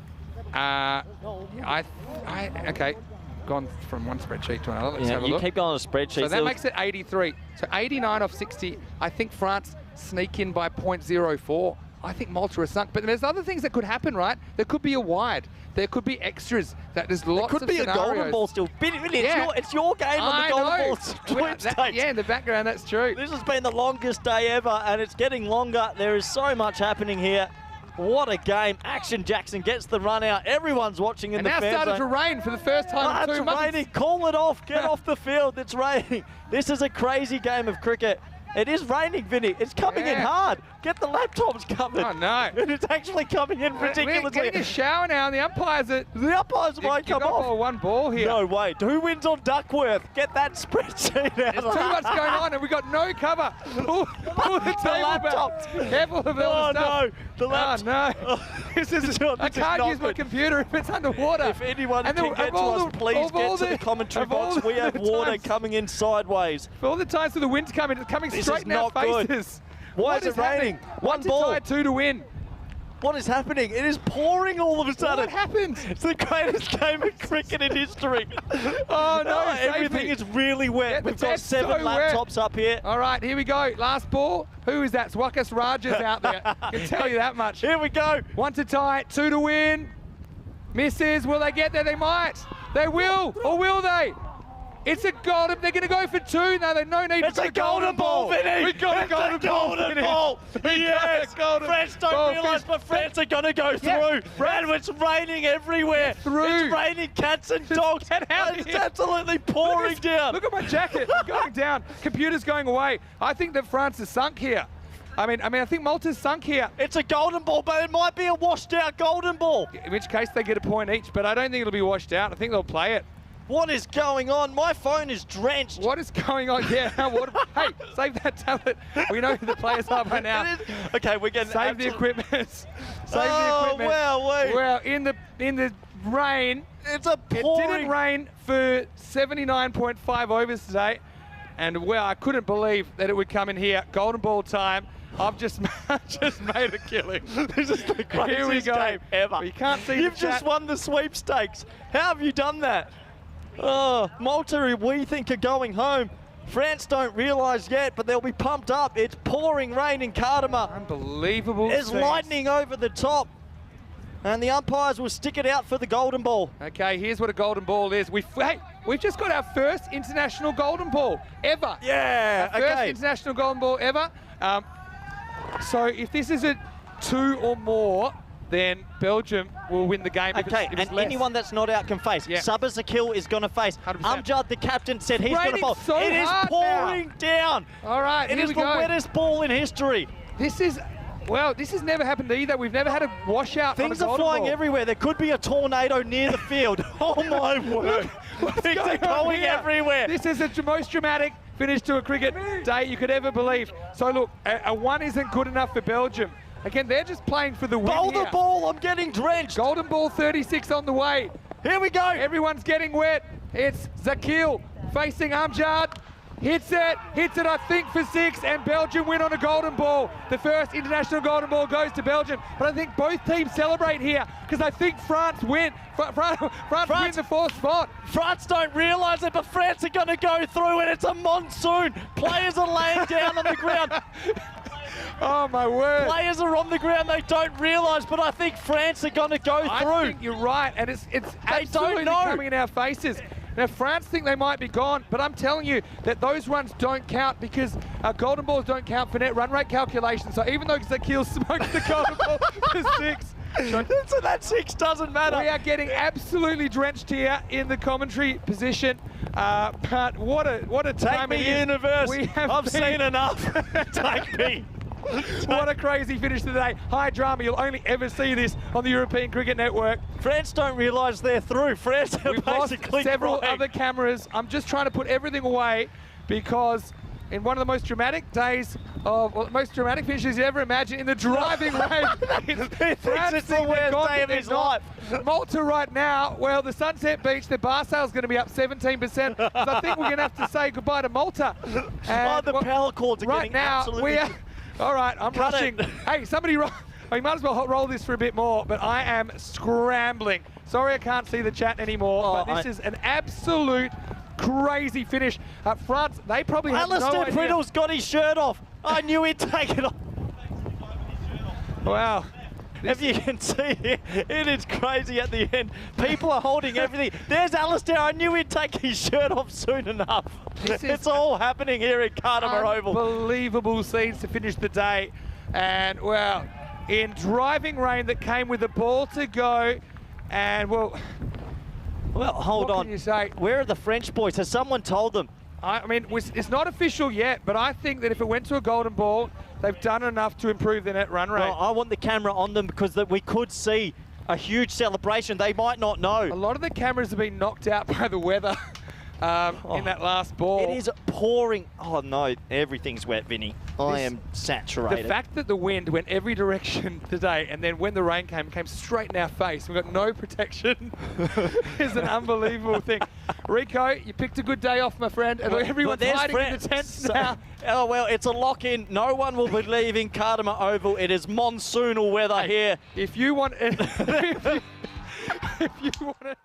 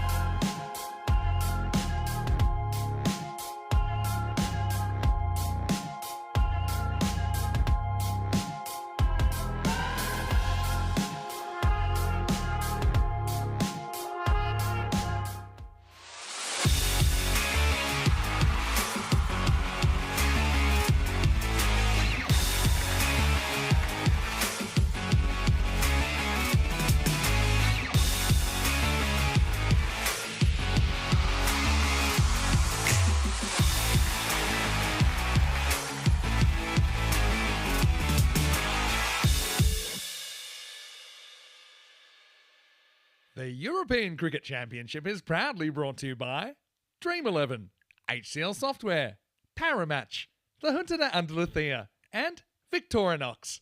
And the official charity partner, Share the Meal by the United Nations World Food Programme.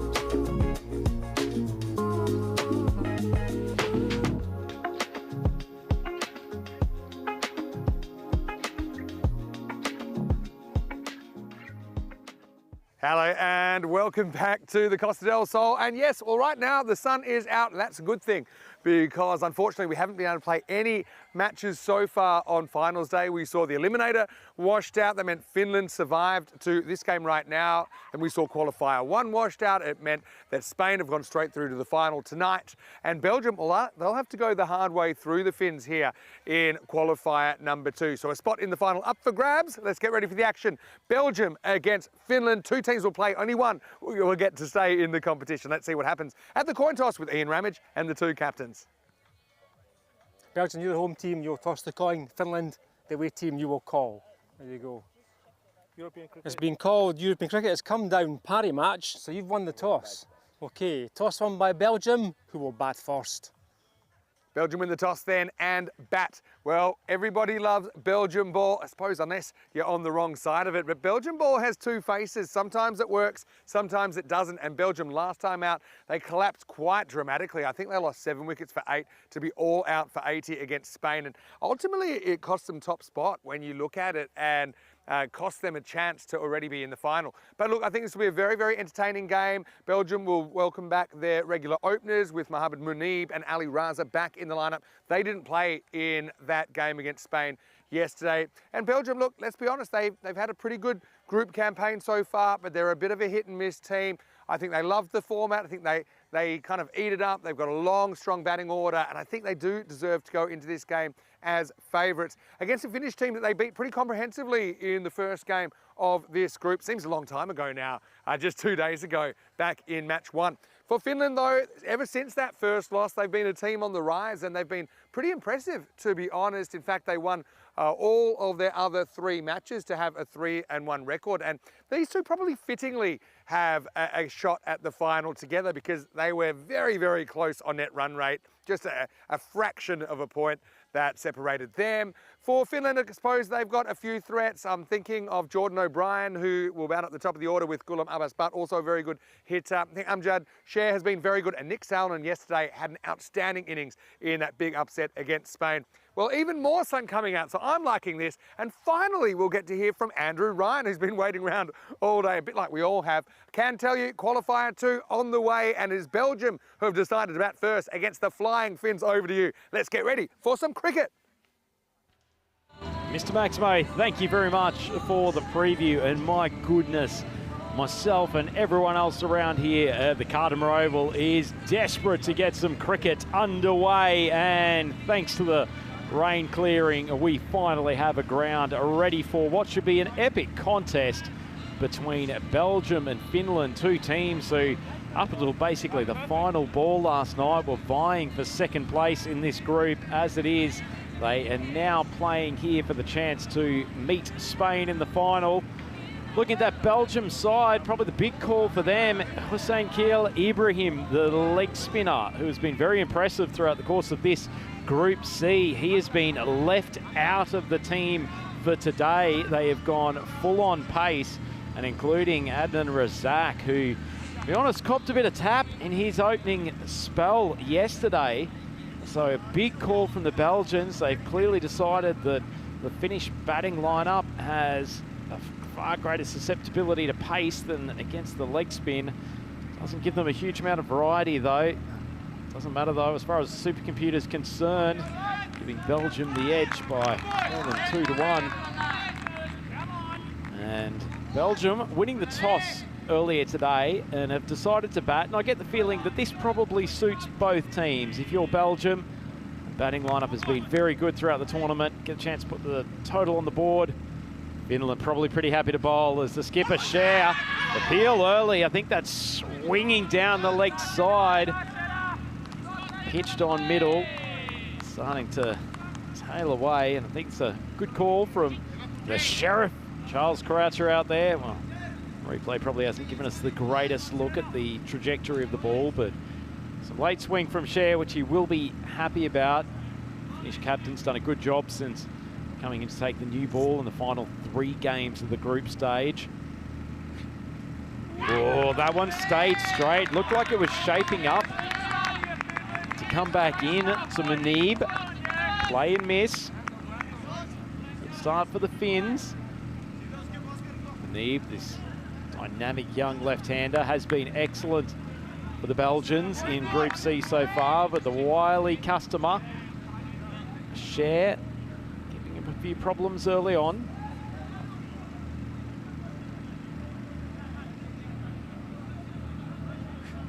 Full ball right up in the block hole. So 3 dots to start. Excellent start from Share. Sure, all of you will notice there's a little strip of still slightly moist pitch or carpet across the middle of the deck. The rest of it seems to be in pretty good condition. Probably still a little bit moist and slippery on the 2 sections either side of the wicket. Gone wide. Tactically, good bowling from him, just trying to find the outside corridor. Need feels like he's a little bit locked to his crease at the moment. Feet just not moving quite as effectively as they have throughout the tournament. Been very impressed with this young man though. When his footwork isn't quite there, he's got silky smooth hands and gets the bat face in a great position. On the leg side, keepers failed to take it. Captain puts the hand up to the rest of the team. Disappointing delivery, and in particular, fumble from Jayasinghe and push through for the 1 wide extra. Allows Manib to get off strike. Sure, probably would have liked another ball at him, see if he could just add to the pressure that had been created. Nonetheless, our first chance to have a look at Ali Raza today. Didn't play in the game against Spain last night, having a rest. He's back into the team today, and extremely important cog for the Belgians at the top of the order. Big strike. Well, the rest did Raza plenty of good. Absolutely smashed straight down the ground. Share floated the ball up just wide of off stump. Gave Raza enough room to release the arms, and that's a beautiful shot. Share's pace has to get the outswinger working. Big swing from the hips. Not a great ball. Too easy for Raza. He gets started with a double Maximo, and Belgium, after a quiet start, 15 off the over. 1 ball still to go. One thing you can say about this Finnish bowling attack, they have been up and down at times. They've bowled us some good plans, some well thought through strategy, but they let themselves down with some wayward deliveries. That's a better length, better line, but Raza doesn't care. Swings sweetly over mid-wicket, 3rd consecutive Maximo, and Belgium 21 for none after the first. Just look at this extension from Raza. 1 knee on the ground, but so well balanced. Beautiful cricket shot. And with the end of the first over, great time to bring the doyen of ECN cricket, Mr. Maximo, to the microphone. Yeah, thanks. Good to be having some cricket on. Now, what I will say is that we lost 2 games. Probably realised that already if you've been following along. So Belgium and Finland finished 2 and 3. And because of their respective seeds, that's why they're playing in this game. That essentially is the 2 versus 3 game. The winner gets to play Spain, the top seed in the final tonight. Loser, of course, it's the end of the road. But Finland I don't think they minded bowling first, but that gave me vibes of the first game of the tournament, first over of the tournament. Raz Mohammed, who's bowling now, is going to get pumped. First ball out of the ground. Maximal Muneeb is off the mark with the bang, but it was actually Raz that bowled the first over of the tournament for Finland. He bowled an 11 ball over, struggled with wides, and Amjad Chair had some similar issues in that first over, losing a couple. He started pretty well with the 3 dot balls, but a bit of a mixed start, I suppose. Belgium, I think, be happy. 27 off 7 and counting. Raza drifts onto the pads. Muneeb swings across the front and strikes it sweetly. And this has been 5 Maximos on the trot for Belgium. So remember, 3 dot balls to start the innings and then 5 consecutive sixes. Yeah, if you want to go, sometimes they go in half overs. The first half over was nothing. The second half over was 21. And this is a 12 off 2 start to the second over. Oh, top edge. Fielder tracking back with third man. Important catch. And it's an excellent catch in the circumstances. The man with the biggest biceps in Kardama, Fahim Nelancherry, takes a good grab. Comeback ball from Raz Mohammed. And that's a big wicket for the Finns. Belgium 33 for 1. Can't be easy to lift those muscles up, but Nelancherry does the job. And this is a crazy yo-yo start, isn't it? It was... 3 dot balls, basically followed by 5 sixes, and now the wicket of Muneeb, who just kind of loses his shape here. He mentioned yet sometimes doesn't move his feet that much. It was a lovely swing of the bat. Nelancherry, well, good luck lifting him off the ground, but he pouches it. So Raz comes up with a wicket, removes that pesky lefty with Muneeb out for 12. It's 33 for 1. Yeah, it did lose his shape a touch, but I like that Raz moved back to bowling over the wicket. Vinny Muneeb feels so much more comfortable, particularly taking that ball that's on a length or just short of a length out to the leg side when it's coming back into him. But Raz, we know he hits the deck and gets a little bit of skid. He's not a particularly tall bowler and just got into a slightly uncomfortable position and being rewarded with an important wicket. So Buan Niaz comes to the crease. Just outside off stump. 2 wickets in 2 balls. It's razzle dazzle here at Kardama. Slick catch and a big turnaround. Well, Vinny talked about half overs. Hasn't the middle third of this one been Finland's? Yeah, that's unbelievable. I was about to say, Niaz has been very, very good since he's been given the responsibility, top of the order. It's just found the field, didn't he? Kind of went across to the mid-wicket region, and yeah, thanks for coming. Finland with the early double striker, just like that. Raz is on a hat-trick. I don't know what to make of this start. It's got early ECN Classic vibes. And yeah, Burhan will have to go for a golden Derek. And the score is 33 for 2. Well, just like the weather here at Kardama today, this game extremely unpredictable. Raz on a hat-trick, Sherry Butt on strike. Gently pushed out to mid-wicket. It's funny, isn't it? It was kind of centuries in the Challenger division, but in this Premier division, it's the hat-tricks that have been stacking up. So 2 of the best strikers in the tournament here at the wicket. Vinny, but in particular, played very responsible innings for the Belgians last night when a few of his main teammates were missing as he's almost inside edged onto the wicket. That's the Raz Mohammed length, which causes batters so much problem. And after an ordinary start, he has come back with a vengeance. Yeah, definitely. And they're really experienced players as well. So into the over 33 for 2 after 2. One of Belgium's big issues, obviously, when we last saw them was that huge collapse. They lost 7 wickets for pretty much nothing. This is how the table finished. And I suppose kind of fitting that these 2 get to battle for that 1 spot in the final. If you look at how their group campaign went, they both finished on 11 points.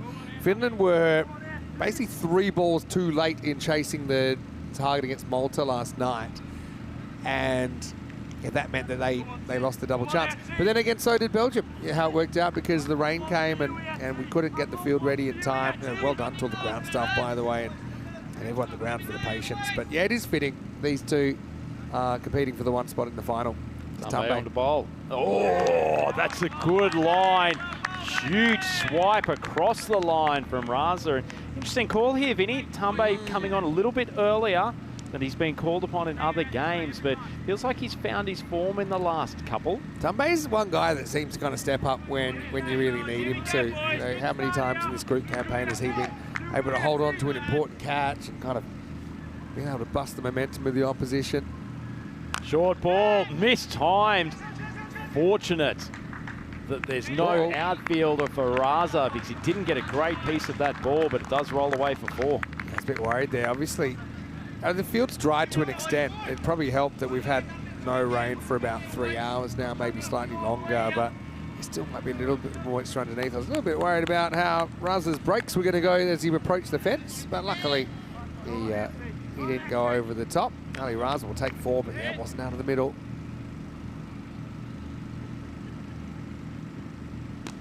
Oh, not a bad ball from Tambe. That had to take a bit of a risk, but somehow he's managed to flick it behind square from Maximo. Extraordinary cricket. I think it's just a fraction too straight. Let's see what the line is. It kind of actually bit in off the pitch a little bit towards middle, and leg, and Ali Raza is so good at that shot. He's a guy I remember. The very first ECC was pretty instrumental in their run to the final. Of course, they made it all the way to the big dance in 2021 Belgium. Made 148, which in those days was probably a bit like making 170 odd now. Versus England 11. Oh, short ball, top edge, goes flying. I think over the boundary, and certainly that's the opinion of the Sheriff. Tambe digs it in, gets the edge, but no reward. Yeah, wanted to beat him upstairs here, but the edge flies and just continues to fly. And there you go, ends up carrying by about 1 metre. Tambe, after a bright start, lost the last couple of balls, a couple of Maximos. Huge momentum shifts. This Belgium team, they can recover so quickly, can't they, Vinny? 49 for 2. I'll tell you in a second what's happened so far, but you wouldn't believe it. Change of pace. That's a great snare. Fantastic catch as Cher comes across. Really, really good catch because that ball was travelling at a rate of knots, and Tambe gets the wicket of Raza. Oh, big moment again, Raza. I think he does pick the slow ball. It kind of rolled out the left-hand side of the hand, and it just needed to be flat batted. It was, but he didn't get the elevation. Difficult conditions for catching with a little bit of moisture around, but the wild thing, Amjad Cher took it clean as a whistle. Ali Raza, the ultimate impact innings, 34 off 8, but he has to go. And they score 49 for 3. So here's how this game started. Started with 3 dots in a row. Then we had 5 sixes in a row. Then we had a run of 4 scoreless deliveries. 2 of them were wickets. 5 scoreless deliveries, actually. Then we had 3 boundaries in a row. And now wickets. So another momentum shift. It's like 2 heavyweight boxers throwing huge haymakers and landing them every time. Oh, well, it's going to be Sharaz Sheikh, the captain, to come to the crease at number 5.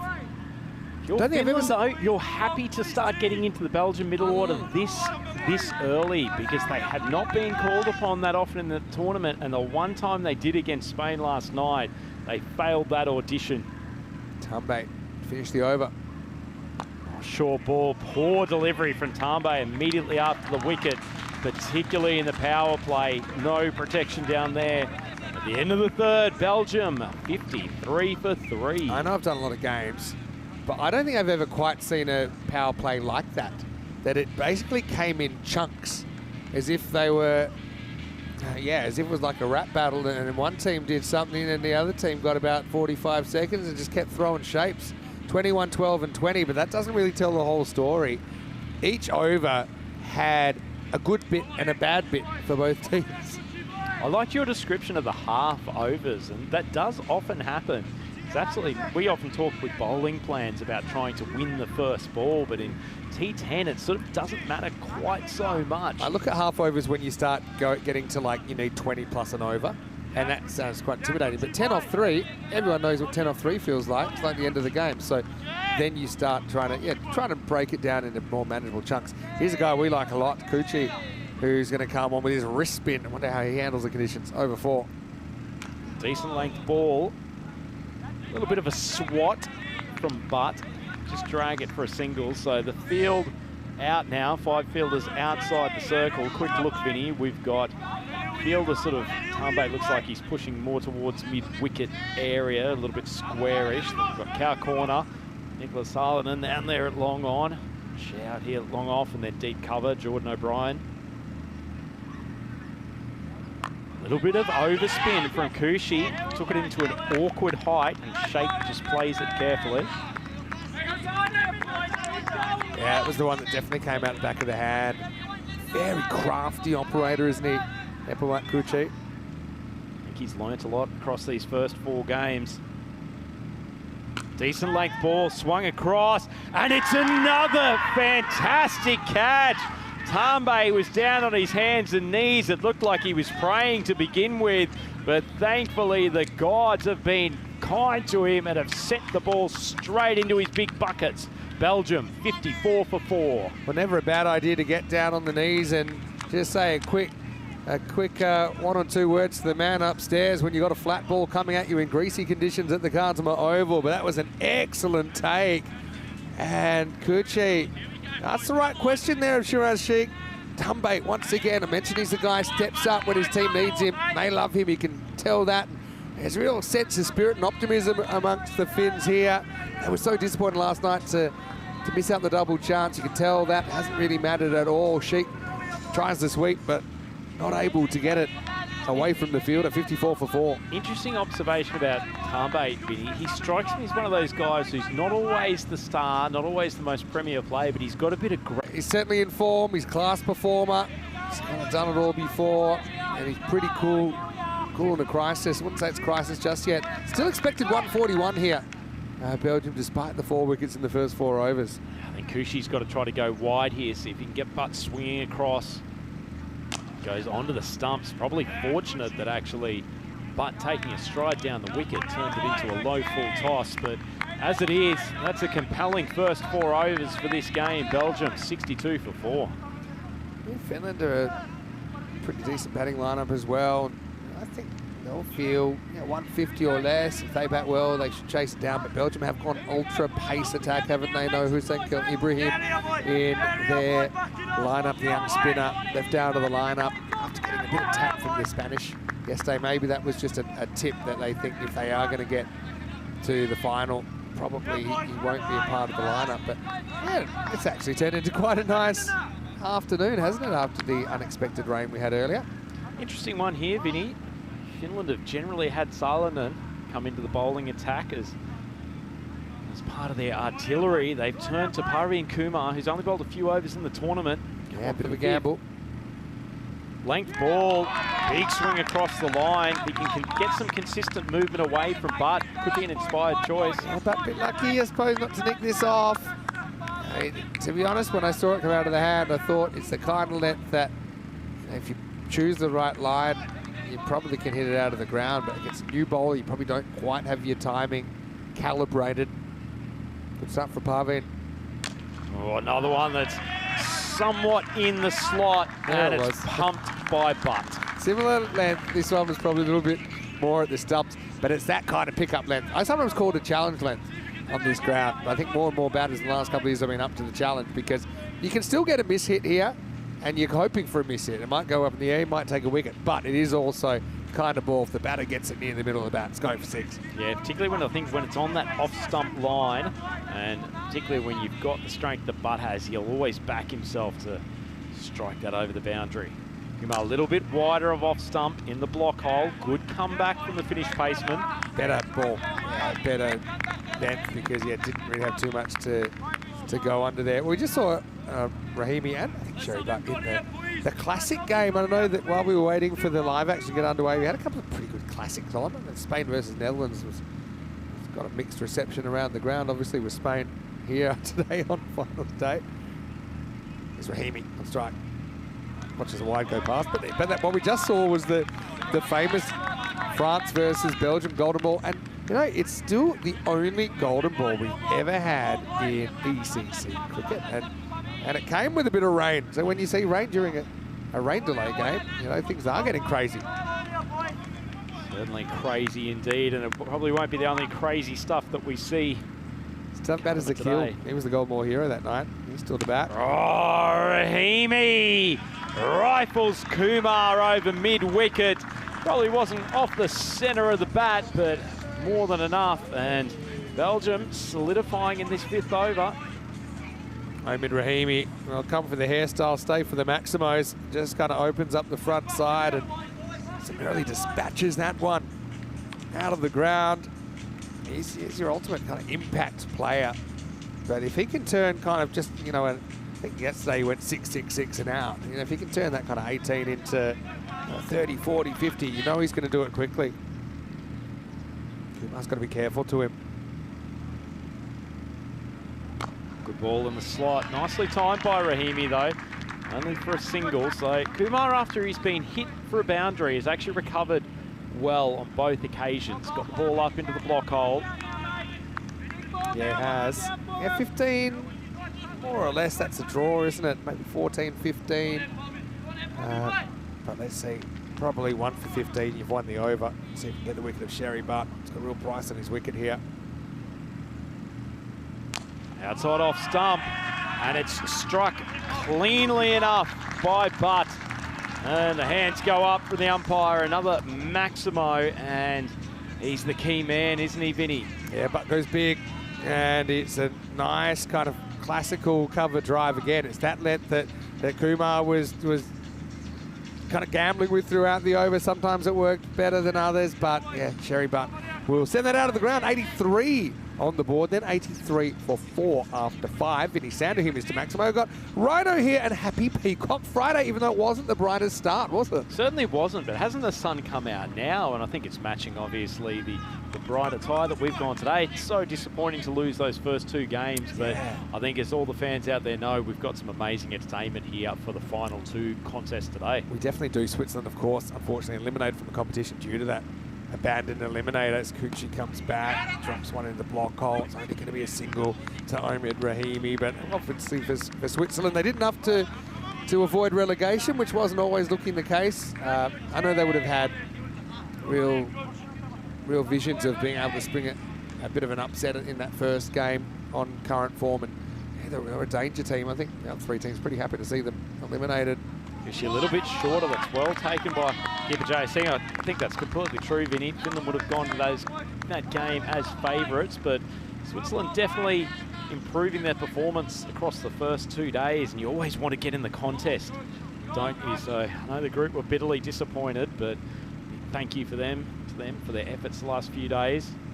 Short ball, not timed, he's outside edge, and it somehow ended up in the hands of 3rd man. And Mr. Biceps Nalancherry has his 2nd catch today. And most importantly, Sherry Butt on his way back to the pavilion. Yeah, Nalancherry catches it and then almost crushes his teammate in celebration. And Sherry Butt cannot believe that he's done this. He could have gone absolutely anywhere, didn't really try and keep it down, was probably hoping for the gap, but he just hit it straight at Fahim Nalancherry. And yeah, that's a big one because that's the top 5 back in the shed. Just scanning myself down the lineup. There is no Sabazakil in this lineup. So yeah, Rahimi is basically holding down the spot he had at number 6. So we'll probably get, I guess would be Zaki Shah next, but Sherry Butt, 21 off 11, and things looking a bit dicey for Belgium. They still have the batting to throw the bat at the rest of these balls and still maybe go 140, 150, but also, as we saw yesterday, they can collapse. Pushed out of the offside. Zaki Shah, as guessed by Maximo, has joined the mullet Rahimi out there. I think this also puts an interesting context. Kumar took that first over from the 5th bowling spot. I think with the lower order, they might actually turn to Solomon and just say with the extra zip, hit the pitch hard, try to get players popping balls in the air. Kushi, decent length, and Rahimi goes a little bit swat across the line. That's some brilliant spell from Kuchi. I would have thought perhaps he might struggle with gripping the ball, given that there's a fair bit of moisture still in the field. So no matter what happens, it's been a great spell here. Belgium, interestingly, still on top as far as the supercomputer goes. Not convinced. Steps away to the offside. Kushi's going to have his third. Takes the catch. The arms go up in triumph. It's not a finished victory yet, but they've taken 6 important steps to destroying this Belgian batting lineup. Belgium 85 for 6 after 6 overs. Oh, that is a big blow. Omi seemed to be hitting it well. Only had to deal with one more ball of this, and then you have a quote-unquote normal bowling for the last 4 overs, but he just couldn't resist. Lived up to his reputation, didn't he, Rahimi? Attack at all costs. If this wasn't caught, I think probably would have been run out because he'd already walked off. Kuchi makes no mistake. 3 for 11, and I'm telling you, Finland get through for me. That's a player of the match type performance. To get those 3 wickets, not even a run a ball that he's gone at. Rahimi has to walk off for 9. 85 for 6, but we are going to see this Belgian ball philosophy. They're still going to go out there, I think, and throw the willow.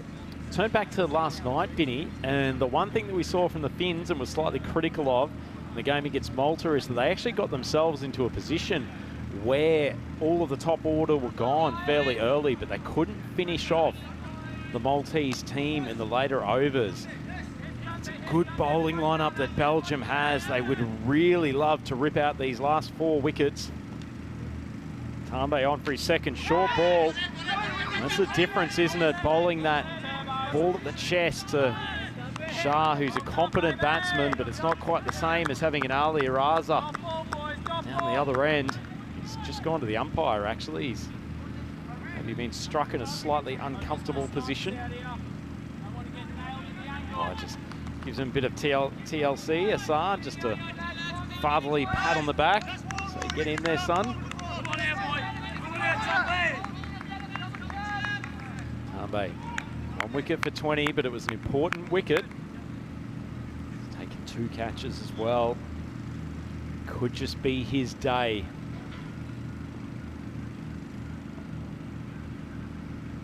Bullish ball, huge swing from Shah. Made great contact. Ball just squeezes out for 1. Belgium yesterday, well, actually last time out, about this time of day as well, wasn't it? Match 9 against Spain. They had an awful collapse, really, where they lost their last. It was actually, 7 wickets for 8 runs in 11 balls. I'm not saying this is at that proportion, but expected score 129's come down a fair bit. In fact, they're even given 129 from here by the computer. Shows you still got some batting to come. It's not happening. Smiling assassin, Khalid Amani swings straight through that one from Tambe. Finland, their body language, their noise, it's something we've talked about a lot, that they seem a very united team, a very kind of cohesive unit. At the moment now, the supercomputer is starting to believe it, giving them 59%. Supercomputer onto Team Finland. Tambe, 3 balls to go. Length ball, swung very sweetly. Beautiful straight hit from Amadi. He's been very good with the ball in this tournament. Don't have to show something with the bat, but that's a nice start. Yeah, brilliant hit. Just need someone to click here, someone to play this cameo at 30 or 40 from this position. You can do it. And the other thing is, I think a 130's kind of chase interesting. Because we know when these 2 teams met the first game, Finland ended up scoring 102 for 6, and we know that Belgium, they're not necessarily easy to face. They got a bit of fire, bit of oomph about them. Change of pace, very slower ball back of the hand, but manages to keep Marty under control. So Tambe, 1 ball to go. He's been reasonably expensive, but it feels like it's been a pretty good spell regardless. Yeah, wins a battle with 30. I think you're normally happy, and it's been pretty important in the field as well. See what happens last ball. Another change-up, well bowled. Telegraphed at a touch, but once again, when you're bowling to the lower order, matters less. 93 for 6, 7 overs gone. Yeah, that kind of comes over the top, almost like a wrist spinner. Well, it is a wrist spinner, but just at slightly higher speed. Yeah, good finish from Tambe, so it's 93 for 6 after 3 overs remaining. Of course, this is the ECC. We've been been here now for 3 weeks almost, starting with the Challenger Division, which Greece won. They've earned promotion. We know that Malta are relegated, that's for sure. That's out of this group. But also one other team will be relegated. We're not quite sure who it is. It's either going to be Guernsey or it'll be one of the teams from Group D. So we're really kind of narrowing the teams that might be going down. Of course, Group D starts tomorrow with Netherlands 11 Jersey, Italy, Sweden and Norway. And fingers crossed for good weather. Here's Raz Mohammed coming back for over number 8. Good ball into the block, Al. Pretty well struck by Marty. Just going to be the single out to the skipper share. Saw that coming a mile away, bounces on the pitch. Luckily, maybe this bounces over J.S. Singer, who probably needed a trampoline, and there's no one backing up. That's probably a basic error not to have anyone backing up, and luckily it doesn't go to the boundary because it would have been 5. Watch this, watch the ball come in. Well, Vinny, when you've got a 4'2" tall keeper, can't be landing the ball on the hard Cardamom deck. Running backwards was never the play for him there either. That could be trouble. Full ball. It's actually struck pretty well. Share will come around and they'll push the 2. No, decide against it. It's a good decision. Oh yeah, good game this. I mean, Finland always seemed like a good team out of luck. They always found a way to kind of promise a lot but not deliver a lot. But last year, to be fair, been called no ball. Yeah, has been. Vinny, I think. No. We'll have a look. There was a signal from. Yeah, I think they wanted to change one for height because it was. Yeah, it was. Certainly a pause from the umpires. So I was just waiting for the call to come in. Amjad Sher's just taking the opportunity to have a word to Raz Mohammed. To me, it looked at first instinct like it probably was just dropping under the waist. Look, if they're not able to kind of clarify it, it'll go on umpire's call. Well, it has been called no ball. Yeah, well, I think that it'll stick with a no ball then. And to be honest, it did seem high. Whenever you're trying to pull a ball that's that high, then it probably is. This has just got a little sniff of last night against Malta, hasn't it, Vinny? The overthrow earlier in the over. Raz Mohammed coming up with a full toss, no ball, so a free hit for Zaki Shah. We don't want to let the ascendancy go. Good ball into the block hole. Drilled out to deep mid. If they keep putting like an ugly 135 on the board here, then they'll certainly take it, Belgium, with their bowling. Like I said last time, Finland only made 102. That does seem like a long time ago. 2.5 days is a long time in ECN cricket. Finland bats have kind of shown they've got what it takes. Had that very good chase against Spain, but maybe Belgians are their bogey team. Full ball on the toes. Good bowling again from Raz. He's had his control issues from time to time in this tournament, but he's knuckled down the last 2 deliveries. So 3 balls to go in this over. Belgium still 1 short of the century. Yeah, pretty disciplined, okay, since he's come back from the height no ball. But, let's see if we can avoid any punishment here, Raz. Another ball in the block hole. Probably helped that Zaki decided to charge. So disciplined stuff from Raz Mohammed. He doesn't need to do anything special here. This is all about minimising boundaries. He's come back well after that no ball. Hello to Dave B in the chat. Hello to Sarah Dawson. And we're just discussing. There's a nice Yorkshire lad in the Finland team. That's Lucas Ruane. Yeah, good ball underneath edge, and the keeper, Jay Singer, much happier taking the ball along the ground than he is having to jump up to one, bouncing a metre over his head. That is there's 1 ball still to go. Owns the turf, does Jay Singer. It's down a bit dirty, that's well done. Might be a good shot of it as well. It's actually a bit unlucky for the ball, it doesn't go onto the stumps. Just a tiny edge. That was more length, swung across though, and just be the one. So tidy over from Raz after the full toss. Belgium finally hit 3 figures. It is 101 for 6 at the end of the 8th over. We've only had 1 boundary at 6 in the last 3 overs. And even Raz getting out of jail there, having to bowl the extra ball after he bowled the high full delivery. He doesn't go for a boundary in the over.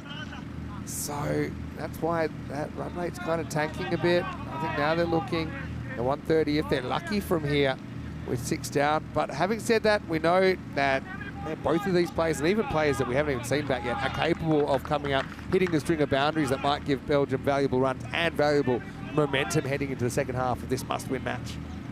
So, Judge Share, the skipper, coming on, bowl the 9. In the block hole, that's beautifully played. A class shot from Amadi. Share got it up and full, but he's opened the blade and played a glorious stroke. It's actually a brilliant shot because it wasn't an easy length to try and drive down the ground, so he just kind of has a plan B to just deflect it away, and there's no outfielders back there. Khalid Amadi is a very, very smart cricketer. We'll see him with the ball do some pretty magical things later on, but right now, wants more runs. He's on 16. Floated outside off stump. Good change, but for me, change of pace is what Share probably has to go for here, Vinny. He's a little step down in pace compared to Araz. There's a part of me that wonders whether or not Finland should have gone for Salonen in this over. Just a little bit of extra zip. But Share, with his change of pace, needs to keep the batters off balance. It's a very good one there. Let's go back to it again. Short ball, top edge, and he's punished.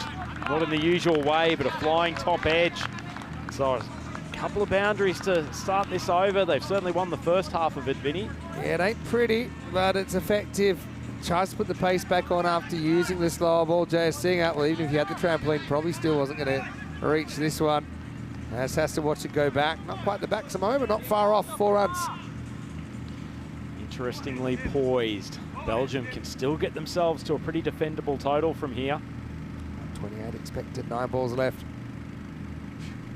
It's in the slot, and it's swung heartily. Amadi's playing a little gem of an innings here. He's up to 26 off 12 balls. And all of a sudden, Belgium have 115 on the board. This is the cameo they wanted. They needed someone to step up, and Khalid Amadi, the smiling assassin, has 26 off 12. And he just snapped the wrist through that one. Over wide, long on for 6. Judge Share, still 2 to come this over. Short ball. Oh, Back at him, but I don't think that's actually a bad result for Finland, getting Amadi off strike. almost created a run out though. Watch this, because I think that Zaki Shah was suspended in time about a metre out of his crease, and that had almost deflected from Amjad back onto the stumps. If I'm Finland here, I'm very happy if Zaki tickles Free a swing. single. Free swing. Oh, he does take a big swing, and despite the best effort of a flying Nalan Cherry, it's another Maximo. Share goes for 42 off his 2, and Belgium, you wouldn't say they're in front, Vinny, but it feels like it's probably even Stevens at this stage after that over. Yeah, well, sometimes tickles can be a bit harder than you expect, and Zaki just pounded that one to mid-wicket for 6, 122 for 6 after 9. That was the over they wanted. Ends up going 4 boundaries in it, 21 come off Shares over. That was after that run, remember, over 6, 7, 8, where they only hit 1 single 6. We'll go to the 10th. Pavin Kumar is the bowler that you'd expect to bowl it, unless they wanted to go to a 6 bowler. And really, I think if he serves up what he served up last time, Amadi might fancy it. He's 27 and counting. Yeah, a bit of pressure. Marty would love to face most of this over. Pavin Kumar, he's got to get his Yorker going. Finished his spell with a good in-swinger last night. About to say that's probably not the length, but Marty's ripped through the shot before the balls come to him. 50-50 game right now. Keep it there, boy. Keep it there, boy. Marty. Like it there, boy. A few chats from the ground saying, keep it there, boy. Not sure about that, but Marty Works once. swinging freely. Well, he has kept it there, and it's been smashed straight down the ground. Marty's not going to miss twice in a row. Belgium 128 for 6. Yeah, well, that's, it's called a good length sometimes. And sometimes good length's not so good. And you can see Amadi setting up for something like that he can get under. And he gets the journey. And the other thing is Zaki Shah, you can feel his energy, the non-striker, trying to ride that ball out of the ground, saying, go on, get out of here, get out of here. Belgium, I think, are getting more confident by the ball of their chances to defend this. A few conversations with the bowler. I mean, Vinny, at this time, field positions are important, but ultimately it's about trying to minimise the maximos. And at the moment, Kumar's giving them free swings with that ball about a foot outside off stump, short of the lane. Kumar has conceded 27 off 8 bowled. Pretty good ball, just riding that wide line. You know, it's like a mini version. It's like a fun-sized version of the power play where it's kind of tit for tat. We had a kind of 3-ball periods. Now we've gone .6 and this last over. Belgium, surely this is ending somewhere in the 130s, which I think is going to be a cracking total. Imagine if we had a golden ball after we just showed a golden ball game. Full ball, just a touch too full, and it's carried the commentary box. It's a Maximo, and Amadi is on a heater. He's the man that stepped up, smiling assassin, doing it with bat in hand. And like the idea there from Kumar. Can't just keep bowling kind of slot length, but this is an attempted Yorker, but it's overcooked and only just. But Amadi's so quick to get the hands through it. Seis carreras más. Such a sweet strike, Vinny. Belgium up to 134, 2 balls to go. Maybe it's 140s, who knows? Oh, it will be. Big, big hit. That's sensational batting from a man who's so much more known for the ball. And Amadi has raced along to 45. He's 1 shot short of his half century. And Kumar is crumbling under the pressure. Yeah, how about Amadi's knock here, though? He goes .6. He's up to 45 in this must-win game for Belgium. This is what Belgian ball is. It's never kind of accepting you'll run out of wickets. It's attack at all costs.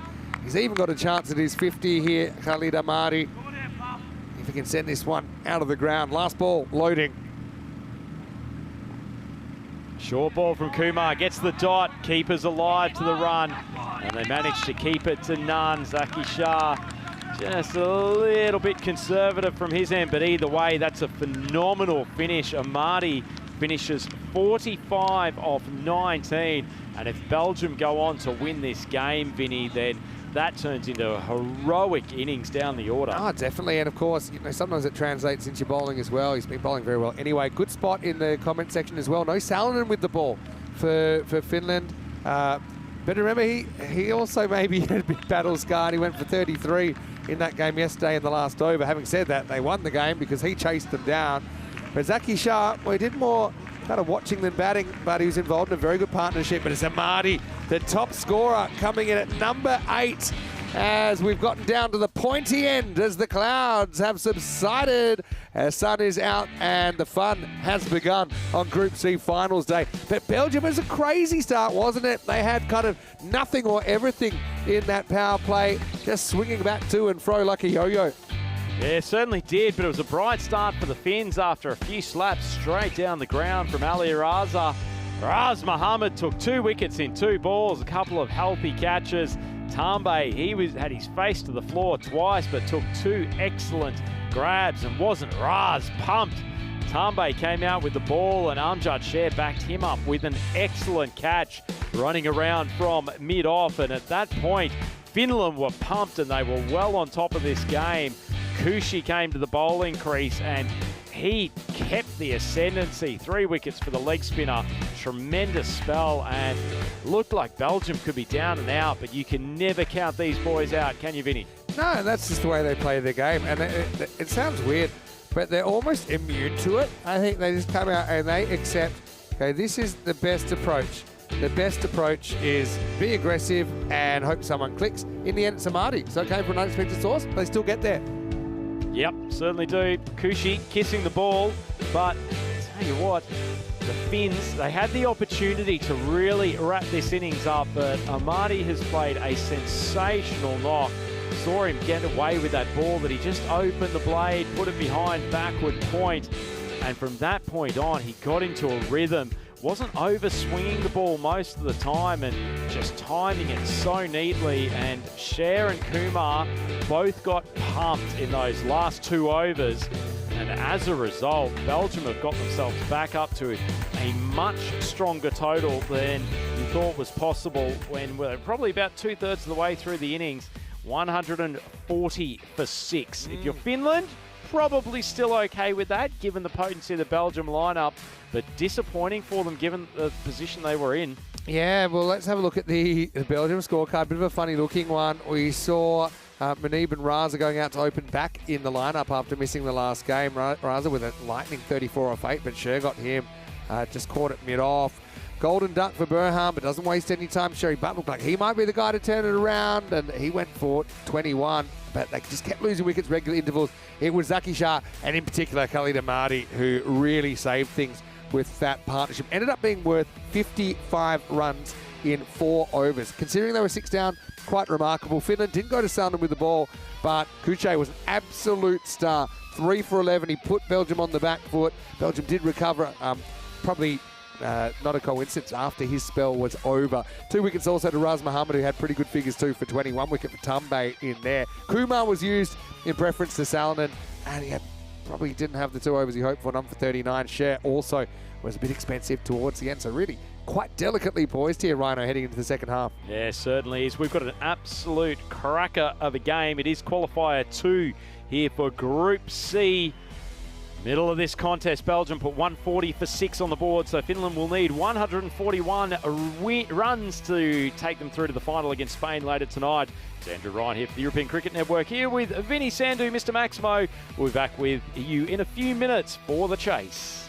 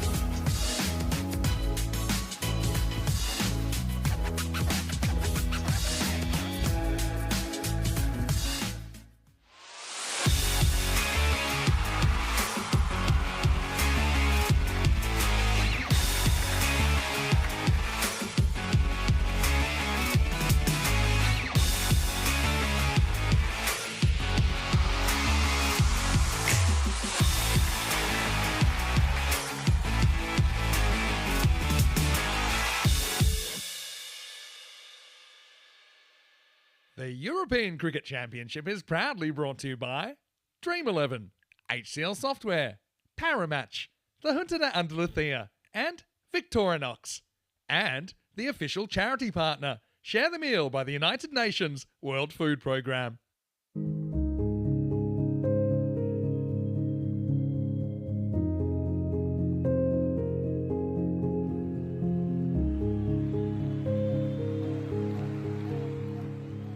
Join us in celebrating World Food Day on the 16th of October. Share your meal on sharethemeal.org and let's hit hunger for 6.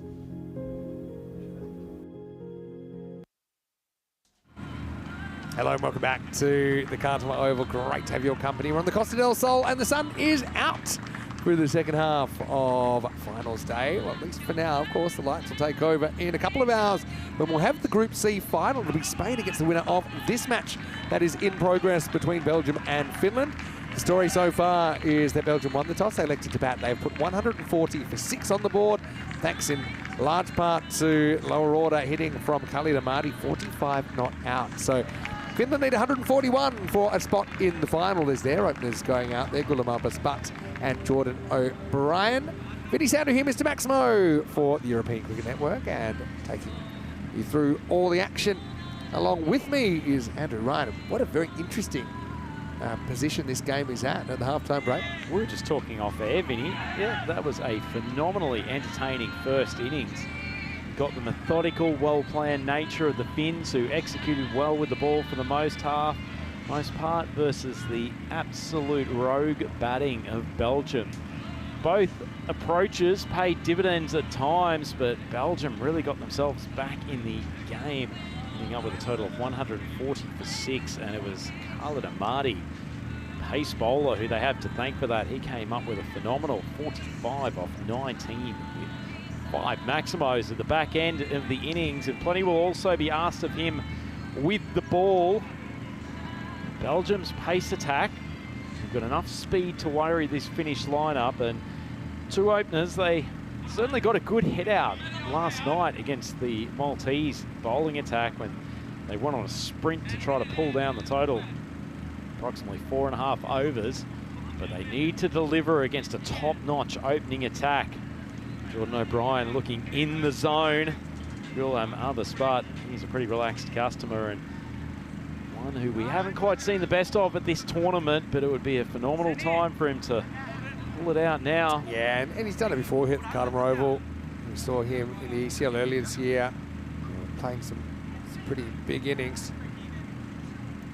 And so, yeah, we're going to see Sajjad Ahmadzai. One thing you'll see a bit of fire on fire here, that's for sure. Belgium have gone pretty pace heavy with their attack. Left the spinner out, Ibrahim. So let's see who gets burned and who comes out on top. 141 for the win. Playing a miss, nice away shape. Opening up Ahmadzai. Also with good heat. Quite often starts balls on leg stump and then takes it away to off. This one starting a touch outside off stump, and Butt hits well through cover. Good signs. No contact. Really good signs for Belgium with that movement there. Another thing to control it, of course. Oh, it's a really tough one to get first up. Ball into mid-off. Game started with 3 dots, don't forget. The first half, then we saw a big run of 6s, and then we saw another run of dots and 5 scores deliveries with 2 wickets in there. It was a crazy power play, really, pretty unique. I also wonder when they bowl Ahmadi, they've tended to like to bowl him early, even though he's got all the skills of a death bowler, and I think he is a very good death bowler, but yeah, we've seen him employed quite early. Maybe with the extra pacer, it does give them the ability to bowl him a bit later. Let's see. Roll on Jabakal out there or something. Short ball, whips it off, an awkward length. That's a phenomenal strike from Butt. So the first runs for Finland are a Maximo, 6 for none. Third time lucky for the Golden Butt as he whips that one up and out of the ground, doesn't bother watching it. He's got bigger fish to fry. That net was no match for that strike from Gulam. Really wasn't a bad ball at all from Ahmadzai. Butt showing his undoubted skills with the bat. Beautiful strike. Ball a little bit fuller. Slightly inside out. Stroke from Butt. see he was hedging leg side. A little bit of a late adjustment with the hands. Yeah, good 1 out of 4 so far. Probably a slight win to the Belgians. We're only 4 balls in. Full ball, goes high, fielder at mid-on underneath it, and it's a big early wicket. Mohamed Munib takes a clean catch. Ahmadzai gets the scalp of butt, and that's a great start for Belgium. Finland 6 for 1. Yeah, just right off the end of the bat. I mean, the carrot's there, isn't it? The mid-on, the mid-off are up in the circle. If you feel you can get over the top of them, then you've got a boundary, maybe even a 6, but you don't get it right, and that one was right off the end of the bat of Ghulam Abbas, but it's just going to go into the air, and those 2 fielders become catches. So, yeah, disappointment for Ghulam. He does get 6 towards the cause, uses 5 balls. Munib takes a simple catch and 6 for 1. Good bit of bowling from Ahmadzai as well. About a foot outside off stump, a little bit of movement away. Took it out of the power striking zone of Abbas, but he is a very talented all-rounder. Nick Salonen coming in at number 3. Now, last time we saw him with the bat, he scored 82, not out of 33, including 10 Maximos. Was very instrumental in chasing down the 138 against Spain, the favourites in this group, based on last year's performance at least. And he didn't get a hit last night. They got pretty close to grabbing the double chance. As it is, fate would have these 2 teams meet another way. Ahmadzai to close out the first over. Oh, big swing for Salonen, no control, but luckily for him, the inside edge thrust its way out behind square and take the single. So a very good start for Belgium. Finland 7 for 1. It's an extremely skillful over. He bowled some out swingers there. He's finished with a big in-swinger, which I don't think anyone was expecting. I think Salonen was pretty lucky even to get some bat on it. 192 matches since the Golden Ball. Well, this weekend we'll hit 200 unless we get one. A few people have mentioned this game has all the markers of one, the kind of wild momentum shifts and the unexpected kind of twist, like a Marty's 45, which was super important. But yeah, they are going to go to Khalid Amadi. I think his 2 overs are going to be pretty critical, as Salman will be facing up first. Jabakal, big left arm seamer. Well, I actually can't even call him a seamer. He's just basically an express train, isn't he? Okay, sorry, pardon me. They haven't gone for Amadi. They are going. I hope they do this. Jabakal, big lefty. He's fast. Short ball. Salonen goes hard, just gets it over the top. The fielder's coming back from the circle. Uh-oh. Tell you what, that didn't look great off the bat, Vinny. Yeah. Thought the Finns were about to go 2 down. Yeah, looks like it could be, but that's the luck factor. You might say this format might be 80% skill, 20% luck, but don't dare try it without the 20%. Sutherland just shows he's going to take this head on. It's only 3 power play overs, even though Sajjad might be the quickest of the Belgian bowlers. He's going to take him on. Salomon's taking Jabakal on. I'm surprised Jabakal hasn't tried to take his head off in this over so far. He's been quite disciplined. 2 balls on a roundabout off stump. Good bit of lift off the pitch. Salonen just hedging a bit leg side, preempting the ball. The extra pace of Jabakal. That's quite a challenge. I noticed that Bob apparently is taking time off from his grandson's birthday to join us. Well, Bob, and happy birthday to your grandson. Bob's got his priorities right. Jabakal steaming in. Full ball going across the face, and it's inside the tram lines. Well bowled. Because he's fast, it's hard to access these kind of balls. It's definitely not a wide. Look at that, where it passes the crease. I think it's at worst, it's on the line. Probably inside the line when it passes the crease. Look at that front foot from Salonen too. Almost going straight out towards square leg. So he's not only squaring himself up, there's no way he can get that back foot across to the wide ball. Speaking of birthdays, I know Serena's here, Jason's partner. It's her birthday. Unfortunately, she didn't get the birthday present of getting to see him play because Switzerland were washed out. Jabakal goes full. Salonen has struck that beautifully. Finally got a hold of one, and wonderful batting. Boy, did they need that, the Finns. Yeah, fast in, fast out here. Watch this. It's come across Salonen, still kind of loses that front leg, but he holds his shape a lot better. And watch him collapse and just watch that one like a golfer off the tee, watching it disappear down the fairway. Brilliant shot from Nick. Got the sense that he quite enjoyed that shot, Sullivan. Jordan O'Brien just looking like the kid who's not getting to play at the moment. Still hasn't faced a ball. We're 10 deliveries into this innings. Yeah, playing the position of left, right, out is Jordan at the moment, but he'll be clocking it as well. Cutback ball for Jabba Kale. Sullivan. Oh, it's been put down. And the throw coming to the bowler's end, and it hasn't missed by much. So that's a double chance. The ball flew. I think it's Zaki Shah out there at the third man position on the circle. He's basically at gully, you know, at this pace bowling. So it's a little bit of test cricket for you here. There's the edge. It's above his head. Actually reacted well to get the hands up there. There goes the sunglasses. There goes the Grizzly. Almost a run-out chance as well. Drama, drama, drama. This is ECN cricket. This is kind of must-win cricket for both these teams as well. Jordan O'Brien will get to face last ball the second. How will he approach it? Full ball driven nicely. It's O'Brien's first ball, so takes it conservatively, pushes it for one, and 2 overs in the books. Finland, tentative start, 17 for 1. Yeah, here's the thing though. We've got 7 and 10 off the 2 overs, so Belgium win them both, but you know, still 9 wickets in hand for Finland, a lot of batting to come. This is tomorrow. We start Group D, and starting with a bit of a northern exposure with Norway versus Sweden first up. Italy versus Netherlands 11. They're 2 teams that went to Championship Week last year. Jersey in that group as well. Performed very well last year.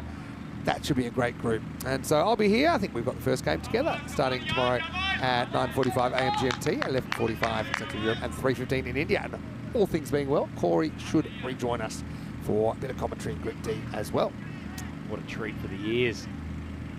Oh, beats O'Brien outside. That's a cracking start from Amadi. He's a difficult customer, isn't he, Vinny? Because it's such a relaxed, gentle stride to the crease, but he's got the flexion to just create pace off a few steps. I've actually been pretty impressed with the first balls of overs being on the money. It's something that Finland probably struggled with a bit early on. Cut underneath edge. Fielder comes around from third man on the boundary. Yeah, this is a bit of a failure to launch so far from Finland. I know there was that one monster hit from Salonen. And watch that rate creeping out. Started at 14.1 already. It's out past 16. Still well within their grasp though. Definitely. Short ball, Salonen charges after it. Big top edge, and it flies over the boundary for a Maximo. Yeah, I mean, Amadi's got that slow ball, but sometimes, yeah, the threat of it is kind of enough. So then he puts pace on. He's late on this, but yeah, this is something that a player like Lascu, for example, from Romania could learn. Even if you're not quite there, go through with the shot. Kind of take your chances. Yeah, it's the classic Maximo from Sound and backwards Maximo. I wonder if we'll see that slow ball now in response. Full ball, and it's actually very nicely played from Salonen. That could be a no ball. I'm sure we'll get a review, but it's a 4.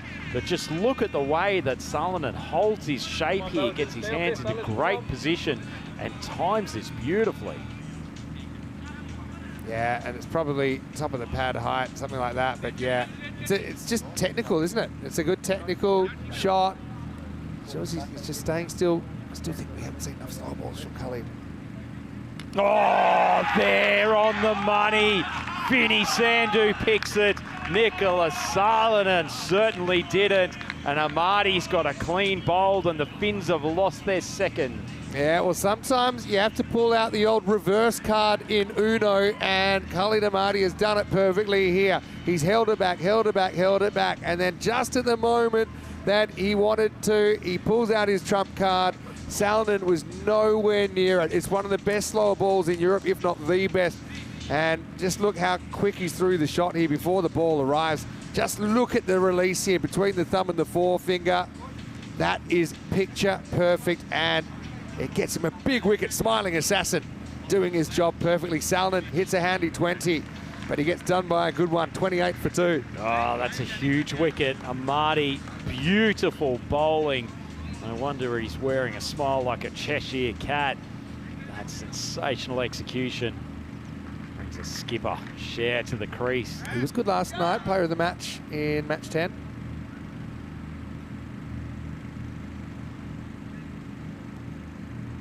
Full ball, doesn't waste any time. Share gives it a big swing. This time though, and dragged a leg for 1. That's the end of the 3rd over, the end of the power play. Finn's not even at 10 runs and over at the moment, 29 for 2. Yeah, key wicketer, Sal, and he really stood up in a tough chase for about this size against a similar opponent, really. He talked about the fact that Belgium and Spain played the cricket very, very similarly. Just have a look at that comeback, though, 6, 7, 8, those overs. Only 18 off those 3 overs. That's the reason I think that Finland at least are chasing 140, not 160, 170, something like that. And if they were chasing that many, this is already a long way to go. Now, O'Brien hardly faced, only faces 3 balls in the power play. Amjad Sher has been scoring some good runs. You've got Nellen Cherry to come, got Ruane to come, who we haven't seen too much of so far with the bat. This partnership's key. Sajjad Ahmadzai, thought they might bring him back for the 3rd. They bring him back in the 4th. Coming around the wicket.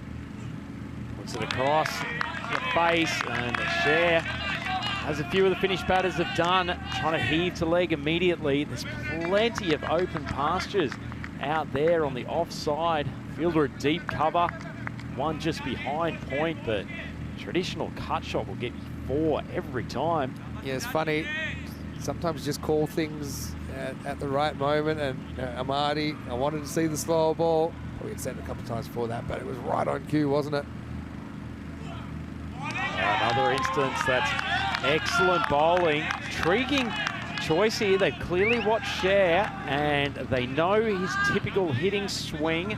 The arc that he likes to go to, very much long on at mid-wicket, looking to try to make the late adjustment with the wrists, knowing he was beaten. I wonder if he'll start sneaking over a bit, or even significantly, almost daring Sajjad to bowl at the stumps.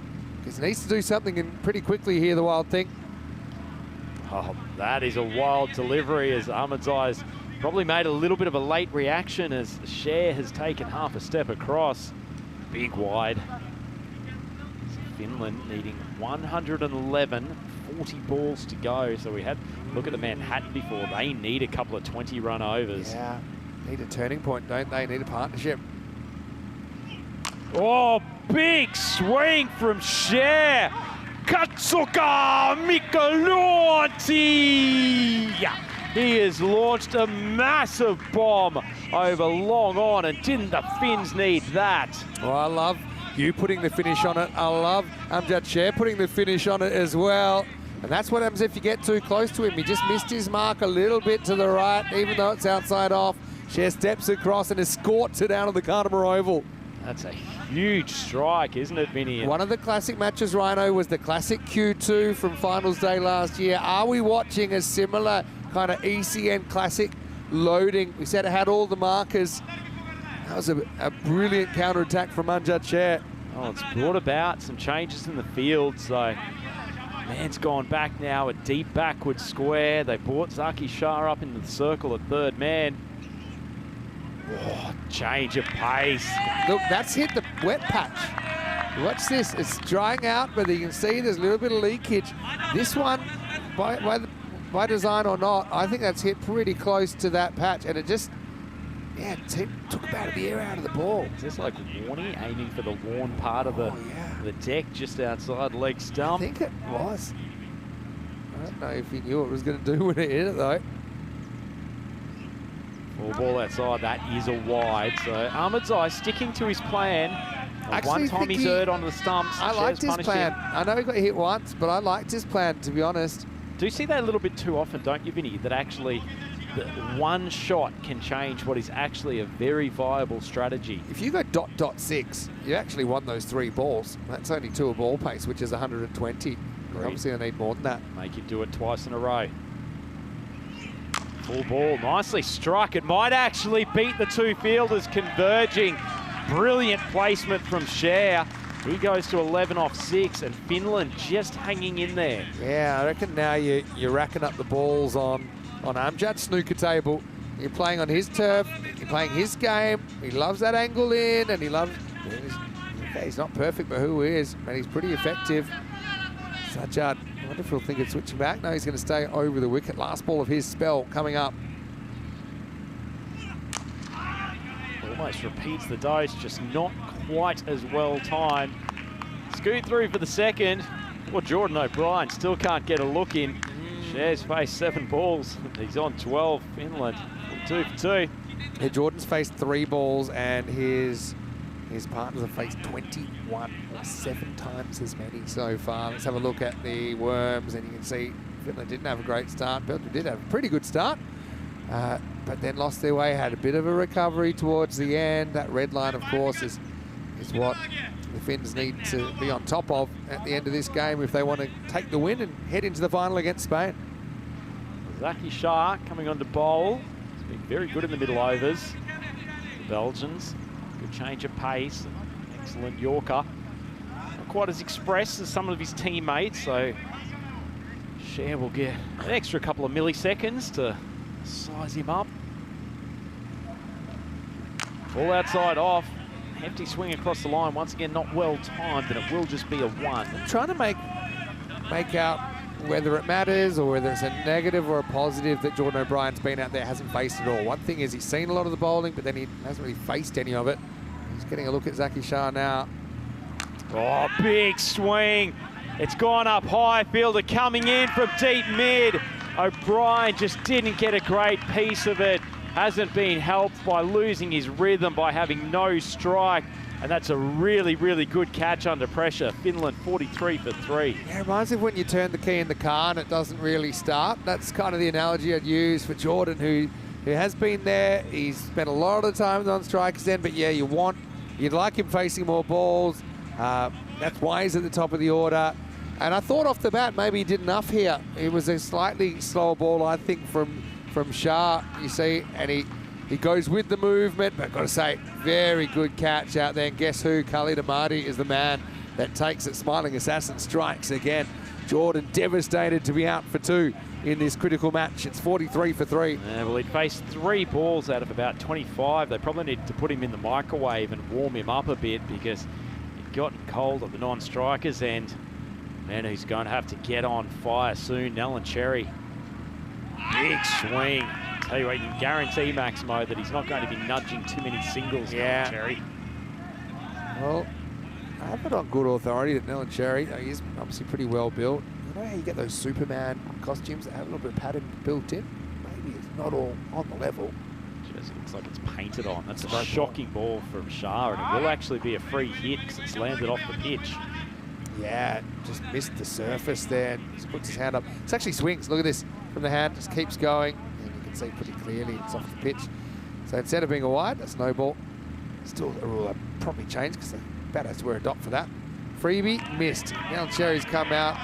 And well, the 2 balls that were hittable, he hasn't been able to hit.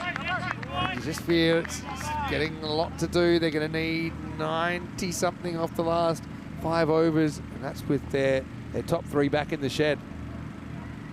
Good over from Shah so far. 1 for 2 off 4. Short ball.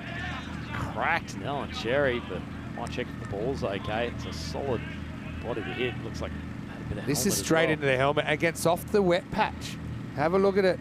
And that almost snuck through between the peak of the cap and the grill. They'll probably take a moment here to check him out, but yeah, a couple of times we've seen that happen. Oh, well, they check out for him, and it does seem to be okay, but obviously the medics will come out. Let's welcome you into the commentary box. Vinny Sandu, Mr. Maximo, got Andrew Ryan with me, and look, I often say this, but you know, bat for dough, bat for show, bowl for dough is one of my expressions. I think Belgium have a bowling attack which is really asking the right questions and holding their own under pressure. I just think that they've defended very, very well, even with their batting not exactly going to plan. Yeah, completely, and it shows the importance of that last 2 overs for Belgium as well. 2 big, big scores. this total was around 115 and the like, Finland would still be right in this game, but as it is, they have got to start hitting hard and hitting sweetly in the coming overs. And once you get past these two, there's only so much batting left in that lineup. Having said that, we've had so many matches, haven't we? We feel like they're inevitably going one way, and then something happens, and an individual steps up. Amjad Sher, I think, would be the key man that would have to come back and do something pretty sensational. He's on strike. He'll be given a leg bye, even though it was straight off the helmet. And this over is only gone for 2 and a leg bye. This will be down the ground. Should just be a single. So Amjad will keep the strike, end of 5, 46 for 3 off 5. It's last chance saloon, really, with 96 runs required off the last 5 overs. Well, they're going for the jugular, literally and figuratively here, Vinny, as Jabbar Jabakale has been thrown the grizzly for this 6th over. Yeah, well, let's have a look at the ECS. And of course, if you don't realise, we actually are on the tour all year. Look, we started 17th of January. We go all the way to the 20th of December this year. It's a 49-week season. Look at all those places we've been already. The ones in gold are here at the Carlton Oval. Our next stop is Malta, starting on the 20th of October. So like our channel, ECN European Cricket Network, you can watch it for free. Short ball. Cher should know what's coming here, Vinny, because Jabakale and frankly the vast majority of this Belgian bowling attack have bowled short of a length, wide of off stump, and flashing across off stump at him. This is one case where I think, and you know, we haven't seen it yet, with these fixed wides, some batter's going to bat right over there and say, look, you're going to have to try and bowl at my stumps, because if you bowl outside my body, it's a wide. Cher's a candidate to do it. If that's his game, he needs to probably take a gamble here. Oh, that hasn't come well off the bat.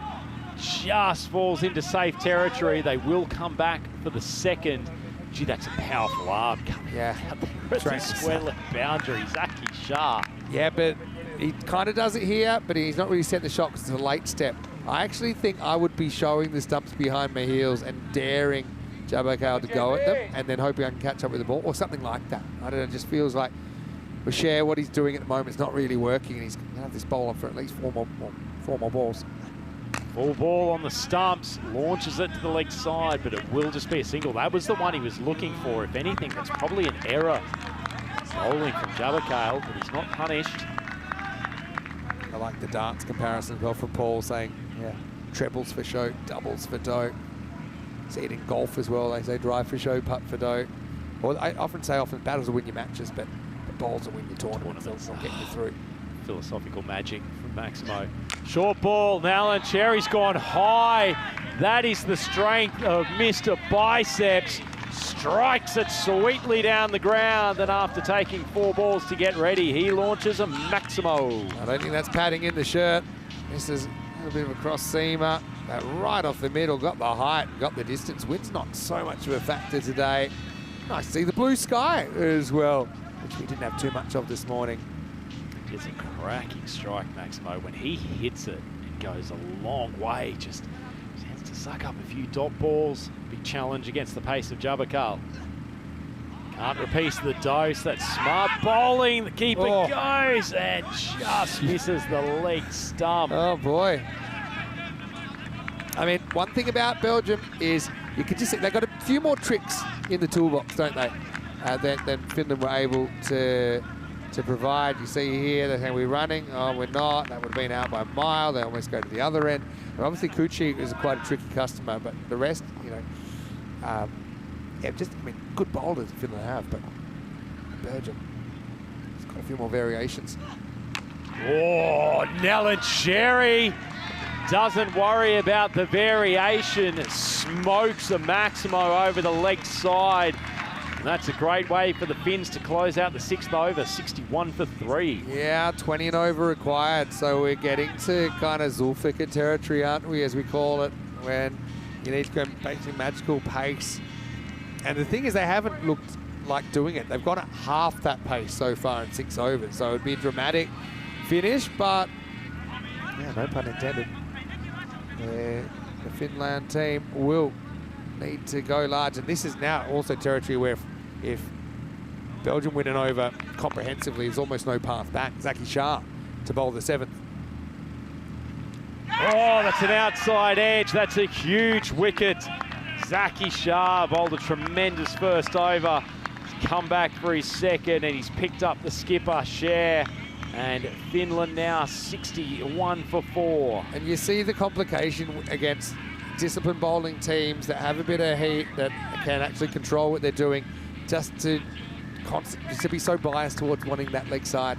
And I know that it's the way Cher plays. When he hits it, obviously it's amazing, but again, he tried this ball after ball, and yeah, occasionally was able to get one, but I think balance of probabilities, bowlers like that tactic. Unfortunately for the Wild thing, not able to have the impact he wanted in this qualifier 2 match. A 4 and a 6 on the way to 17 for the skipper, and it's 61 for 4. There's Tambe to the crease. Not a great ball, manages to get bat on it. Swung down to pass wide, a fine leg. Gets away with the boundary. Tell you what, couldn't they do with Tambe stepping up here? 2%'s a famous percentage. The classic match we just watched earlier on in the day, that's what Netherlands were at against Spain. They turned it around. Tambe, we said he's a backs to the wall kind of performer. What can he do here?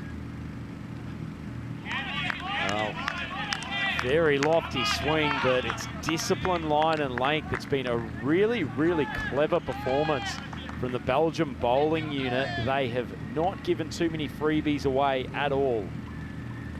Yeah, they really have made runs earned, haven't they, Belgium in this innings? Full ball, Tambe just drills it into the turf. They'll come through for 1. Oh, Nolan Cherry, last great hope. He 22.5 and over. This over's not going to plan at all. It's gone wicket 4.1. So we got 5 off this over. A couple of 6s might make it interesting. And Alan Cherry goes inside out. That ball's hanging up there for an eternity. 2 fielders converging. Felt almost inevitable that it was going to be put down, especially looking into the sun. It's actually a very good effort from Niaz, who's one of the better pairs of hands going around, but I don't even know how he saw any of this. It was in the sun at this time of day. Look at the shadows. He does have the dark glasses on, but he's got to pick it out. Got a lot closer than I thought he would get. Main thing is, it's 2 runs, which is less than what Finland need per ball. Alan Cherry, big swing. Alan Cherry into the buffalo stance, and he beats a massive ball over the offside, and that's a much-needed Maximo to close the 7th, 74 for 4. Yeah, write him off at your peril, Finland. And now Cherry, just an old check drive. Watch this one, pretty as a picture. It's quite square on, but bat comes through pretty straight. That's off to the practice nets. So they need 67 off 18 balls, and we are really in the duplicate territory from last year.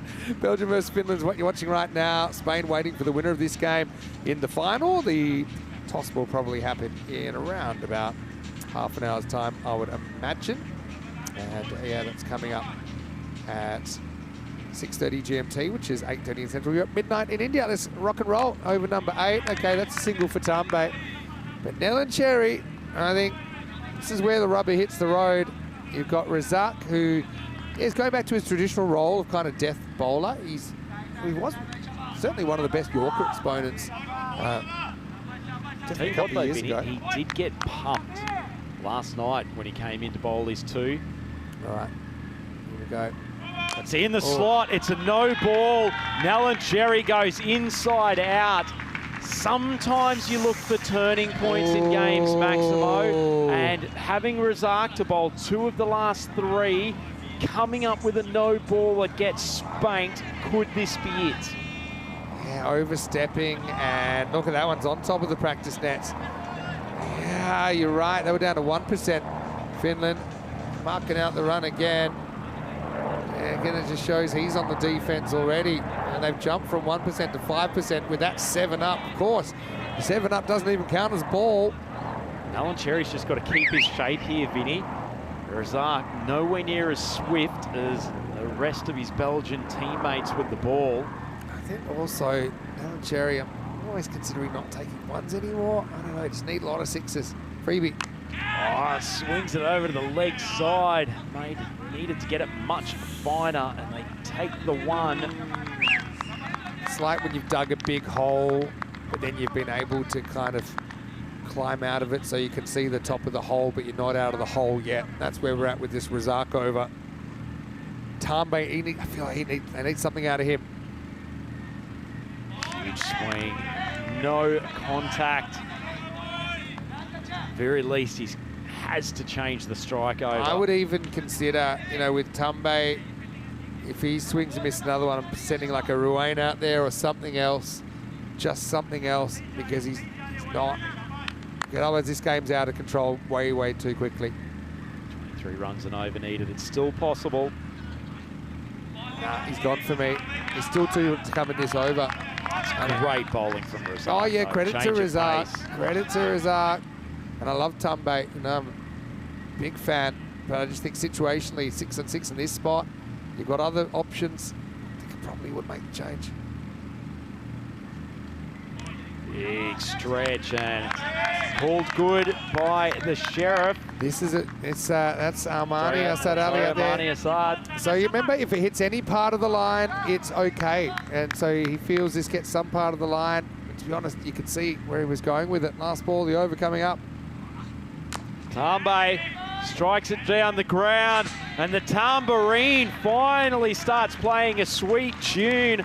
Lofts a Maximo to finish the 8th. It feels like this has been a common thing for Finland, finishing the over with a Maximo, but takes him to 89 for 4, 52 needed in 2 overs. Yeah, they're breadcrumbing us, aren't they? Like Hansel and Gretel, we're kind of gobbling up the little treats along the way. Tambe just effortlessly pushes that 1 for 6, and that's why he's out there, and he can do it, obviously. Yeah, but even with that, 12 off 8. All right, so where are we at? So we need 52 off 12. That's what Finland is saying right now. They need 26 and over. They've got probably one of the most skillful bowlers in the continent coming at them. It's the smiling assassin Amadi in the 9th. Here we go. Leg side wide. A bit like Salonen yesterday. You know, he had a redemption story. Amadi, really, he's been the star of this game. If you go back, the situation that he found himself in coming in at number 8 with 4 overs remaining, scoring 85. He was able to crack 45 of 19. Can he close it out? Short ball into an awkward spot, and it just carries the fielder there on the 30. Nolan Cherry's going to push back for the 2nd. That's actually good running from Tambe. Yeah, well, getting home in the end. I would have thought actually you could actually do a similar throw to the keeper, and you might have had more chance of a run out. But yeah, they'll get 2. 2s aren't helping too much at the moment. Even 4s aren't quite at the rate required. So we're going to have to see a succession of Maximos. Finland fighting bravely, but surely Belgium have done enough here.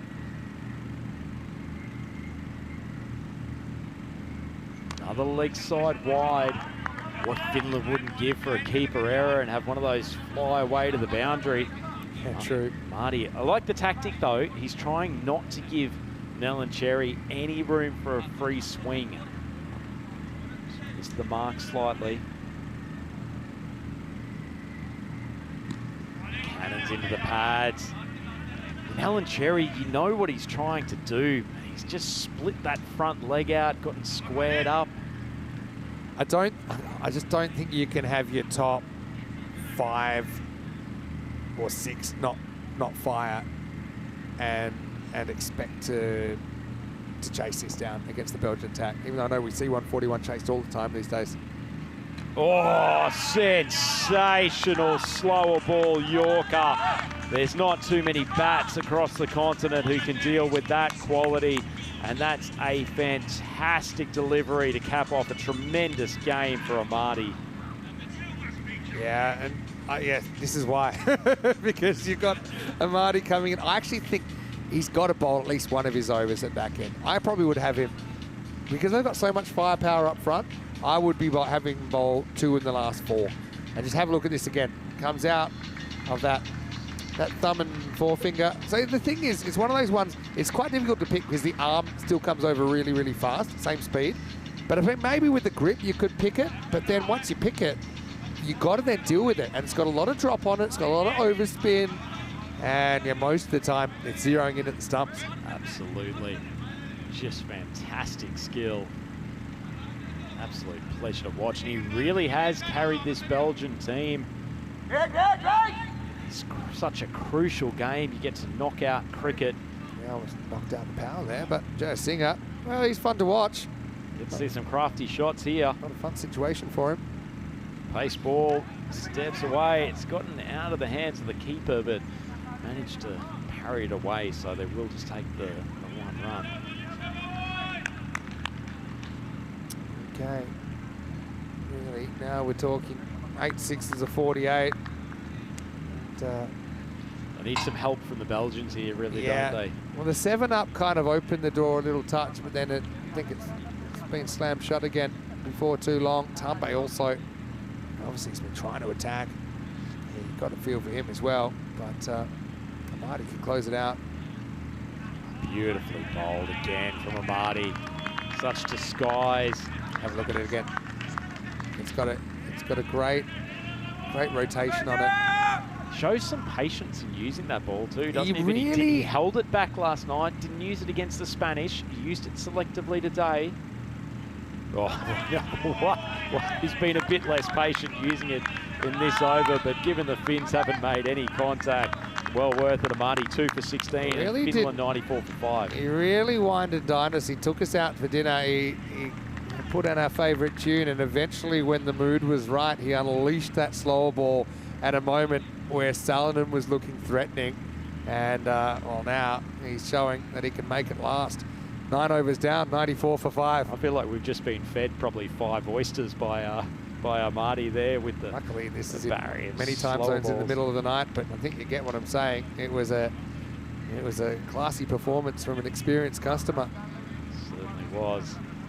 Memorable as Adnan Razak comes on for his second over. And you know we're going to see him again now in the final. Okay, here's Razak.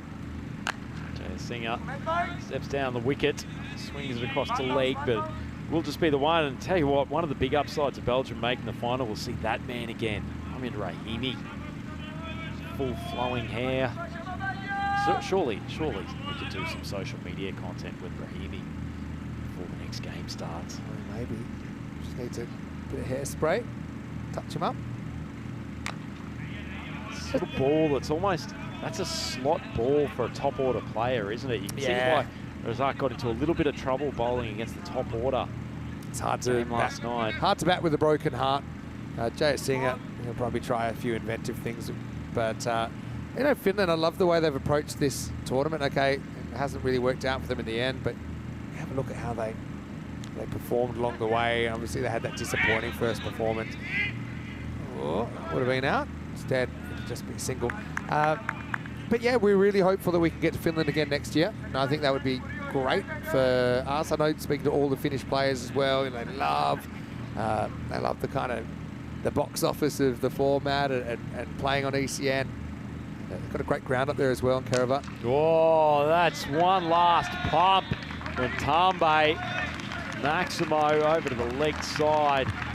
And finally creeps over 3 figures. But completely right, Vinny. And one of the things that I've loved from watching their team is they're a proper team, aren't they? Really do support each other well. They've shown a lot of positivity on the field and lifted each other up throughout these 3 days. Absolutely. Just a couple of balls, it'll all be over, but not before Tambe can bang it again. Up and out of the ground, Maximo. There's Finland. They're going to end up with probably a few more than they scored last time against Belgium. I suppose being their bogey team, they'll look back and they'll say, okay, the only team that we lost to was Belgium. They went down 174 to 102. Again, yeah, their bowling probably left a bit to be desired in that first game. But yeah, they've been a brilliant team to watch. And of course, they've held their own in the Premier Division. We'll see them again next year. Yep, been a tremendous effort from them. We'd love to see them in some ECIs though during the season. Hate having to wait. Oh, inside edge. Good way to finish from the Belgians. Unfortunately, Tambai's brave innings comes to a close. Just as this brave effort from the Finnish national team comes to a conclusion, the sun sets on what has been a tremendous performance from them here at ECC 2024. Unfortunately, not enough to get the chocolates in this game against Belgium, but they have done themselves proud. Nonetheless, an exceptional bowling performance from Belgium, and they really have deserved this win, Vinny.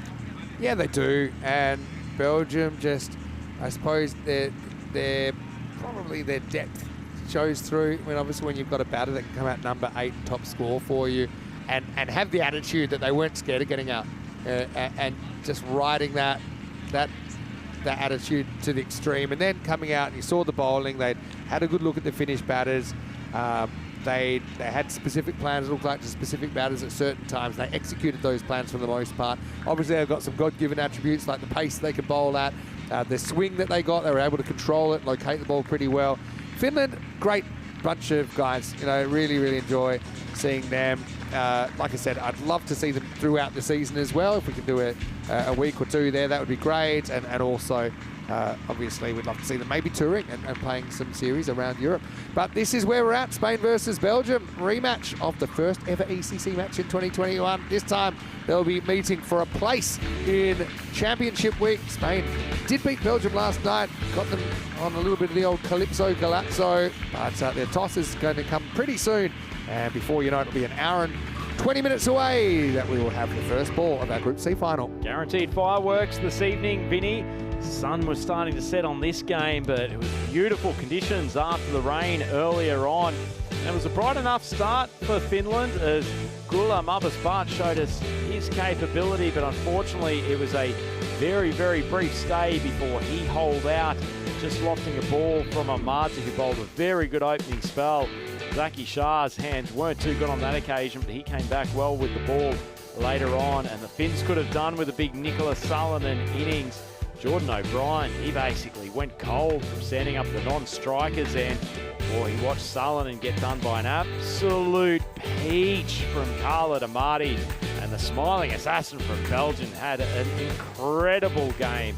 Amjad Sher came to the wicket, the skipper. If there was ever a time they needed an innings from him, it was today. Unfortunately, Jordan O'Brien, disappointing end to his tournament, went a little bit half-hearted at that ball and found Amati, who just seemed to have gravitational force of everything going his way.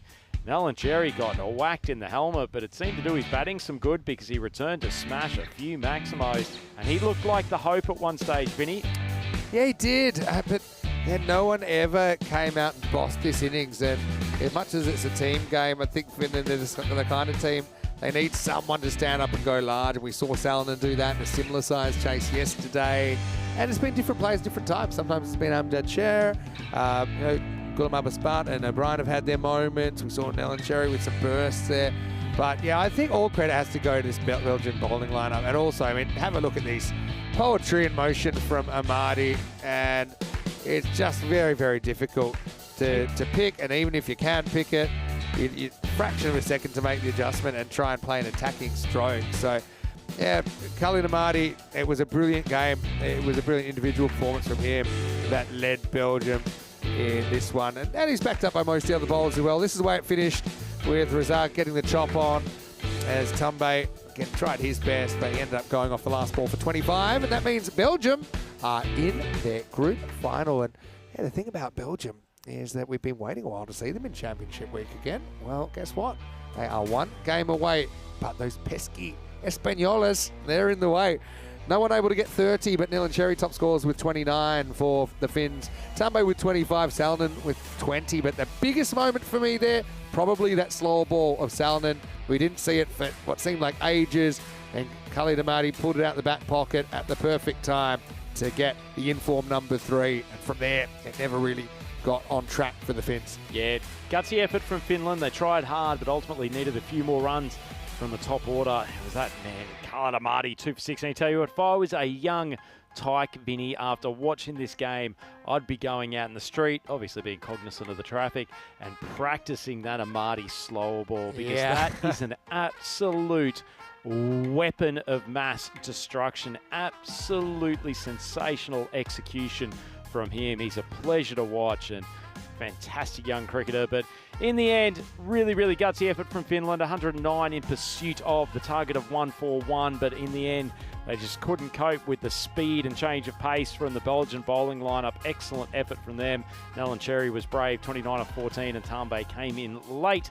But in the end, that is the end of the Finns at this tournament, and we will see Belgium progress to take on the mighty Spaniards in the final later this evening. Vinny, when do we start? Yeah, well, we'll be back in about an hour and 10 minutes. National anthems, of course, and then it's your Group C final, and it should be a gangbusters affair. Two teams that don't even know how to spell the word defense. It will be Spain and Belgium doing battle for one spot in Championship Week, starting on Tuesday when we return in just over an hour to the Cardiff Oval in Spain for more Dream11 finals action in the European Cricket Championship.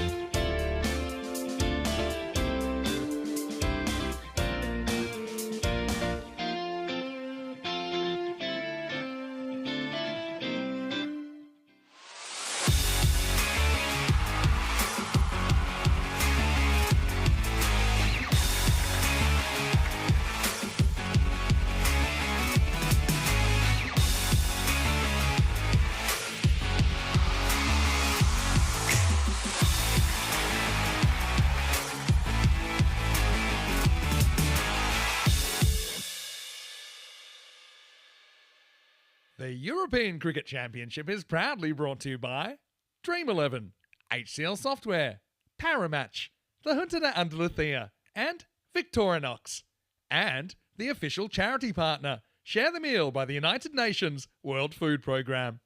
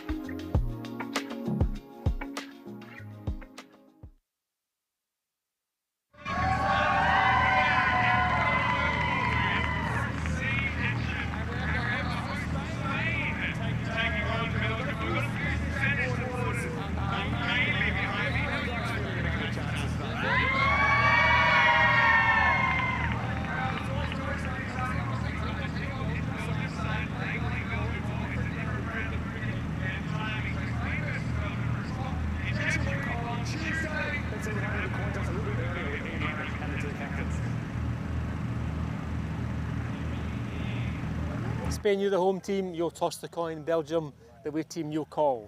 There you go. European cricket. It's been called European cricket. It's come down, Dream11, so you've won the toss.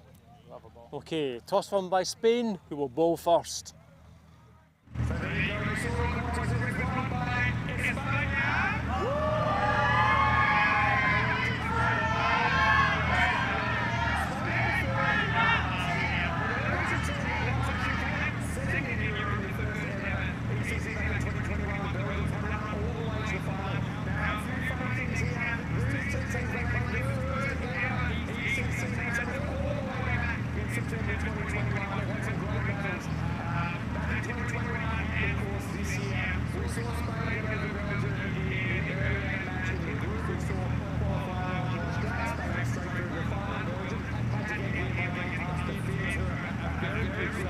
Now, I've got a good crowd behind me, but I've got to say it's a good time to say thanks to everyone here at the ground. We've got a great crew, the ECC crew, of course, but also all the ground crew here, all the restaurant crew. We've got the DJ Leon that's helping out as well. We've got everyone behind the bar. We've got a lot of spectators in here tonight, which I think is fantastic. I think it'll be a very, very interesting game. Now, just talking about some of the players to watch out for. Well, we know that Mohamed Baba has come back for finals day for Spain and expect him to open the batting. But we haven't seen him get on the park yet, of course, because they didn't play Qualifier 1 earlier on. Interesting, they've gone for Murad Ali instead of Lord Burns, possible spin option that Spain could have brought in.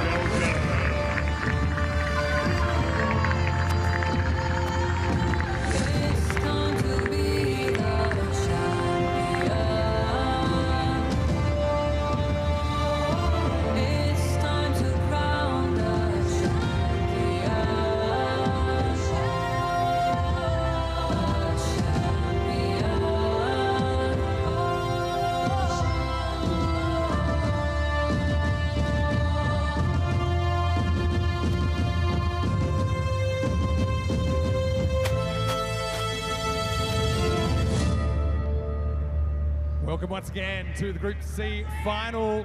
The winner of tonight's game will return on Tuesday for 5 more days of cricket and a shot at the European Championship. Of course, for the team that doesn't win, their ECC dream is over tonight. If you could please be upstanding now, ladies and gentlemen, for the national anthem of Spain.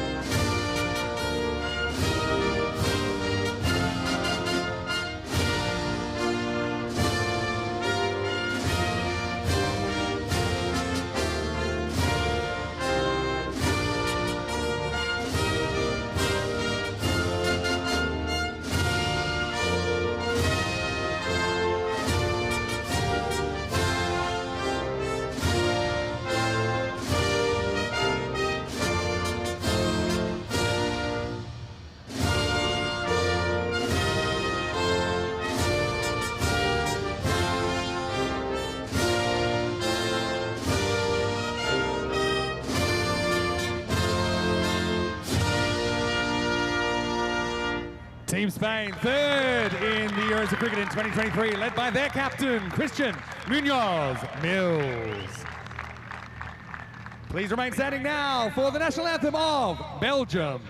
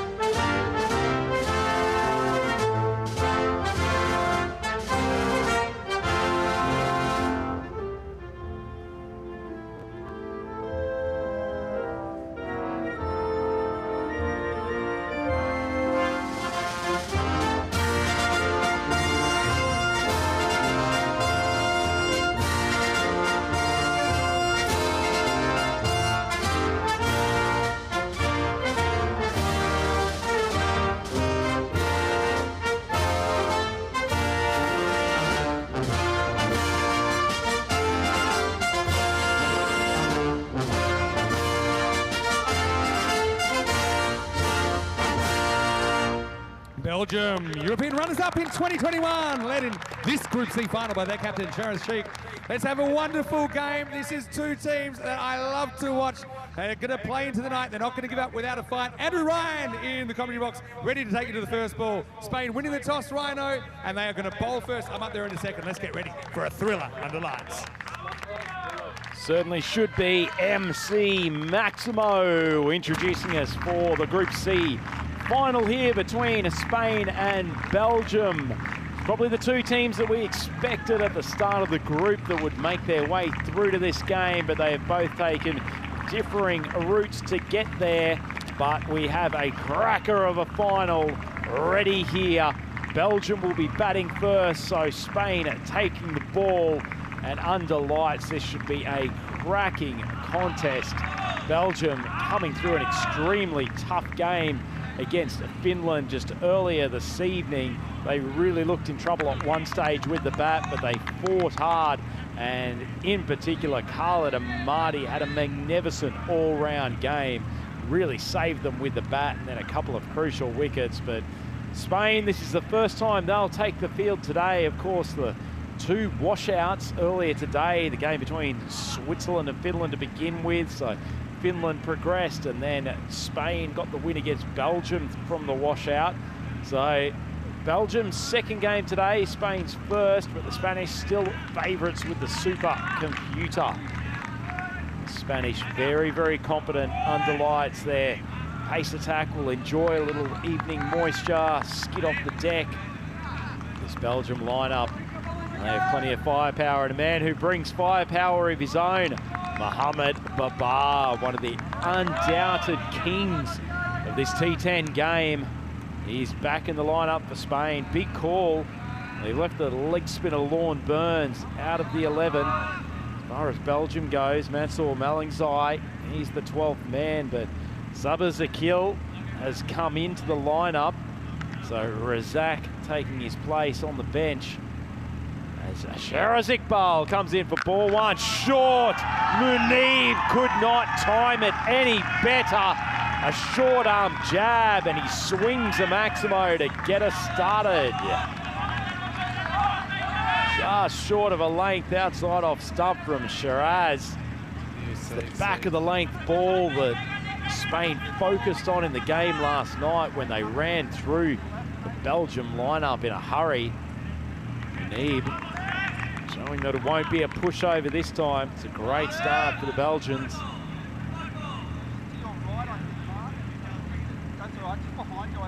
So, danger ball already. Shiraz got a new pill in his hands. Great start for Belgium. Miles bowled with some good pace throughout this tournament. There we do have the original Grizzly back in his hands. Left-handed opener, Munib, with a touch of class.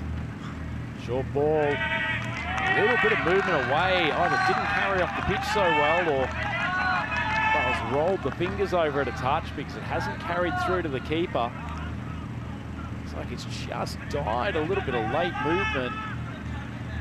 He played it awkwardly.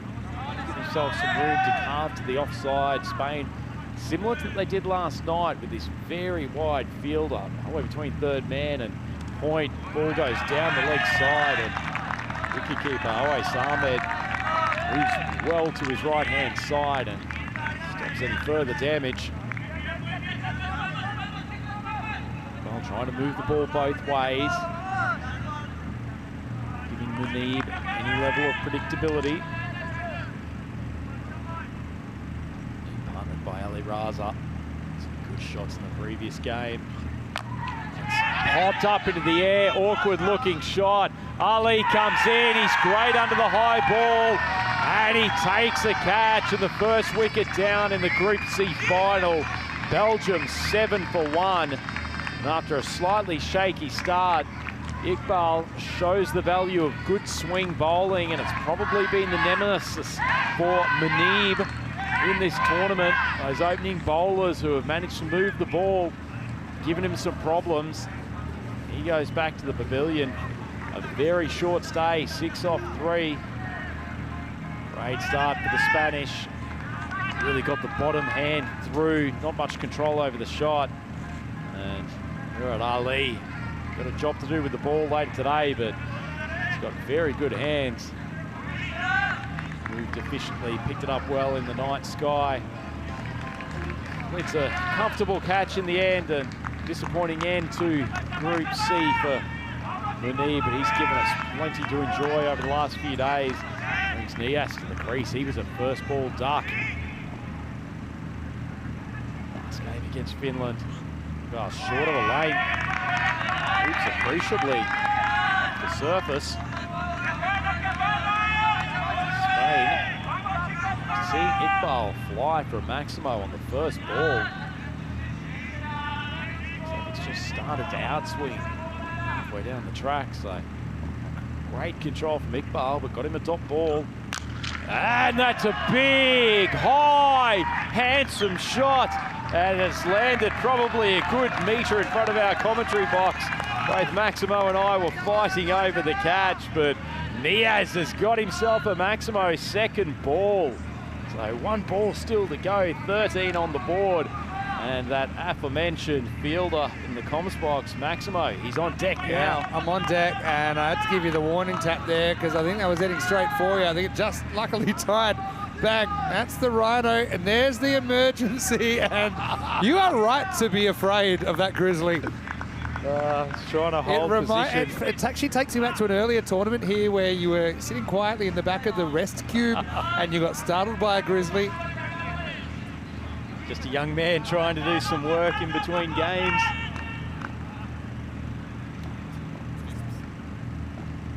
So Iqbal steams in. Not really well timed. He has shaped up to go hard over the leg side as it is. Drags it wide of long on, and that is an eventful first over for the Group C final. Goes for 14, 1 wicket down. Looking at the supercomputer, certainly the Spanish have got a bump up. Helpful to get one of the 2 openers back in the sheds. Interesting over from... Yeah, let's have a look at this again. This is what I'm interested in, that Rhino, and then that was the moment. So it's a little after the tap, you knew it was real. Welcome to the finals. It looked like a B-grade horror film there at one moment. The thing of Cardimer coming in through the commentary box. But anyway, good to have you back. Yeah, it's good to be back. Yeah, it reminds me a little bit of the ending of the movie Seven, and Brad Pitt had a similar expression. Anyway, don't Google that. Now, Burhan Nias has the strike. He's on 7. Here's Adil Raja bowling over number 2. First one's wild, interesting. Always has been chosen. I think they think that he can do a job with the gloves. He's maybe not keeping as well as someone like an Alec Davidson Soler was, but it allows them to kind of lengthen and strengthen their order a bit. Also, you've got Big Bubba, who's got to come in, make way for somebody. So yeah, Awais is technically a very gifted keeper. He'll have to bring his A game tonight in these conditions. That's absolutely cracked by Burhan Nias. Maximo!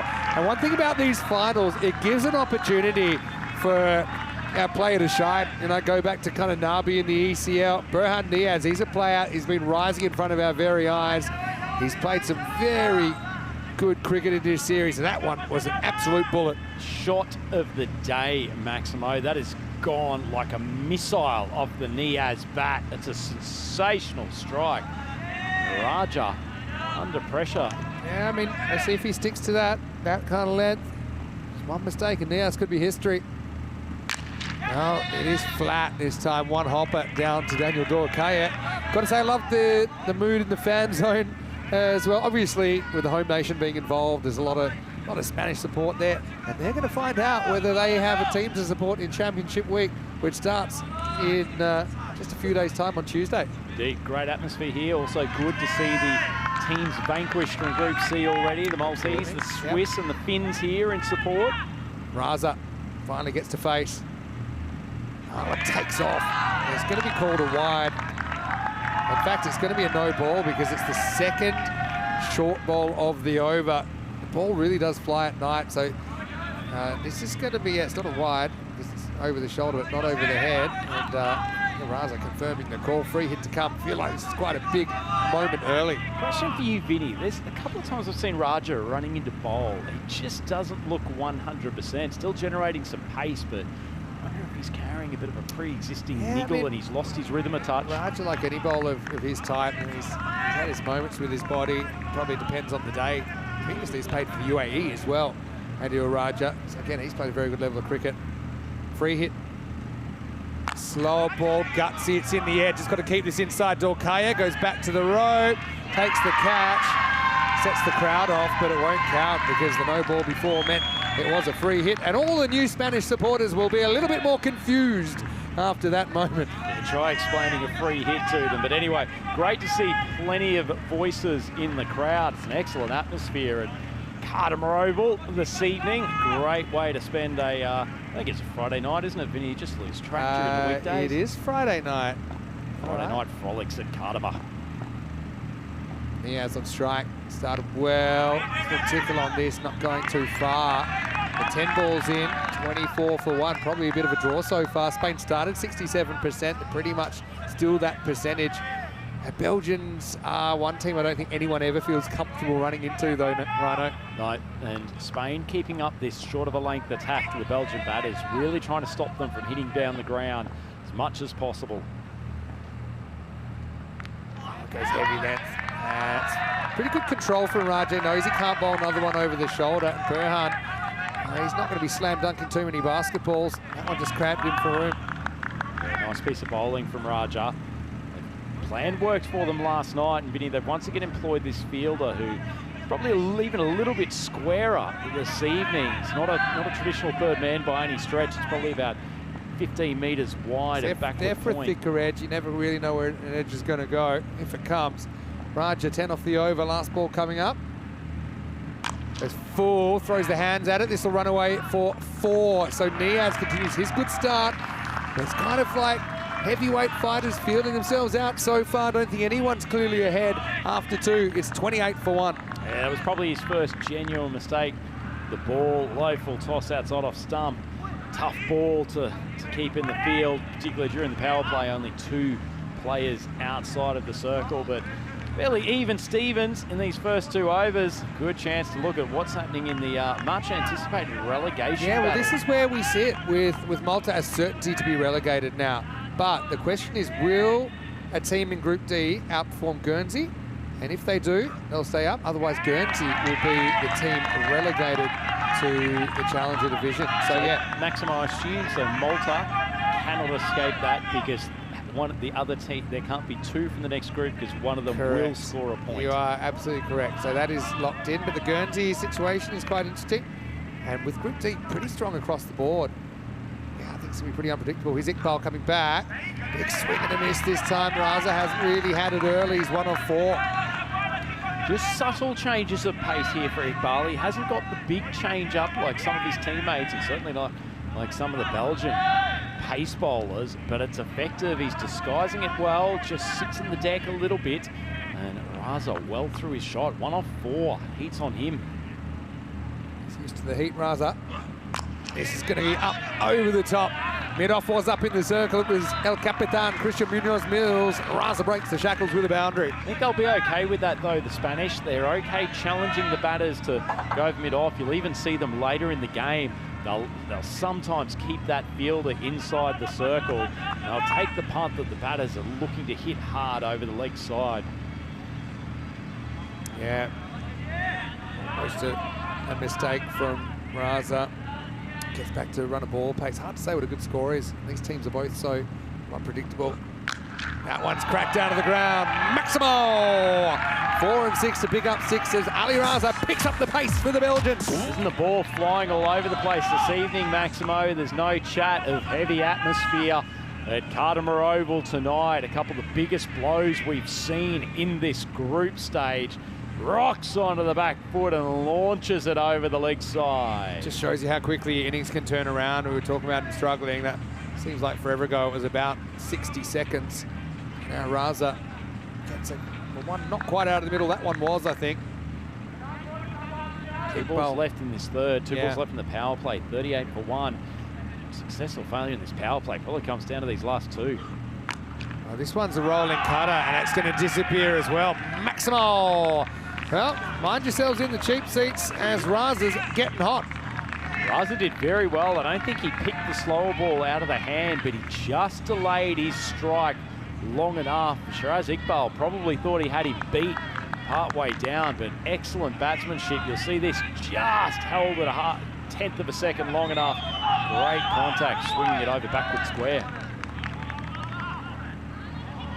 All right, Iqbal finds himself 30, which might turn out to be about a par concession for a bowler off there too. Let's see if we can remove Raza from the equation. Last ball, the power play is probably going to miss. It's going to be a wide.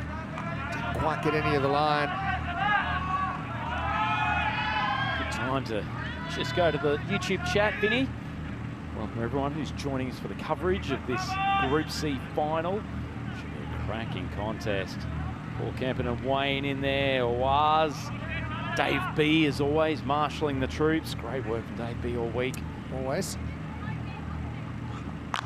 It's a pull, but it's not going to get above terra firma, but Raza's hot and he'll keep the strike. End of the power play, 46 for 1. Who wins that power play for you? I think Belgium, after collapsing last night, they haven't batted themselves out of the game. So I think they'll be slightly more satisfied. Interesting thing, though, with this short of a lane attack that has come from the Spanish bowlers, we still haven't seen anything resembling a cut shot from the Belgian batters. They are trying to drag those short balls, hit them hard over the leg side. It's helped them on certain occasions, but their luck is going to run out eventually. They play those kind of shots more naturally. A lot come from a tape ball background where they like to jump across, get deep in the crease and like to pull. Here's a guy who's pretty tough to hit across. It's Mohamed Atif. Could be the decisive spell, Atif, tonight. He's a tricky customer under lights. Leading wicket taker on ECN. All-time Mohamed Atif. Starts with a rolling cutter, but this one is going, and gone. Maximo! Raza gets after him. Yeah, it's a bowling mistake there from Atif. I like that he started with the off-speed ball, but he's dragged it short and on the leg side. And a beautiful strike from Raza. He saw it early and accelerated through the shot. Yeah, I like this from Wayne in the comment section saying Malta -10.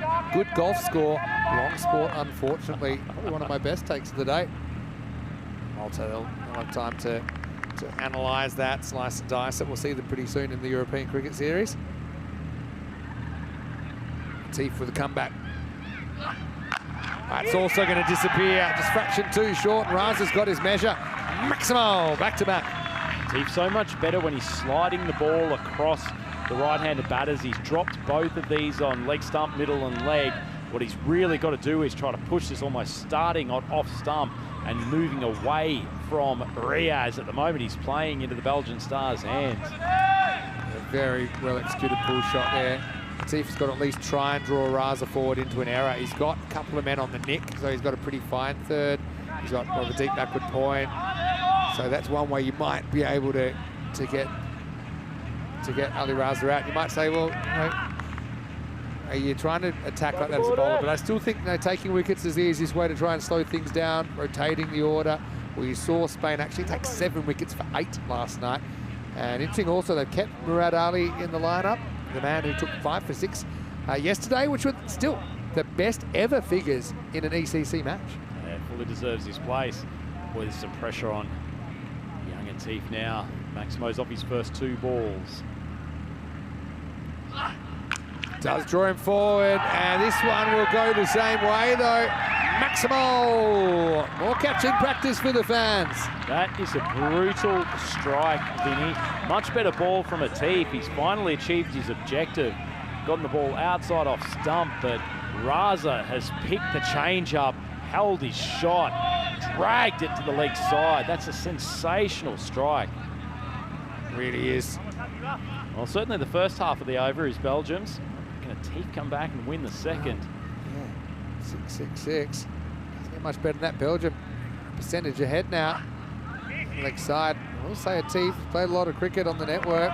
Leading wicket taker over 150 wickets, but I do remember there was an ECC match you had an over that did go for 36, so like every bowler, sometimes it goes against you, but at least he's had that experience, and even though he's not loving it, but he also knows he just needs to stay in the moment, try and execute what he's trying to do. Absolutely. Changing the attack to around the wicket could be playing into Raza's hands. They'll be hoping to bowl it probably just short of a good length, probably top of off stump. Trying to cut this away from him. No, he misses the mark, and that actually is going to be a no ball because it pitches partly off the pitch. So we've got a free hit coming. Believe it or not, this half over has gone magical 20 off it. Yeah, I've got to admit, I don't like Atif around the wicket, Vinny. I actually don't think his action is particularly well suited to it. I think it drops his pace and it reduces his options, but you can understand why he's tried to mix it up. Been slaughtered for a triple of Maximo's. One option he's got, which is what I think he's going to try and do, is to try and rip the hand down the left-hand side of the ball. So he's angling in, but the ball's actually going to move right to left off the pitch. What a start, Belgium, no doubt. They're in charge of this game right now. But the thing is, Spain will have the right to reply with a very power-packed lineup of their own. Misses the mark again, so it's 21 now. This isn't helping the clock either. Certainly isn't. This is a tough situation for a young fast bowler. Still can't get more than halfway through this over. Belgium 67 for 1. And Raza is seeing it like a beach ball. Sometimes for Jordan, it's going to be difficult batting under the lights. He is loving it at the moment. Still on a free hit here. And he's going to throw the hands at this. It has run away, and it's going to be 4 runs. So Atif's painful start to the final continues. Yeah, I think he's going to switch back to over the wicket now. That's exactly why I think there's a danger in Atif coming around the wicket. His arm comes from a little bit lower down. It creates a huge angle, and for a player as good as Raza, it's just a half step inside the ball. There's no protection down there at square leg or backward square, so he's really got very little room for error. Back over the wicket now. Remember, Raza's start was underwhelming as well, but hasn't he clicked and clicked quickly? He can't get back on strike, but he's enjoying the entertainment from the non-strikers end. There's the view of the Cardamom Oval at night. Winner of this game through to Championship Week starting on Tuesday. Okay, another one that's going to disappear, and it says Carreras Mas. Well, it's the Spanish turf, but it's the Belgians that are smiling here in the first 4 overs this final. They're walking 677 for 1.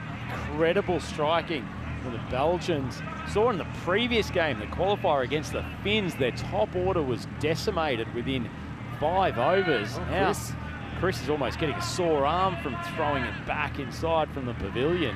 Supersonic stuff, and there's still a ball to go in this over. Raza is red hot.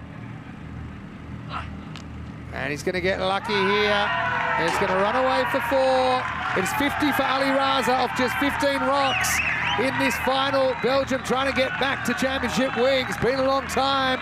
And that over was a bit of a nightmare for young Ati. He goes for 35, and after 4, 81 for 1.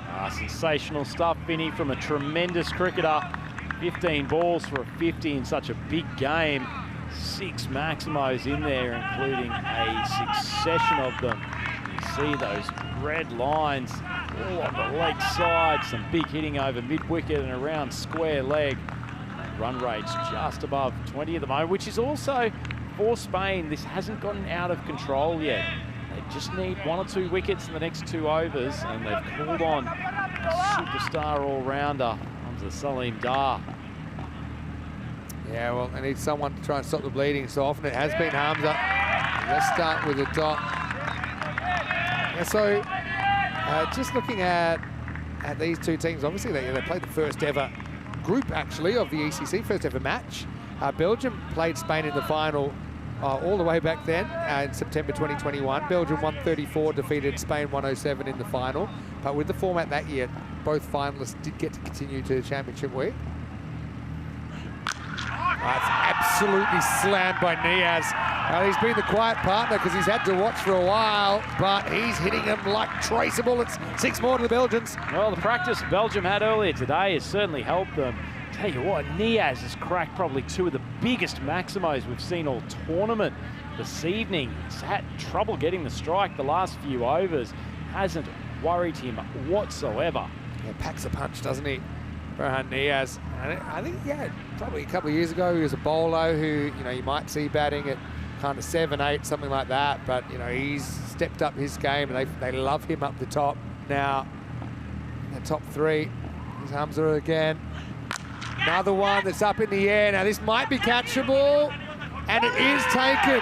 Here's Shiraz Iqbal coming to his right, patrolling the boundary. So 6 and out for Niaz.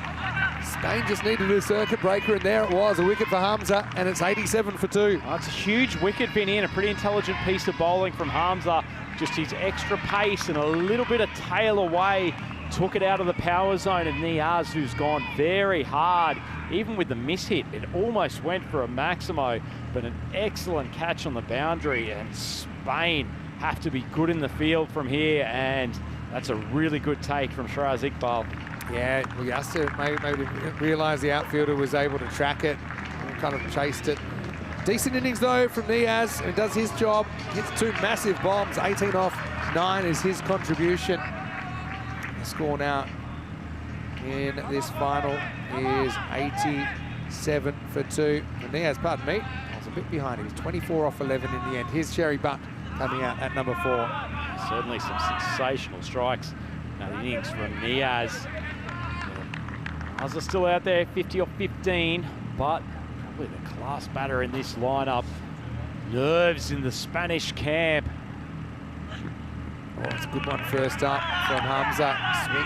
Swings even more on the way through to Always. So, yeah, back in that 2021 tournament, both Spain and Belgium did continue to championship week, and then when they did meet in championship week, Spanish got their revenge, keeping the Belgians to 96. But the thing about Belgium, they came second in that first ever ECC, second overall, but they haven't been back to championship week since. Yearning for a It's place. a long time. It's 3 years. Biggest week in European cricket. Oh, it's very close to the outside edge. So, Nice ball from Hamza. He's getting that consistent movement away, and Butt's new to the crease, keeping it wide of off stump. Really just doesn't want to drift onto the wickets and give him an easy swing. just going back to 2022, Scotland 11 progressed out of Belgium's group, and last year Jersey progressed out of the group. So Belgium with a real chance here, but this game is far from over. Oh, lidded him. That might have been a bit of bat in the way through. Sherry shakes it off, but they're going to check him out. Tell you what, nice short ball from Hamza, and hasn't come too far away from the stump. That's a Looks like nasty Butt's blow. shaken. He's tough as old boots, Sherry Butt. Gets surprised by this. Let's check it out in the replay. It actually goes helmet to bat. So actually the helmet, the grill takes the full force of the ball, and then it hits his bat on the way through. Sheriff just checking in on his well-being, and they will have the medic come out to just give him an examination. He's down on his haunches, just getting a little bit of a stretch, but hopefully we'll be okay to continue. Well, every year there's something different, and as I say, the medics this year, we've seen the stethoscope come out at one point, but the nighttime concussion test with the torch in the eyes, I think Sherry's about to have the pupils examined. It's old school, Vinny, but I Going like to it. the torch here. It's actually a pretty decent rock he had. He's done the finger test, tracking the finger. So far, so good. Yeah, can be hard to concentrate sometimes during these concussion tests. As someone with a notoriously low concentration span when I was batting, I would have found that very difficult. There's the Spanish supporters. They're hoping for a bit of a fight back after a tough start. They've got good rhythm, good coordination, and they're chanting. Excellent to see. Great crowd out here at Cardamom tonight. I'm a bit surprised we didn't see the torch there. Of course, having a face-up after having a bright light shine in your eyes. Something unique to cricket in Spain, perhaps? Well, good to see that Butt's been allowed to remain out there, Vinny, and boy, hasn't it been an action-packed first 5 overs here in the final. Absolutely, and this is only the first chapter of what's going to be a pretty gripping story. So stay with us. Vinny Sandu here, Mr. Maximo, with Andrew Ryan on Peacock Friday. It's also Finals Friday here in Group C. Let's get back to the action. Still ball to go from Raja. Goes full out, and Sherry responds, and he responds with a bomb. Maximo! 6 carreras. Well, it's actually it's a change of over. I didn't realise. So it is actually Ali Raza who is still facing up, and he puts that up and over the top. Was 87 for 2 after 5. Make that 93 for 2 after the next ball.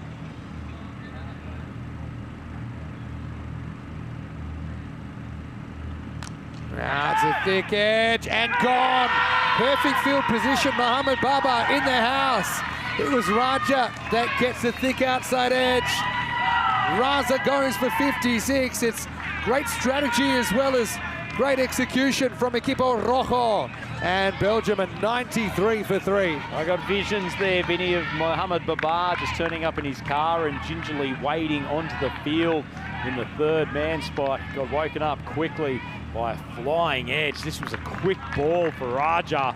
Big swing, flew down to third man, but he doesn't drop too many, and the Spanish contingent are up and about. And I do say this all the time, it's a Swiss Army knife position, that one, the deep third. It's a run save, it's also a catching position. Raza batted really, really well, didn't he? 56 off 17, 7 bombs in there, so he's certainly done his job, and then some. It's 93 for 3. But even batters that are in runner, they make mistakes, and a lot of balls do fly in that region. Here's Omid Rahimi. Oh, he's a man who doesn't make mistakes at the barbershop, I will tell you that much. One of the cult heroes of Group C. You've got to face rampaging Raja now. And I described Omid Rahimi's batting as reckless earlier. He didn't let me down. He's going to be swinging at everything. Now, interesting, they prefer Rahimi in this spot. I think he was listed 8, but they prefer him to the captain, Shiraz Sheikh. They prefer him to Saber Zakil, who are 2 batters you could have thrown into this situation. Loves to clear the front leg, Rahimi. A bit short. Came back at him, bit too close to cut. Spain have just quietly taken the lead back in this game, according to the supercomputer. Yeah, I tell you what, I'm not sure about Rahimi at this specific point in the game, Vinny. You've got Raja, who is by far the quickest bowler on show here. It's a tough ask for him going out and facing the big paceman.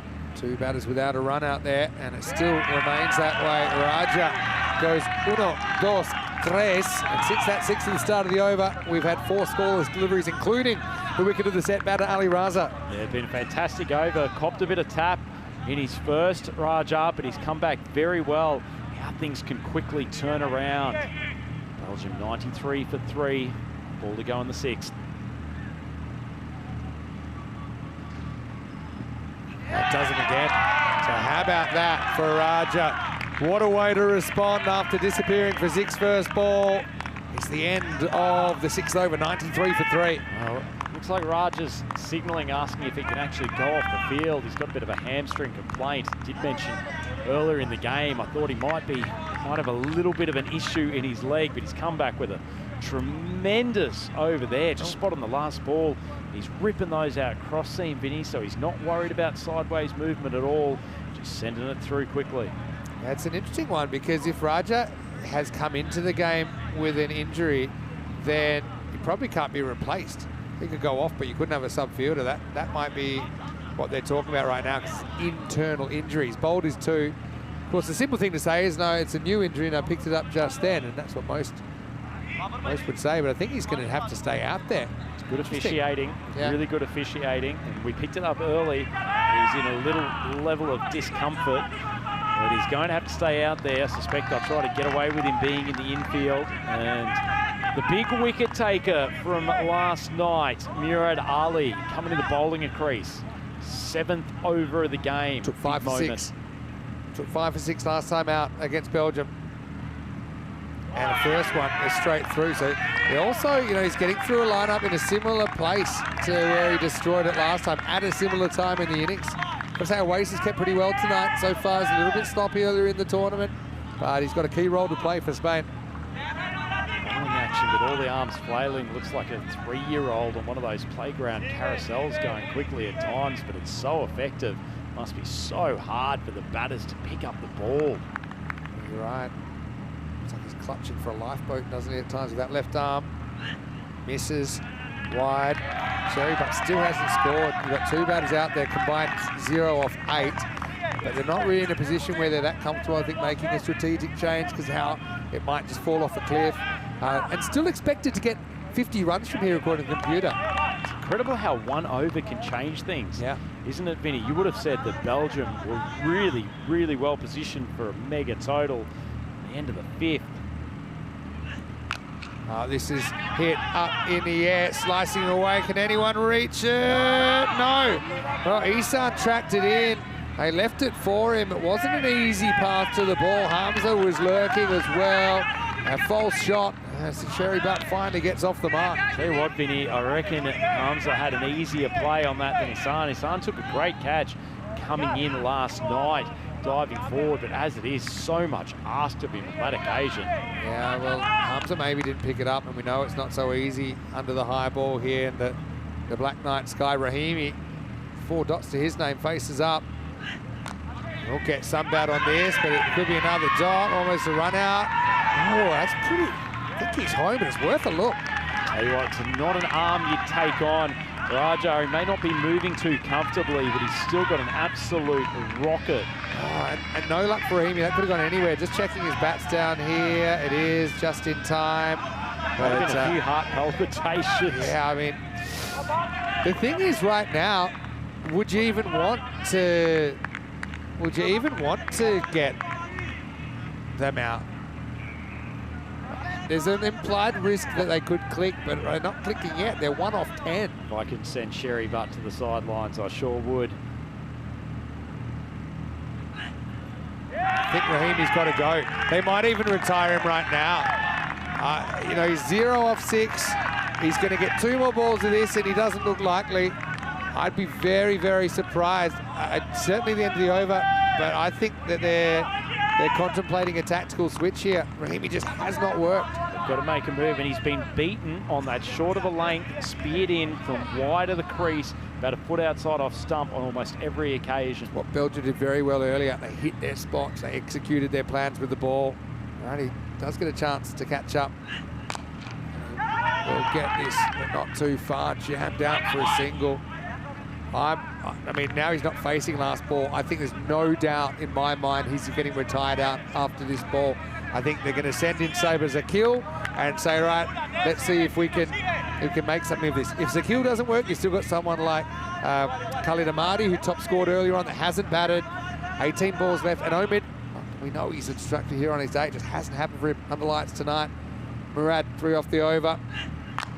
As Sherry will get this away, but only for a single. End of the 7th. Let's keep our eyes on the Belgian dressing room. It's 97 for 3. That is an excellent pair of overs from their paceman, Vinny. Raja Adil, 6 off his first ball, then a wicket and 4 dots. Then Murad Ali has come in and bowled a phenomenal 7th over, and hasn't he been impressive? Amazing, and he's had good record against this opposition. That's why they keep him aside. Bit of a Nordic battle to start tomorrow, as noted in the chat. Norway versus Sweden. Italy versus Netherlands. That will be an absolute corker in match 2 as well. Jersey will make up the numbers in Group D. And 5 teams, all desperate for one spot. Now they can leave Rahimi out there. Right now he's at the non-strikers end. Hamza Salim Dar coming back to bowl over 8. And Sherry Butt will get this away. That doesn't really time it. they're going to have to settle for a single. So, okay, they're obviously giving Rahimi another go against a new bowler. But Spain have taken back ownership of this innings, haven't they? Not sure I understand this, Vinny. Harmster is going to be banging it in on the same line and length as he's had from Raja and then Ali over the last 2 overs. They're throwing good money after bad about this, I think, and Rahimi, maybe keep me quiet. No, you've got to go now. Well, what's happening over there in the Belgian dressing room? So if I was Spain, I wouldn't be appealing too much. They're sitting on their hands in a key spot, and I love Omid, is actually one of my favourites. But there are some days where it's just not happening, and then his confidence is at an all-time low. That in fact, I don't think you can go 1 off 8 in this game. I feel like we're in the sunk cost fallacy at the moment. We are. The gambler's fallacy. We'll be living it for real. Yeah, same again. This time he'll get it, and he'll catch it. Well, he'll throw it out of the ground. As Chris Munoz-Mills is going to throw it up to the top deck, but Rahimi's going to have to go. Interesting one, but the wicket is taken. Maybe not wanting to tempt fate or anger the cricket gods, and Belgium are 98 for 4. Vinny, you go back to the end of over 5, and Belgium were 87 for 2. Now 2.5 overs onwards, they are 98 for 4. This has been a stunning procession of fast bowling from the Spanish, and it has turned this final on its head. It really has. And Chris Munoz-Mills, I remember there was a game here in 2022. We had something like that. Unfortunately, it happened off a free hit, and it cost a fair few runs. Rahimi, yeah, it's a tough spot to beat. Obviously, gave it his all, but ends up with a pretty ugly looking 1 off 9. And here's Sabazakil, better late than never. What Corey would say is that he's coaching, obviously he coaches his team to catch, but that's one that if you, he would even say catch but don't appeal, or he'd say drop the catch, give up a run. He's a unique thinker, a unique student of the game. The thing is, if you got caught, you probably just walk off. Tell you what though, for Belgium, they've still got so much ability in their lineup. Zakil coming out now. Amadi was so good in the game against Finland. They've got options there. That last 2.5 overs has just put the skids on this innings. Belgium probably come to rue the fact they left Rahimi out there, kind of flailing. 4 or 5 balls too many. Every ball counts in this format. We know that. Nice catch by El Capitan, Christian Munoz-Mills, down there at the straight hit. Sabazakil, again, we've been waiting for him to click for a while now. He was one of the players of the tournament in 2021. And see what he can do here. First one. He's been happy to kind of work and give the strike back to a set batter in this tournament. It's been a marked difference, I think, from his batting previously. But the thing is, Sherry Butt, the other end, 3 off 7, took a nasty blow to the helmet. I mean, with him, you'd probably even have the right to retire him hurt because of that knock on the helmet, and then you could probably play a little bit of both sides there and just give a free shot to someone like an Amadi. Late impact. There's some players we talk about are unretirable, and Sherry might be in that category for Belgium, but you know, often, yeah, there are risks to retired out decisions, but there's also risks to not doing it. I think you're seeing that here, that you never know what will have happened. Really couldn't have gone a lot worse in the last 2 or 3 overs for the Belgians. Certainly couldn't, but another sensational over here from Salim Dar, 2 for 8 with 1 ball to go. Right, gets this, but not too far. Should be gone, out. But there we go, it's the 9th ball that gets Sherry Butt. So between Butt and Rahimi, they burn basically 3 overs for only 4 runs, and it has transformed this Group C final. Belgium 99 for 4. I'll say it again, Vinny. They were 87 for 2 after 5 overs. They're now 99 for 5 after 8. They have blown 18 balls here and lost 3 wickets. They've had their middle order absolutely gutted. And the pace trio of Salim Dar, Ali and Raja have been tremendous for the Spanish. Tell you what, that Spanish fan group in the fan area are getting more and more hyped with every wicket. Unbelievable turnaround, really.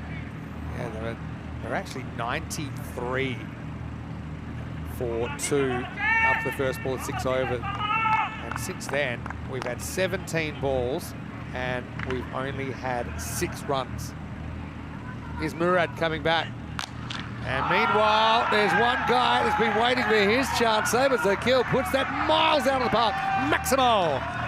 Well, there's no kiddies out on that football field behind us because that has gone a long way. X speed off the bat. Well, take me back to Exotic City where the hits are big and the Maximo's pretty, and Sabres the kill has launched it there. Have you been brave enough to search Exotic City on your phone, Maximo? Not on the work computer, put it that way. Certainly not. Well, if anyone wants to let us know what happens out there, sure they're great supporters of Belgium cricket, but Zakil needs 2 overs here, Belgium. That's a huge wide, a slow ball gone wrong actually, I think, for Murad Ali. Demonstrative player, Ali, isn't he? Headwind in the hands after that first massive Maximo from Zakil. He's just muffed the slow ball. Murad Ali's got movie star looks. He's got the flick of the hair. He's made for television. Sabres Zakil the other end. He's also got a lot of fans. There's Murad. Do not adjust your sets. 11 balls to go. Well bowled, good area. Good area. Murad, who has come through the domestic system there, playing cricket in Barcelona. Maybe we'll even see him in the European Cricket Series when we're there in late November, early December. This is picture perfect wide Yorker. Yeah, try hitting that. That is not the only perfect ball in T10, but that is incredibly hard to launch, particularly when you're trying to hit straight down the ground. Tell you what, one thing, Ahmadi played so many good shots around the ground. They could do with his batting creativity. Oh, look at that's an extraordinary shot, and that's an interesting one. Baba actually makes the stop. Look at checking his foot here. That was going to be a big wide, but Sabah just went at it. Let's have a look at the Baba here. Look at that. It's amazing he even reached that. That's pretty well. I think he seems to get the feet back in here. Yeah, he actually runs out, but he ran out after he'd touched the ball, and he ran back in before he touched the ball again. So that's a relaxed custom of the bar, isn't he? About it. Ahmadi was the hero last game, and he's going to start with 6. Maximo! Again, when you've got these guys on the bench, it's hard to believe they didn't at least make one tactical switch. Is it too little too late for the Belgians? Let's not forget how they got to their 140 earlier. Proved to be enough. Yeah, Ahmadi. I mentioned about the fact that he's got a little bit more variety in his batting than some of his teammates. They're able to open up the face, go over square on the offside. Played a great shot there because you see he's up in the circle, so little risk to it. Great batting. Wide, well left. Also shows me Ahmadi's in good headspace. Oh, now almost creating a run out of thin air. Sabah Zakil is known as Insana because he's a sane approach to the game at times, or that would have lived up to the nickname. That would have been an absolute tragedy to have Ahmadi run out just as he struck his first ball for a Maximo. Felt like Zakil thought about it for a good 3 or 4 seconds before he thought about making the call. Yeah, it was buffering in there, that's all right. Murad, 2 to come for him in the final. Perfect execution. Perfect execution. Tense 131. It's a little bit light on, but we're under lights. We know that the dynamic's just a bit different. We've seen some high-scoring games under lights as well. Takes me back to Spain's first group win against the Irish 11 back in 2022. A bit of an ECM classic. They chased down the score in the 130s. And the feeling back then was, 130 is probably enough under lights. Because it's a little bit difficult maybe to pick the ball up as you would during the day. Things have changed a bit since then. Nice ball from Murad. Big swing of this from Ahmadi. It's 114 for 5 after 9. Big difference in pace here. Ahmadi batted so cleanly against the Finns, and he was just playing the ball on its merits, but the extra pace and bounce of the Spanish attack, Ali not quite the same wickets that he had in the previous game, but a pretty good 2-over spell for him, going for 19. Hamza Salim Dar, 3 for 8. Keep in mind, he is one of the most talented batsmen out here, but he is a gun with the ball. Now, Mohamed Atif, it feels like an eternity ago that he was being launched. And they're going to go back to him because he's so experienced. Yes, in this game he went for plenty, but A different situation, different batters at the crease, and they're not worried that he went for 35 earlier on. They still think he's the man to finish this innings. Certainly a vote of confidence for the skipper right behind that call. Be a different type of batter that he's bowling to, Zakil. Good striker, but not the same variety of hitting that he was facing, particularly when Ali Raza was smoking early in his innings. Once again, it feels so long ago that Raza was at the crease. Yeah. Fabulous start. Yeah, it's been crazy. It's only been 40 minutes. All right, here's Latif. Pretty good start. That's confidence builder for him. Zakil wants the wide. It wasn't a wide. Interestingly enough, Vinny, that's the line that he couldn't find in his first over against Ali Raza. Much better start to this one. Zakil edging his way towards the leg side. Does take a slight step to off, but that front leg goes swinging out to square leg. Absolutely no chance. It's funny, out of all the batters right now, there's Corey. Seductive Rutgers. Plenty going through his head right now, I bet. It's the same sort of ball, skewed up, should be caught. Isan down there. He will take the catch. So it's going to be Zakil who has to walk. Atif fights back well in this 10th over. Belgium trying to fight back, but finding it tough. It's 114 for 6. You said it earlier, Vinny. They've got such trust in this man, Atif, bowling in the later overs. Got pummeled like many haven't before in his first over. Come back excellently there. 2 very well-directed balls wide of off stump. Gets rewarded, and an excellent catch from Hassan underneath the lights. And Spain in absolute control here. Intense. That's how I'd describe the atmosphere at the moment. For Zakil, he does smoke one out of the ground. He'll have to go for 8, 114 for 6. Feels a while since we've seen Belgians hitting the ball over the boundary at will. 114 for 6. Certainly with their pace attack, they can defend a total around 120, but boy, they'd love a flourish here in these last 4 balls.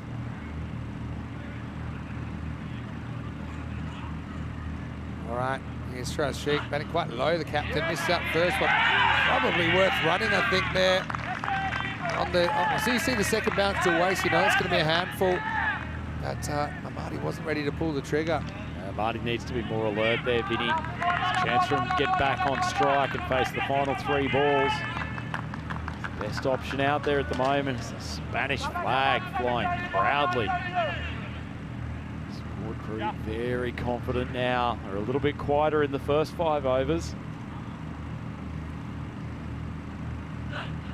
And another dot. This is an amazing comeback.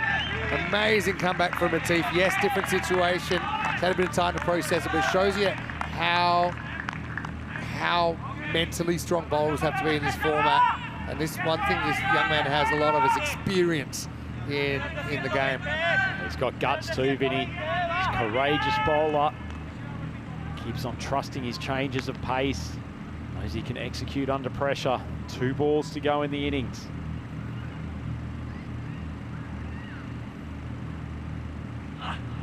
We'll get something on this, but not much. That's the first run in this over, and it's not even hit. It'll be a leg by. It does mean Amadi will get 1 more chance. Belgium up to 1-1-5. 1 ball left in the innings. Coach Rutgers very calm and relaxed, pointing to his head. This is all thought through, well planned. Bowlers doing their job.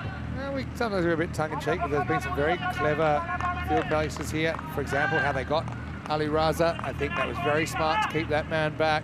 Was an area that we might have seen a catch going. That's exactly how it worked out. 115 then for Belgium. Last ball coming up from Atif, and it's Amadi on strike. And it's going to hit the bit of the line. No, it's going to be a wide. So I wonder if they would have gone for that if they'd known there's still a ball to go. It's a really tough call, but the umpires decide, is it taking it in the line when it passes the crease? If they're not sure, they'll call it a wide. I think that was the case on that occasion. Yeah, I think fair call. Particularly the angle that Atif is bowling from. Comes from wide of the crease even when he's bowling over the wicket. Handy 1 to the total. Sheikh on strike for the final ball. Atif's bowled a fantastic 10th here. Yeah, all right, last ball, take 2. Can Sheikh pull something out here? Now he'll pull it. It was towards him. It'll run away for 4. So it's kind of like a non-standard Maximo with the 6 off the last ball. The 2 free runs on the wide. They get the 4 there. So 121, certainly nowhere near what they were hoping for, especially with that start. But it is something to bowl at.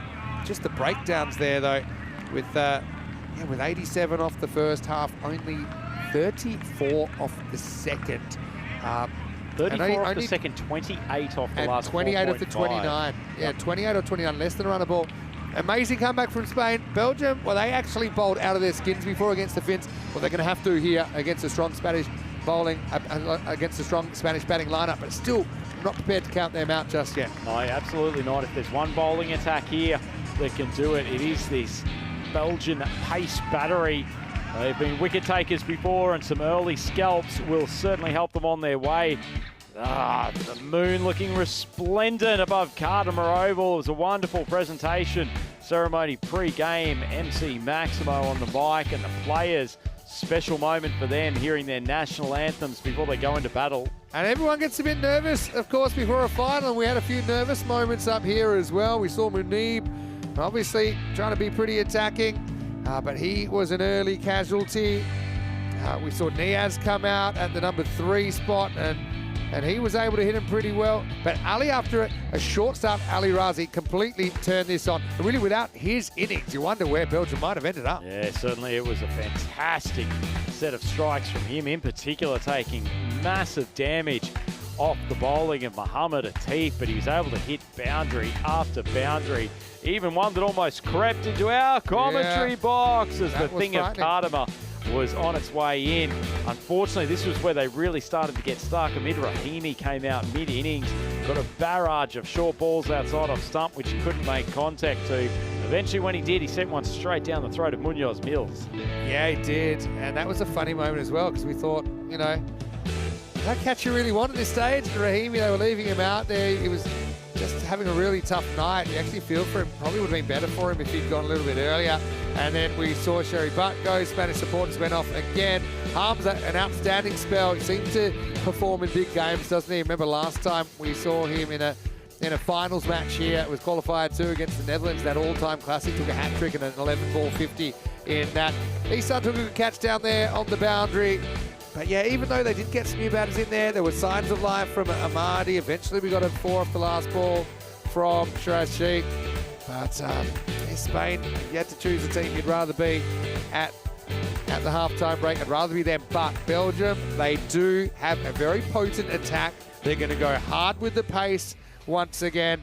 And this Spanish batting lineup are going to have to work very, very hard for these 122 runs if they are getting back to championship week. 56 for Ali Raza. That was after he was only 1 off his first 4 balls, but his next 13, 55. He batted really, really well. Niaz hit some really big bombs, but he went for 24. But then we had this kind of middle order malaise, didn't we? With Sherry Butt and Omid Rahimi just not clicking. Butt took a nasty one on the helmet. Don't know if that affected him at all. 4 off 18 between them. Amadi did smack 1, but he couldn't hit too much else. Probably likewise for Sheikh. 13 extras, maybe a little on the high side, but I think Spain pretty comfortable to have 122 as the target and not a lot more considering where they were at the halfway point of that innings. Yeah, certainly was the case. That over from Mohamed Atif got pulverised earlier in the innings, but he came back well. But Hamza Salim Dar and Murad Ali, even though he ended up with none for 19, a pair of very, very good overs in the second half of the innings. Salim Dar 3 for 8. Isn't he an absolute superstar with the ball? Yeah, honestly, another big game that he's performed in. But wickets also to some of the other bowlers there. You saw Adil Raja as well as Shiraz Iqbal getting in amongst it. And also, not to forget, Atif, who fought back really well after that. 35 came off the first over he bowled. That last over only went for 7. We'll take a break then, back in just a few minutes. And we're 1 innings away from knowing who will join the England 11 as well as the Scotland 11 and Germany in Championship Week, as well as the Group D winner, of course. Vinny Sandu, Mr. Maximo with Andrew Rhino Ryan. Stay tuned and get ready for the edge of your seat to get a workout. We're back shortly with the final moments of the Group C final here at the Dream11 European Cricket Championship.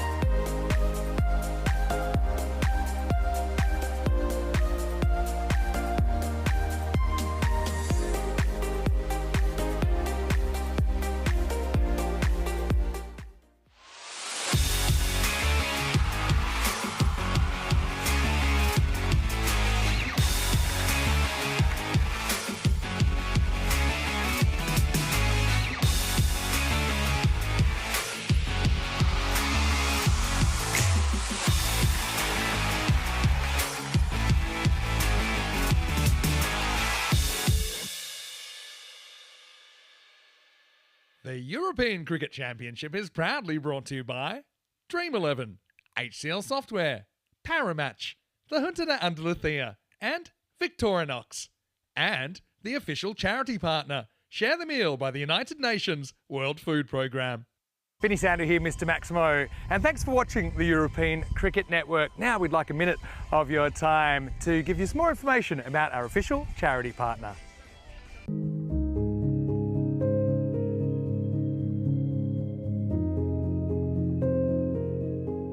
Hello everyone, I'm Virginia Villar and I work at the World Food Programme, the largest humanitarian organization fighting hunger worldwide. Today, I want to thank the European Cricket Network for their wonderful support. With global hunger on the rise and humanitarian crisis flaring up in Gaza, Sudan, Ukraine and elsewhere, the work of the World Food Programme and your support is more critical than ever. Cricket is an amazing sport. It unites millions across the globe. Every run scored, every match played, and every fan engaged brings us one step closer to a world where everyone has access to the food they need to survive, to thrive. Together with the European Cricket Network and with you, we ensure no one goes to bed hungry. So many of you have joined us on our Share the Meal app, helping us feed millions more people. Join us in celebrating World Food Day on the 16th of October. Share your meal on the sharethemeal.org and let's hit hunger for 6. European cricket fans, welcome back to the final stage here of Group C at Cardiff Oval. The glamorous Andalusia region of Spain. It is the home team, Spain, who are coming out to bat. And it does mark the return of that man, Mohamed Babar, to his spiritual home. He has dominated this Cardiff turf for a number of years. He has made the mad dash up the highway to be here for Spain's final game. And he is ready to make an impact. He is out there with DDC, Daniel Doyle-Caye, who's had a very good tournament. Top of the order for the Spanish. Been very, very responsible in his play. Probably hasn't necessarily hit the same strike rate as we've seen from his previous tournaments, but he's been the backbone of a lot of Spanish innings to date. And thanks to their bowling corps, they have a much easier target than they might have been looking at one time. Belgium scoring only 28 off the last 4.5. Let's go, Ahmadzai coming in. And a bit of an anti-climax. Sprays his first one down the leg side. A man who is never an anti-climax when it comes to audio commentary, Mr. Maximo. Climaxes only. That's not a great start, though, for Sajjad. And one thing about Belgium is they do have the bowling attack to roll Spain, right? Considering the kind of game that Spain's going to play, but they've got to get it right. They probably need a bit of luck as well. This one is just worked away effortlessly by Babar, who's just wandered into town, and everyone's gone silent for a moment when that was in the air, but it disappears out of the ground. 6 runs. He's like the gunslinger for hire who just comes in for a guest appearance. This wasn't actually a bad ball from Ahmadzai at all, but he's just whipped it with his wrist. Babar's the kind of guy that in a Western, when he walks in through those kind of double swingy doors, everyone goes silent. You can just hear the glasses rattling for a second. But this is a proper contest. We've got power play so important in this chase. That's banked for 6 more. What a shot. Well, Babar is back, and Babar is big. Back-to-back Maximos in the first. Oh, Babar, he's spent hours on the highway today, and he's come out and hit 2 better shots in the first 2 balls than I've hit in my career. That's just gorgeous batting. The bottom hand, feeding it out to the boundary over cover. Sensational stuff. It's not quite a block, but it's not far off it, really, from big Mohamed Babar. His first innings is a very important one in the context of this tournament. Now with Duane, that's going to be 4 more. He's owning this first over, Mohamed Babar. 4 carreras más. He loves it here at Cardiff, doesn't he, Vinny? He just looks in such control with the bat. No longer necessary as part of the bowling group, but look at this, just so good at using his hands to both help with the timing of the ball and feeding it into the parts of the field that he wants to hit. I think you need to try a different net. Are you waiting for him to make a mistake? He might, but he might not. Thing with Babar too, he rarely gets done by slower balls because he's very, very late bringing his bat down. He doesn't take a big swing because he's got such easy power. Absolute nightmare to bowl to. Mythical, isn't he? But he lives in our day and age. That'll be a wide. That's way too short. Well, check it out. I just want to maybe just get a better look at this. Maybe umpire lost in the light, said Charles Crouch. So let's check it out in the replay. So you see when he's standing at the crease, it's about the top of the European cricket. That's probably okay. It's actually probably okay. Yeah, it's been called a wide. What do I know? Good adjustment, Vinny. Good adjustment. Tell you what, that was a sharp ball from. I mean, live, I thought it was, but if you actually see him standing at the crease there, it's probably a bit of a harsh call. Sajjad. This is a wide as well. Slower ball. Just outside the off stump. This one seems certain to go magical. In fact, we're 19 and we're only halfway through this first over. We saw something similar for the opening over. Shiraz Iqbal, but got to keep on pressing as a fast bowler in these opening stages and hope you can get the batter to miss time one, pop up a catch. Great start for Belgium, though. One ball can change this, though. That won't be it. That's going to be 5. It just kept on swinging. This is a shocker of a start for Belgium. And ever since the 5 over mark, they have lost this contest comprehensively. No chance for Ali Raza down the leg side. Well, Vinny, you were talking earlier about winning or losing the first or second half of overs. Belgium's managed to lose an entire half of an innings. Remember, they only scored 28 in that last 29 balls. And as good as Belgium's bowlers were, this has been the opposite so far. Now, we've only just seen one of them in Sajjad.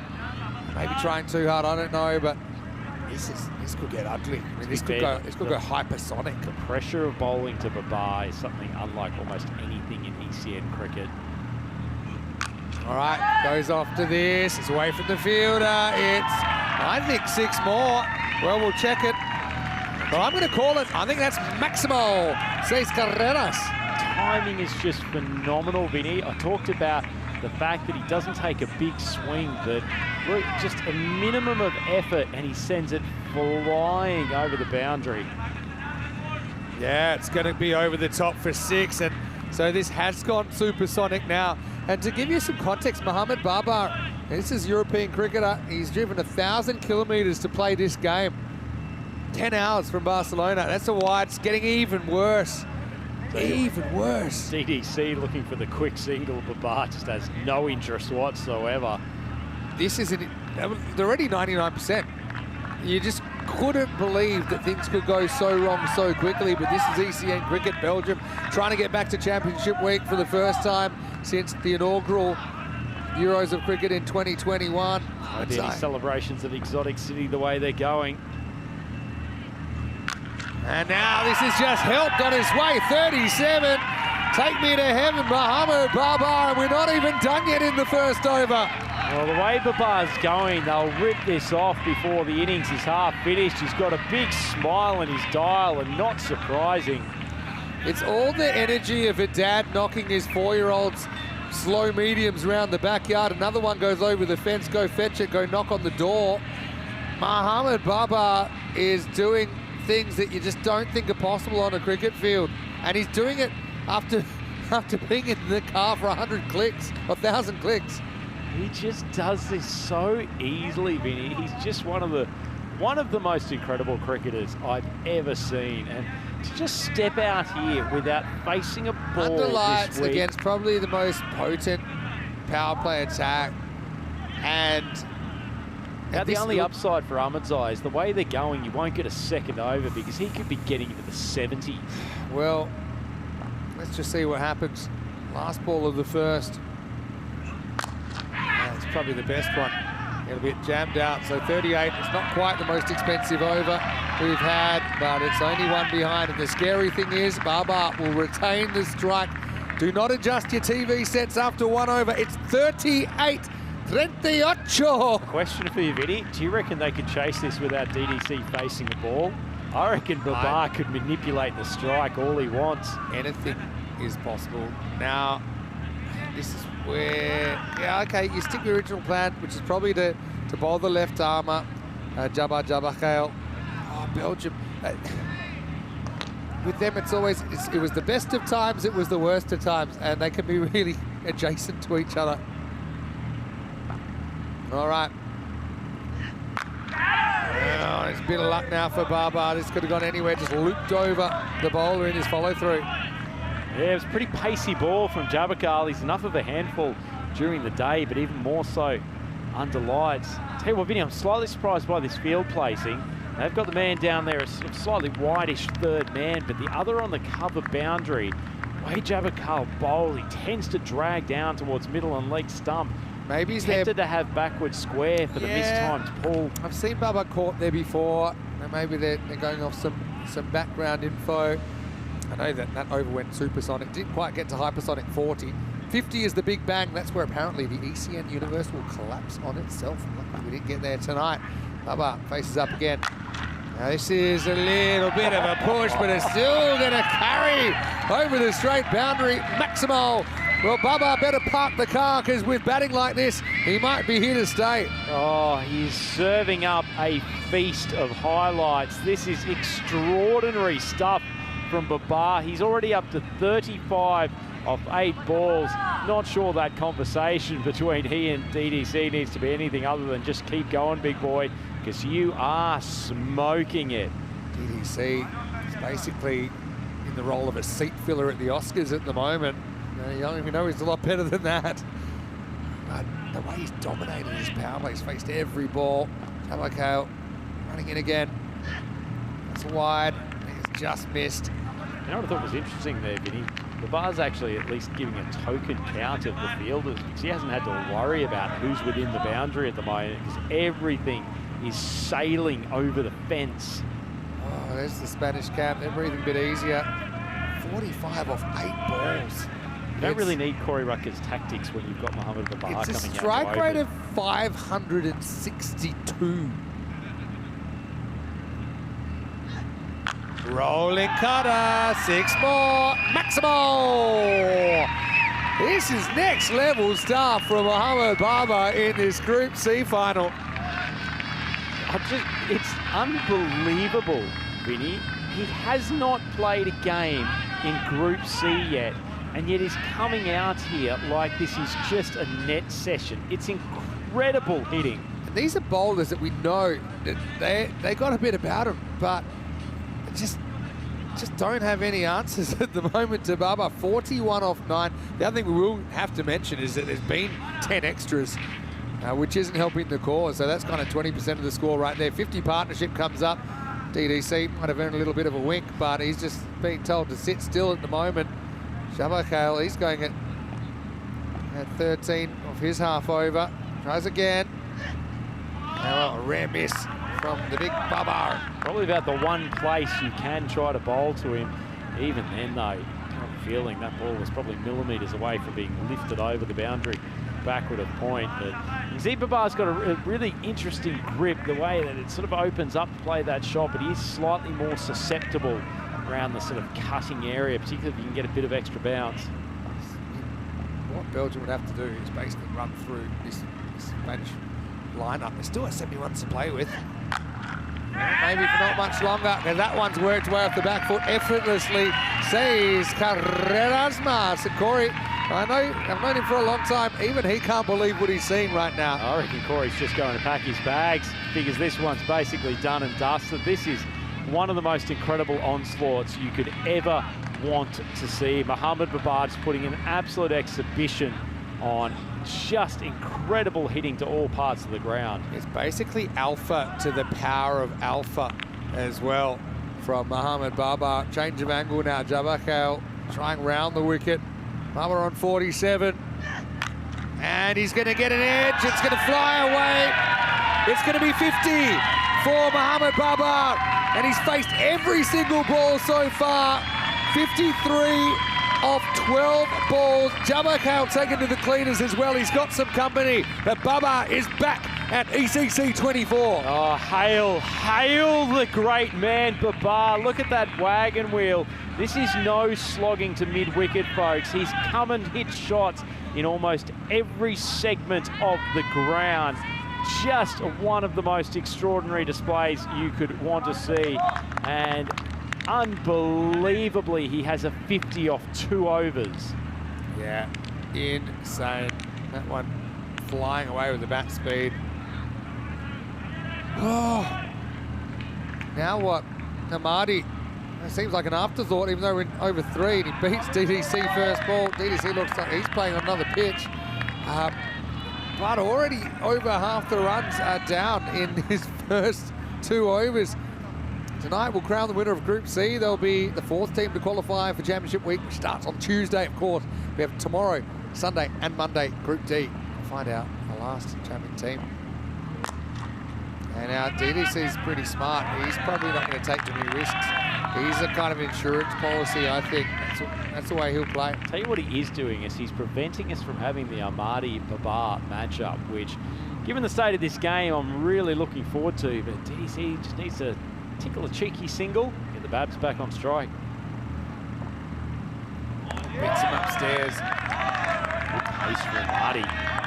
Amadi's had a really good series. He's a guy we saw playing for Team Europe in the Western Shield earlier this year. Probably, for me, I'm not even sure that's the one for the over. I think that's probably shoulder high. But Amadi, I love the way he plays the game. He plays with a smile on his face. He loves his cricket. That's really clear.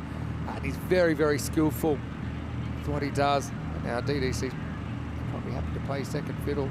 Just kind of make sure he stays there. He's full toss this time. And will be knocked down, so you will get your battle with 2 to come in the over, 2 to come in the power play, as Baba will face up to the smiling assassin Khalid Amadi. Well, like a good character actor, DDC eventually plays his part, gets the single, and gives us Amadi versus Babar for probably the last 2 balls of this over. Goes slow ball first, that was clever. The only thing he probably wishes that it was on the stumps. And Baba actually falls for the bait. Lovely pirouette from Big Babar, though. Didn't pick that slow ball at all. I guess in his defence, he probably hasn't seen too much of the cricket here the last 2.5 days to get a read on what Amadi's doing, but woken up now. That beats him for pace. Yeah, DDC. I actually think Amadi is the biggest threat to Babar's wicket, so I actually think that's a good one to take. Obviously, it's in the over anyway, but I mean, I know he's just doing things that I can't quite understand, so it's hard to make a strategy. But I think, yeah, Amadi's a bowler who can play off this situation. He's 65 without loss after 3. What a power play. Let me read you out the over-by-over scores. In fact, you can see them for yourself, and you won't believe what you see. 38, 25, and 2. In fairness, though, the 38's basically just cancelling out Mohamed Atif's over in the Belgian that's innings. what I thought as well, yeah. The Belgians, that over from Amadi, you wouldn't say it's gotten them back into it, but has certainly arrested what was looking like it was going to be a very quick dismantling of this chase. So Spain needing 57 off the remaining 42 balls. Had a few questions. Now, why wouldn't you bowl Khalid Amadi first over? I think the tactics would have been for him to bowl towards the end, just with his skill set. That's an edge. That's going to fly away for 4 more. Couple not off the middle, but the run's still flowing for Spain. Yeah, it almost looks like, Binny, that Spain's trying to copy, Belgium is trying to copy Spain's tactic here in terms of the field placing. They've gone for this very wide man in between backward point and third man, but their bowlers are just bowling a very different line and length. They really should be sticking with the traditional third man, particularly with how Zaki Shah sends the ball down. They've made the change now. Plenty of discussion in the comment section as well. This total of 122 is melting away. He's human after all. Zaki Shah has had a pretty good series. Generally one side of the wicket bowler. Yeah, so the thing with Amadi, the thing is Belgium, they've had a pretty good pace attack. I think you've got bowlers that are suited to the first half. I know Khalid can bowl either, but I would have thought with his slower ball, that second half is where he'd really come into his own. All right, this is going up in the air. It should be gone. Ali Raza is under it, and he'll take the catch. So the Baba show is over. It's Zaki Shah that removes him with a top edge off an attempted pull shot, but just wait for the reception that Babar gets. And this is ECN, you never know what's coming. Spain know that better than any team, but the Belgians finally get the big man. The 69 for 1, Babar gone for 57. Sounds a bit trite to say that they needed that wicket, but I'll say it anyway. Babar gets a rapturous round of applause from the Spanish faithful as he heads back to the dressing room after a tremendous individual performance, 57 off 17 with 8 Maximos. Well, he's about as proud as a dog with 8 legs at the moment, isn't he? Mohamed Babar. I like that. I thought not quite the silent treatment, just the old no need for histrionics as he goes back. Nice catch by Raza. Now look, I know it sounds crazy, but momentum shifts happen. We saw it happen in the first half of this game. So Belgium, in a way, yeah, the 35 over they scored has been counteracted by giving up 38. But yeah, you're going to have to just go one at a time. You've still got over 50 runs to play with. We saw Belgium collapse pretty dramatically. 7 for 8 they lost yesterday. Can they reverse it? Well, not with shots like that from Hamza. Actually, well fielded by Zakil down there. A deep third boundary. Now, Dorkaya pretty much just watched that transpire. He's got a 70-run head start now to start his innings. Oh, one of these two's got to pick up the slack. Going for the juggler, sending Hamza out there in the number 3 position. ECC struggled a bit at the start of this innings.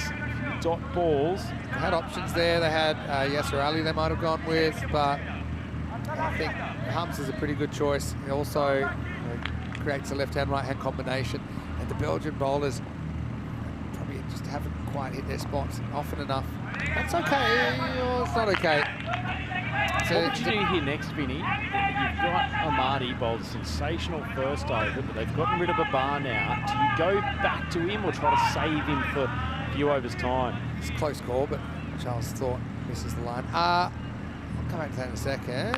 First, this is in the air and gone. Well, there you go. DDC goes a big threat. Just mistimes that, maybe held up in the pitch a touch. Zaki Shah had both openers in the bag as Belgium fight back 71 for 2. Yeah, good bowling, Zaki Shah. He's been really impressive for the Belgians throughout this tournament, doing some hefty work in the middle overs, got some good subtle changes of pace, gets a bit of bounce.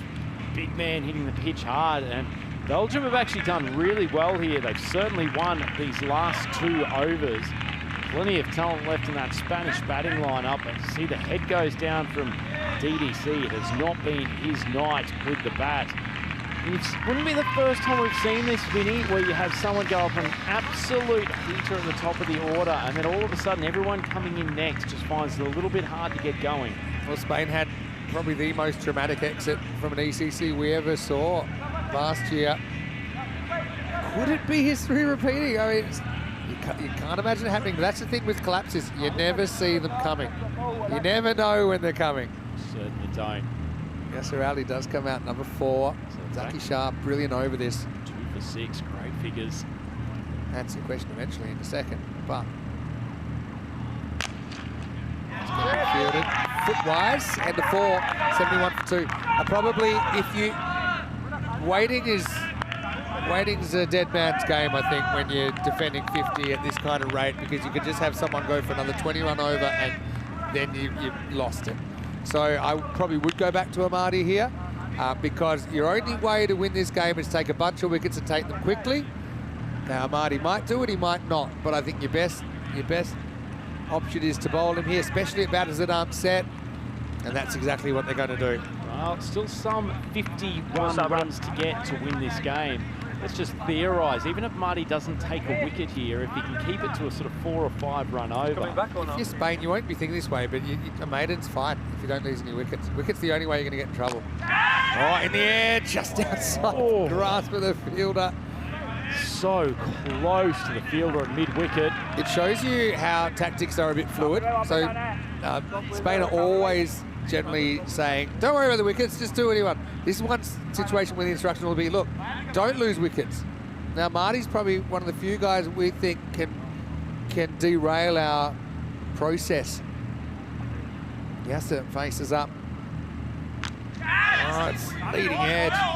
And Oh, almost overran that one. Zakil struggles with his arm after quite a bad shoulder injury, so eventually he throws it in. Gave them every chance for the second. Ali almost bit.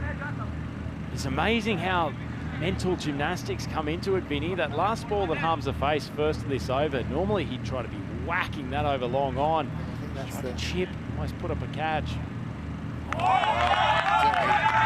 play this one conservatively. Almost loses his off pole. Great bowling from Amadi, the mixture of heat and off speed. Still haven't seen his rip a slower ball. You know it's coming at some point in the next 3 balls. If you could just take, you know, those men in black glasses where you erase your memory, and you could do that in your Belgium, you would feel you're in the contest here with the bowling attack you've got, especially with 2 new batters at the crease. Still plenty of runs to get, Vinny. This is nowhere near over. Oh, edge went into the ground, and that will be well fielded by Ali Raza. Momentum shifts are sudden. You don't see them coming. We had a crazy one, a whiplash kind of middle period in the first half. Right now, I've got the makings of one here as well. It's turned into a tense final, hasn't it? Different ball game for everyone else. All right, Hamza's after this one. He gets it. Just a steadier for Equipo Rojo. Maximo. Hamza Salim Dar. Well, Hamza tried to do that a couple of balls beforehand. Almost took the top of his off stump. That one just felt like it sat up in the wicket just a touch more. Marty gets launched, and much needed a relaxant for the Spanish team. Slower ball, it's got to be. He's only got 1 ball left. There it was. I think, yeah, sometimes, you know, having 1 ball left, I could pick it. I think Hamza was sweating on it. He's a smart cricketer. So Amadi won't take a wicket, only concedes 10, which, you know, obviously is very, very good.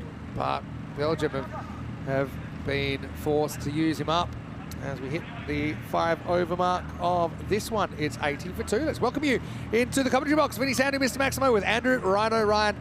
ECN cricket, it's a different format. I've been saying this all the time lately. People trying to wrap their head around it. Oh, but this is different. It is different. European cricket is different. It is also probably some of the most entertaining cricket that you could possibly see, and this has been a great advertisement for it tonight. Great advertisement for it. And how many twists and turns have we had in the last 2 games, Vinny?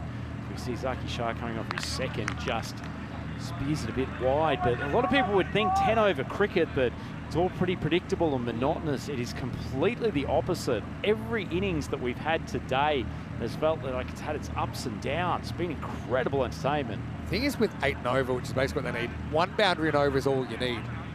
And yeah, I don't think the instructions will be, you know, go into your shell or anything like that. Just see it and hit it, but just, you know, don't force it. Okay? It's okay if you just knock a 1 to a ball that's not really in your zone. Or you could just do that. He unloads on it and it's out of here. Maximo! Monster strike from Hamza Salim Dar. Well, that's the thing to remember, Vinny. They're only 2 wickets down. I think Hamza, if he goes into his shell, he will play far more awkwardly.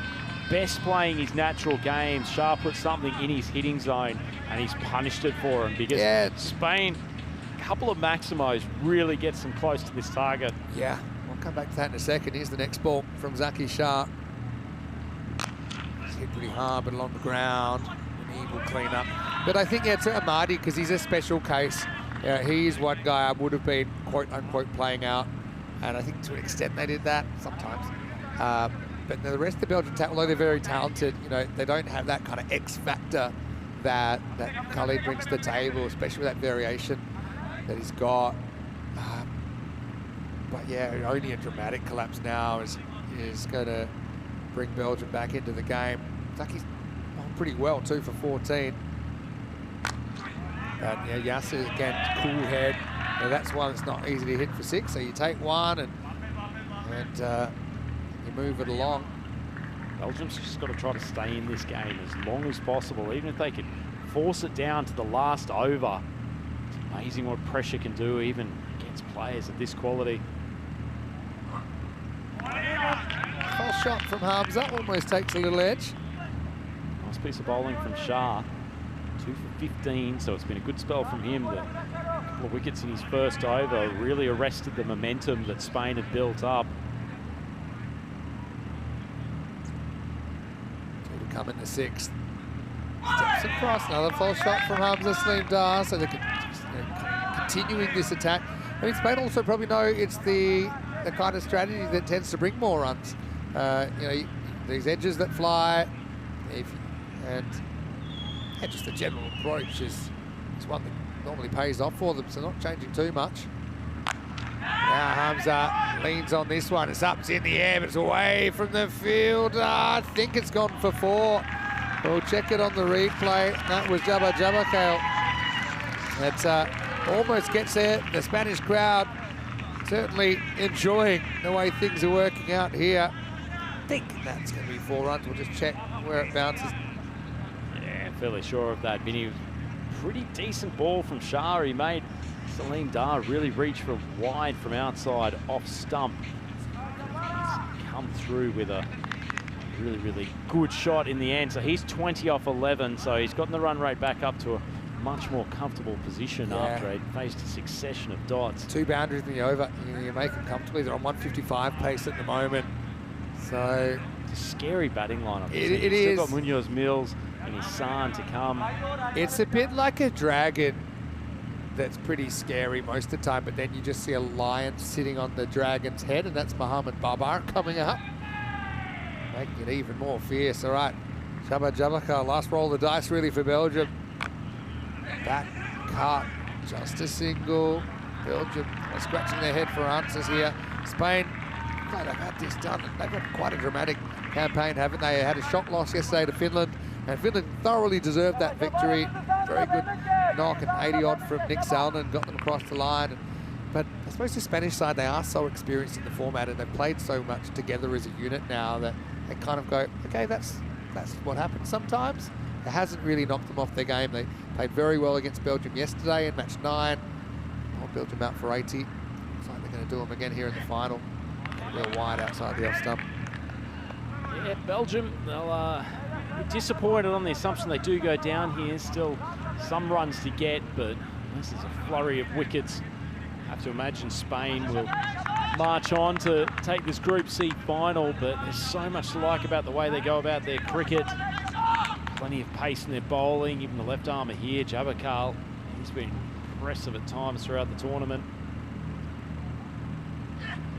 A bit more missed than hit lately, Hamza. Yes, he gives him a free coaching lesson from the other end. These two know each other very well, by the way. These two have the record partnership on ECN. Just a lazy 257 for Catalina Jaguar and Innings, where Hamza scored 193 not out. What was Yassir doing? Originally he was trying to get the strike back, and eventually got to a point where he said, fine, you go. Yassir made 50 not out. Pedestrian in comparison. Mohammed Waris, 1 for 73 in the record books forever off his 2 overs. Now that one's definitely out of the middle. That is climbing into the night. That one might have ended up in Championship Week. Maximo! And 100 up as well for Equipo España. Yeah, lovely shot from Hamza. He's one of the sweetest strikers you'll find. He's had his fair share of plays and misses in this innings, but when he does make contact, that ball is not coming back.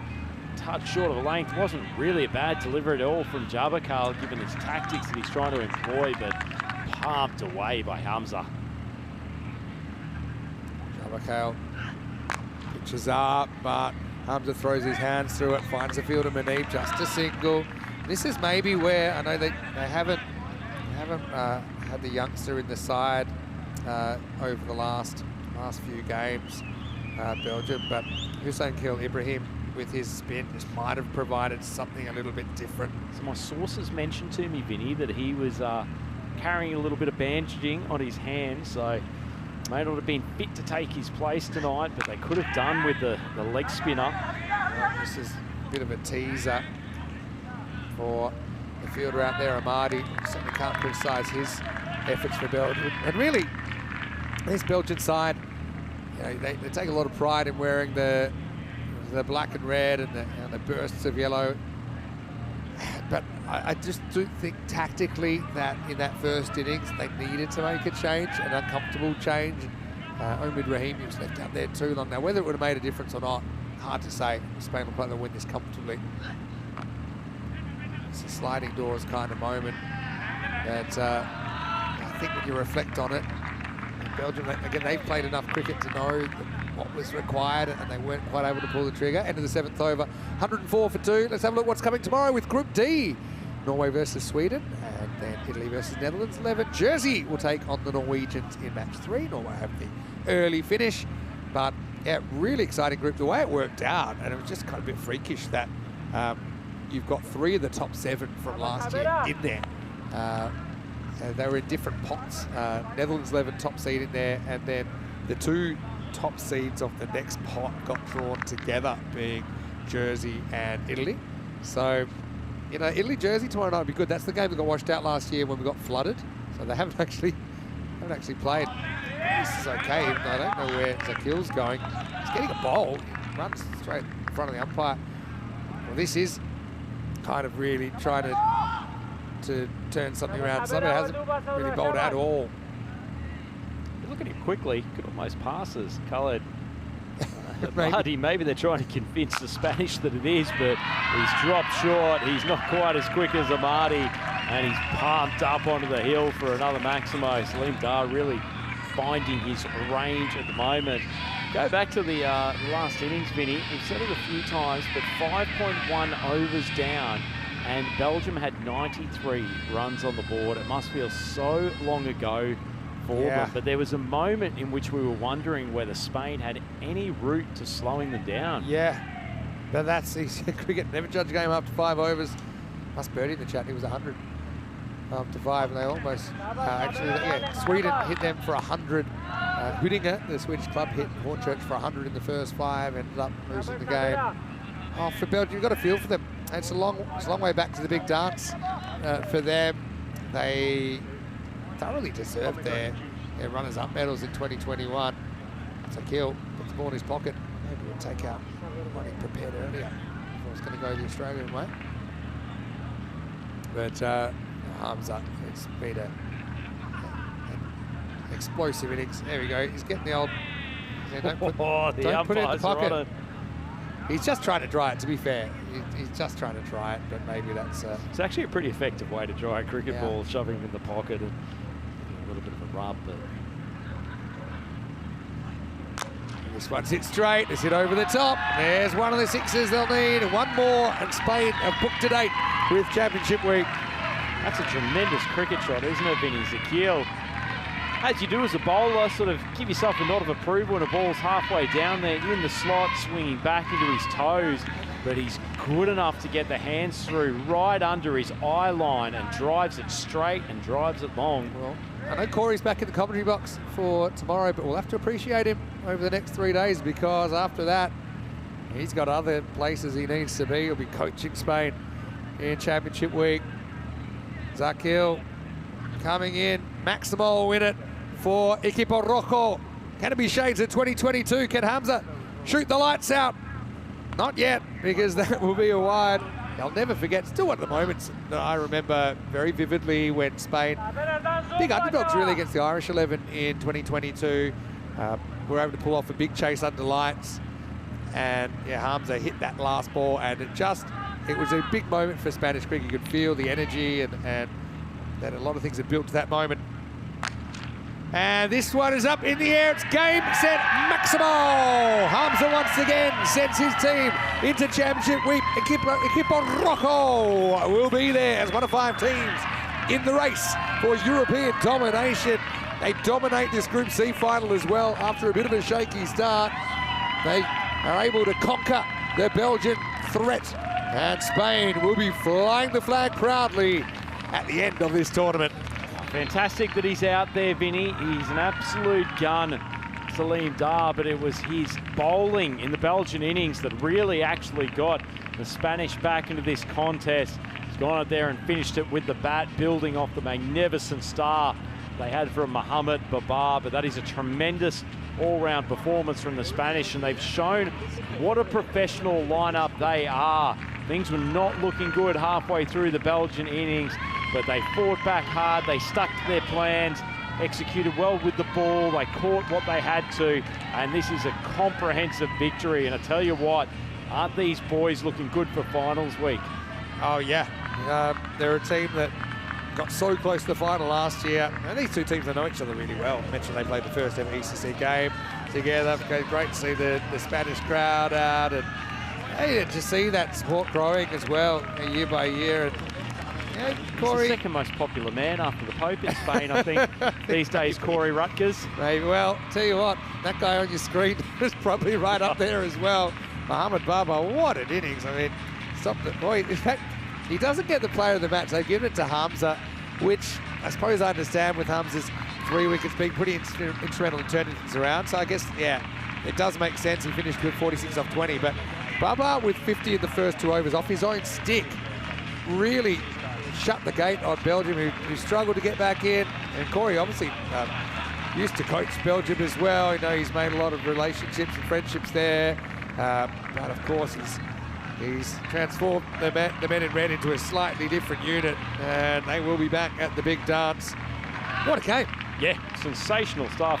Fantastic entertainment all round today. It was a cracker of a qualifier between Finland and Belgium. Belgium very much deserving to make their way to the big dance here in Group C, but Spain have shown that they are an elite T10 unit, and they will be very hard when it comes to beat Championship week coming in the 15th and 19th, and let's just enjoy this celebration for the boys in red. Yeah, well, they thoroughly deserve it. This was not an easy group for them. I think when you got the Belgians in there, you got the Swiss. I know Swiss probably didn't bring the kind of squad that they had last year. You look at Finland, I really liked the way Finland attacked the game and took it on. Equipo Rocco and Big Baba at the top. Well, we said it was probably slight advantage to Spain as the second innings got underway, but we were about to get hit by Hurricane Babar, and really, even by Cunham Roval standards, we hadn't quite seen anything like it. Even by the bar standards, that was some exhibition of hitting. And it's just extraordinary. As you said, Vinny, he travelled about 1,000 kilometres to be here today. It is just not human to step out into a cricket field and hit the ball as well as he did. In that, it was only a few overs of hitting, but he managed to plunder a half-century in that time. Just extraordinary stuff. And after his display, you felt like Spain were always in control. That didn't stop the Belgians from fighting back, and there was some good pace bowling, and in particular the over from Amadi. No wickets, but it just did halt the momentum of the Spanish, and they eventually managed to get rid of Babar, but not before he had caused all sort of damage. Yeah, and Babar eventually showed he was human, holding out, but his team was in such a good position at that stage that it didn't throw them off too much. They continued to attack. I mean, obviously, Amadi, the biggest threat in Belgium with his change of pace, but they had to roll him out pretty early. He didn't click, but I mean, when you've got someone like Babar at the other end, you know that normally not everyone will click at the same time. Hamza came out there again. He had that attacking intent, didn't he? And he swung at some. He missed it. He missed some as well. But yeah, when he hit it, they go a long, long way. Looks like a golf ball flying into the night. And Belgium again, they'll reflect on the first half as well. And you know, would 20 runs made a difference? Maybe, maybe not. But maybe there was someone lurking, like a Zakil, like Amadi again, that was going to be able to play that innings, the kind of 50 off 12 kind of innings that might have gotten them a lot more in the first half. But yeah, for Spain, it wasn't necessarily a straight line to the Group C championship, but for sure they deserve it. Best team across the 3 days.